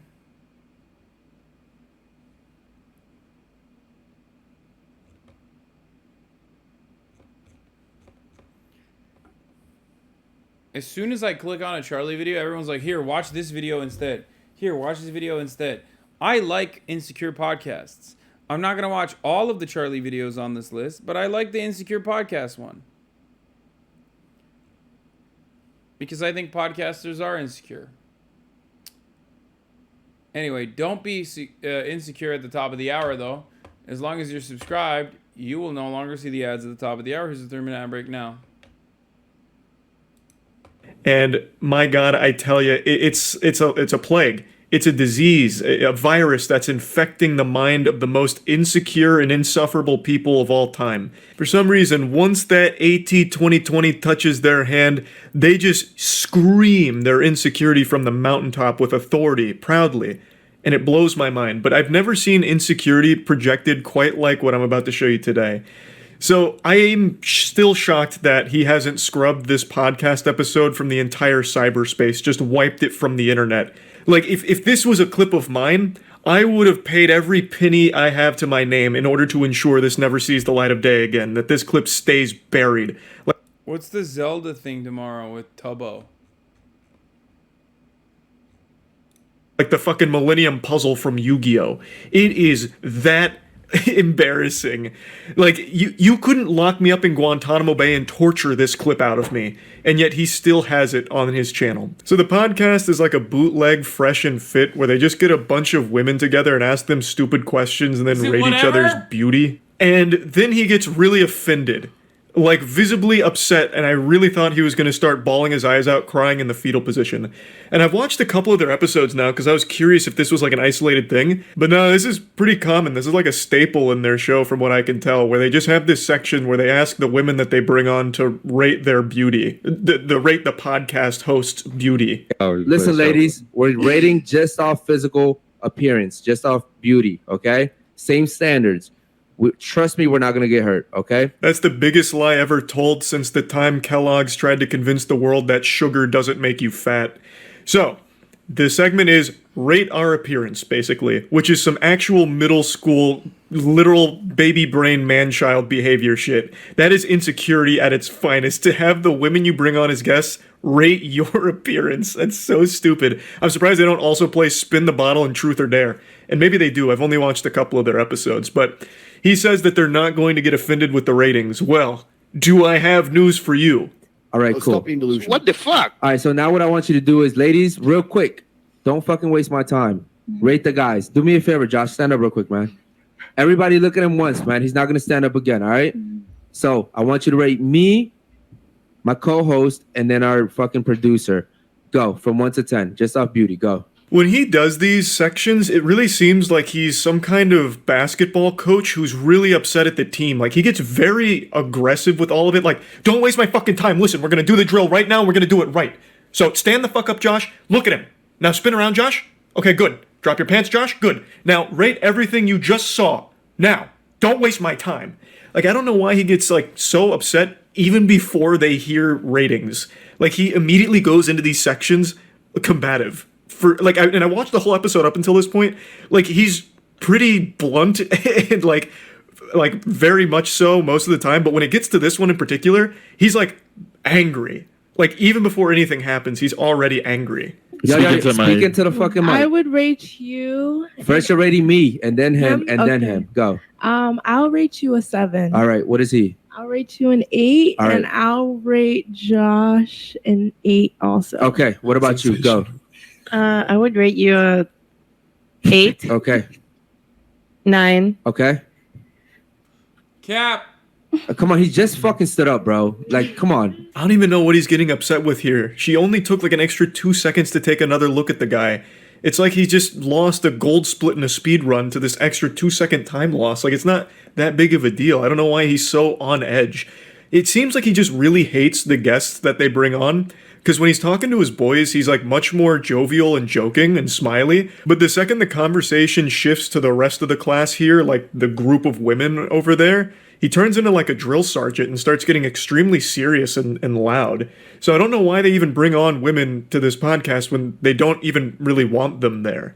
And I also don't know why women keep agreeing to go on shows like these, because half the time it's them just like saying, you're not good looking and shit like that. Like, right after this rating section of rating the podcast hosts go through and rate all the women.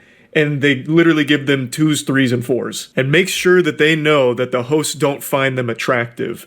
So I don't really get why women keep signing up for this shit just to get insulted by podcast hosts, and they don't say anything or do anything. Like, the women will insult each other sometimes. Like, they don't ever push back against the hosts at all, so then they just walk away looking silly from all of it. Like, all of it is just a net loss for the women that go on these shows. I don't know why they keep doing it. I would say 9. All right, what about you over there? Go. 2. Okay. I would give him a 9. Okay, what is she over there? I would give him a 10 because he invited me. All right, so again, you sound like a stupid ass bitch. I'm trying to figure out why you rated me a 2, because we're not going off our interactions. We're going off beauty. I don't like light. I don't give a fuck. He's light skinned just like me, and you just gave him a 9. You gave me a 2. You only gave me a 2 because of the whole interaction that we've been having, right? So do me a favor, get the fuck up and get the fuck out. Thank you. Yeah, get out. Spoken like a man whose feelings weren't hurt at all and wasn't offended by the 2 rating. So he tries to justify it with, you only rated me a 2 because we had a disagreement earlier, which I guess they did, but even still, this is an extreme overreaction to getting rated a 2. The insecurity is palpable. You can fucking taste the salt here. So what the fuck? Stupid ass bitch. Make sure she gets her bag and phone too. Make sure she doesn't take the wrong fucking phone, dummy. All right, cool. So now, again. You can actually hear that lump in his throat start to form from all the emotion building up inside of him. Get out of here, stupid bitch. Hey, make sure she grabs the right phone and not someone else's phone because she's so dumb she probably won't know which one's her phone. Dumb idiot. She's real stupid. You're stupid. I'm a 2. No, you're a 2. Unsurprisingly, this turned their own community against them for the episode. A lot of the chat messages pop up on screen, so you're just seeing things popping up saying like, damn, just because she gave you a 2, what the fuck? Or something like this where it's like, thought you wanted your show to last. Like come on, man. It's because it's ridiculous. It's very clear temper tantrum over getting a 2. If you were someone that was actually getting...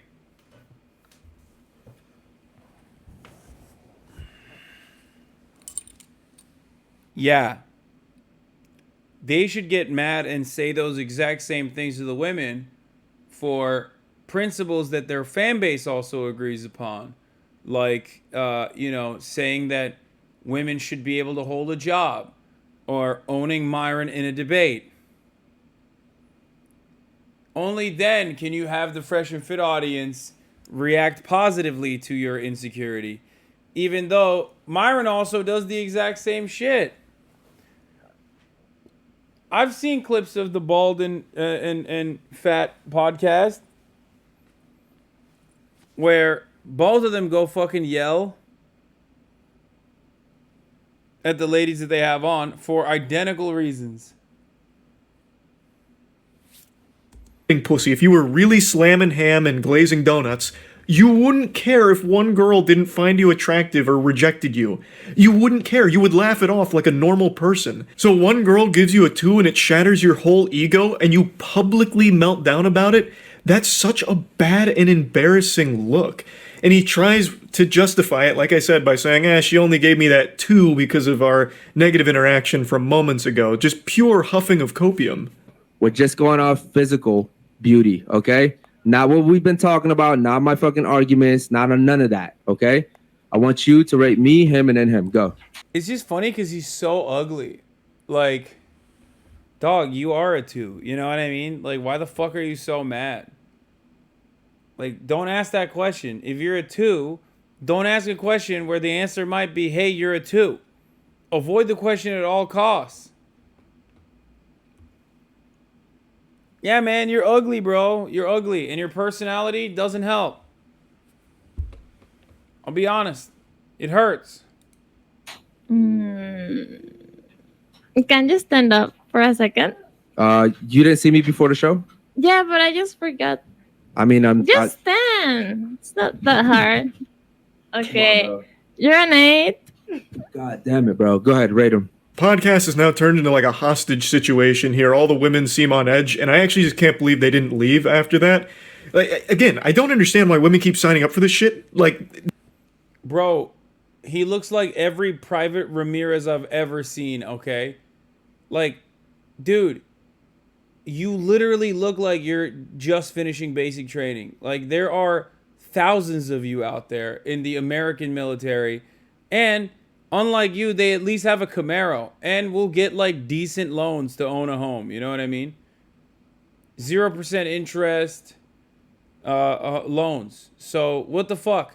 And if these ladies date those guys, if Private Ramirez goes overseas, then they can fuck whoever the fuck they want.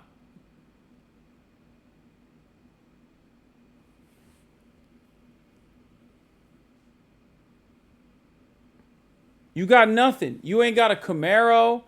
You got a shitty ass podcast. You got nothing, dog. No one seems to be having any fun there. The hosts especially don't seem to be having any fun.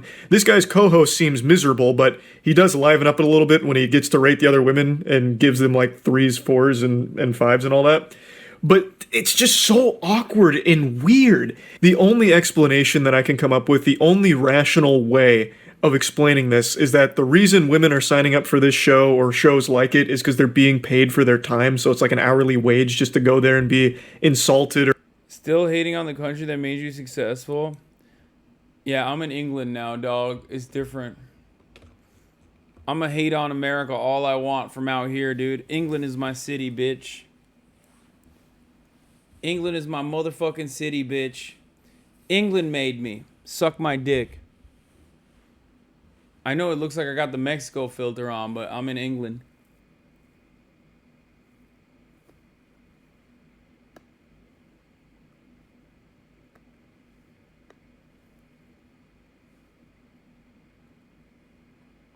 You're a traitor. Mud? What?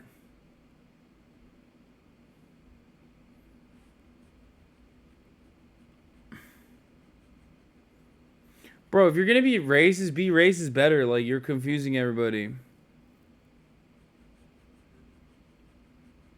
What?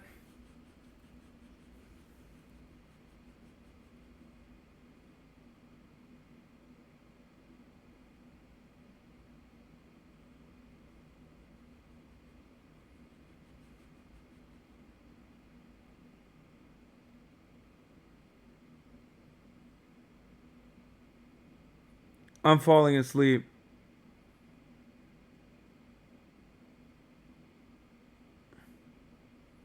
I literally fell asleep a little bit.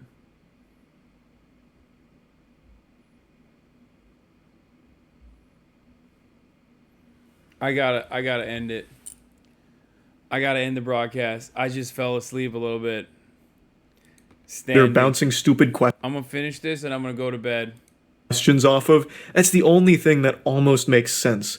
Like, so they just come on here to play a game of grade my friend's appearance for 2.5 hours or whatever. I mean, that dude's take was so stupid. It literally, it caused my brain to shut off, dude.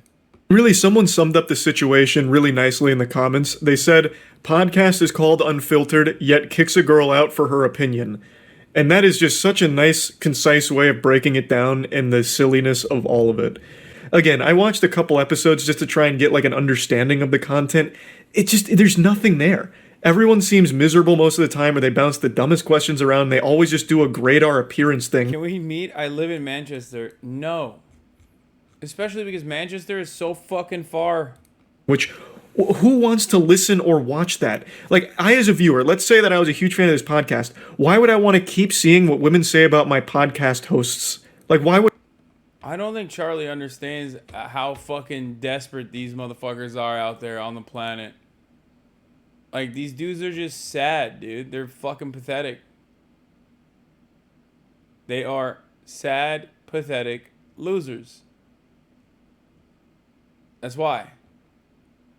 It's that simple. They're sad, pathetic losers. That's why they watch other sad, pathetic losers. Can we meet? I'm in Amsterdam. Why would I care? There's nothing there. There's no entertainment there. Especially when one of them's super insecure about all of it, who's going to freak out if he doesn't get a 9. It just doesn't make any sense to me. So yeah, just wanted to talk about it a little bit. That's it.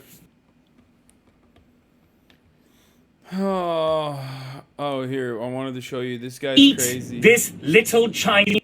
I am going to eat this little Chinese boy. I cannot get it up for this guy. I have a very sleazy and oily Mexican because he impregnated his wife. Sexy Asian girls are just lining up to have me dripping wet for this tight, white Italian. And this kid needs to get laid. Gorgeous Russian girls are just lining up for me. I am going to eat this little Chinese boy.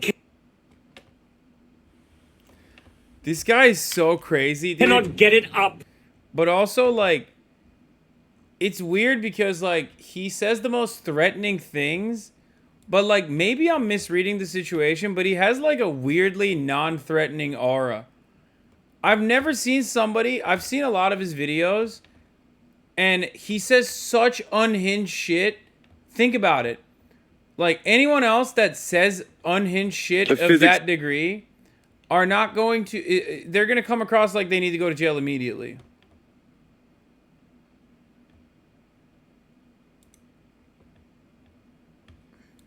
By pasty white guys. Get turned on by pasty white guys. Oh, and he smells good. Look at this. Mazzoni buttons, a narrow peak lapel. ... hand, needle, and thread pick stitching everywhere. Barchetta breast pocket with the curve and kick. There's the peak of my pocket square. He is stacked in my signature details. I love patch pockets because I get to shove my hands inside men. Gift wrapping extraordinaire. Look at this gift wrap in my 4D fit. I love opening up pasty white guys. Check out this minimalistic interior. Only lining in the yoke and the sleeves. Otherwise, you can see through the jacket. What I love about waistcoats and their shiny backs is I get to feel up here and feel up down here. Young pasty boy, are you happy? Yeah, so good. Thank you. Get turned on by pasty.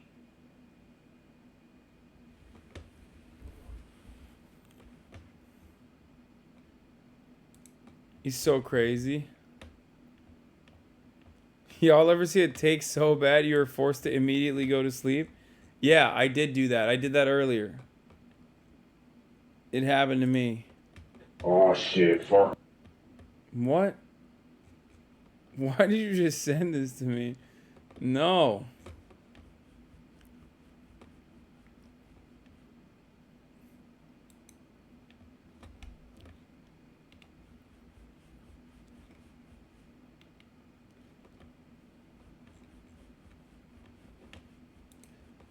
Zanna Marin is single and ready to mingle. Very nice. Yo, can we meet? I'm in Ohio. Yo, stop. Stop writing this dumb shit in the chat. Florida fucked up. Yeah, I saw this. I don't know what the credibility of this is. But it seems like a lot of the agricultural business and the construction business in Florida has like no more undocumented immigrants working on the job sites. Ni alma se mira, mira. A esta hora, 9:30 de la mañana, esto estuviera lleno de gente, de muchos trabajadores latinos, inmigrantes, y no hay nada, señores. No hay trabajadores. Venimos a checar a Miami, a ver si es cierto y es verdad, mira. No hay trabajadores, todo vacío. Ahora cuénteme, miren, los que quedan están sentados. Porque mira cómo está el trabajo ahí, miren. Y los que quedan están sentados. Esos son los que tienen papeles. Los que quedan. Nunca había visto yo a una gente sentada ahí. En Del Rey, Florida. Miren, no están los estoqueros, los que conducen las máquinas. Todo se mira desolado. Nadie quiere trabajar. Todo está parado en Florida. Van a cerrar este trabajo por falta de personal, no lo pueden continuar. There's like less than 20 people working today. Usually there's about 100. And it's really interesting. I'm wondering how they're going to get this project done without undocumented workers. El trabajo hay. Pero la mano de obra se fue. Es lunes, 10:15 de la mañana. Esta tienda solía estar llena de gente comprando, sobre todo este tipo de material. Y miren, como pueden ver, ahí está completo. Entonces, lo que voy a hacer es trabajar solo. Miren. Nomás yo estoy aquí. Nadie sabe lo que tiene hasta que lo ve perdido. Miren, para que vean, ve. I just don't know how valid this is because it's on TikTok. And you know what they always say, or what I always say. Don't believe anything you see on TikTok. Because everything on TikTok is a lie. Okay, I couldn't get to the coronation video. I'm sorry. I'm so tired. I'm going to have to end it here. I love you guys, but I can only do 4 hours tonight. I'm so fucking tired. Like, literally dying right now. I fell asleep in the middle of the broadcast, as you guys saw. I'm going to try to not go to sleep yet. Stay up for a little bit longer. But, you know, see you tomorrow. Same time, same place. You already know. Hopefully I'll be, you know, a little bit more lively and have more energy to be able to actually do a stream without falling asleep.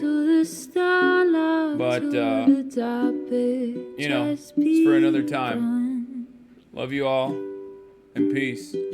There he is again, Hasan is streaming. Hasan is streaming. There he is again, Hasan is streaming. Hasan is streaming. Review in the P.O. box, Uncle Uger's face. Sad in Discord at your prop, great names take embrace. Tiny Bernie Sanders, LGBTQ Air Force. The whole left at your fingertips, Ane at your door. H3 crowded debate, the Young Turks online show. 3 full fucking years of this, plenty more to go. 90-day fiancé, talks of champagne bourgeoisie. A Trump rally live reaction, a mass riot at DC.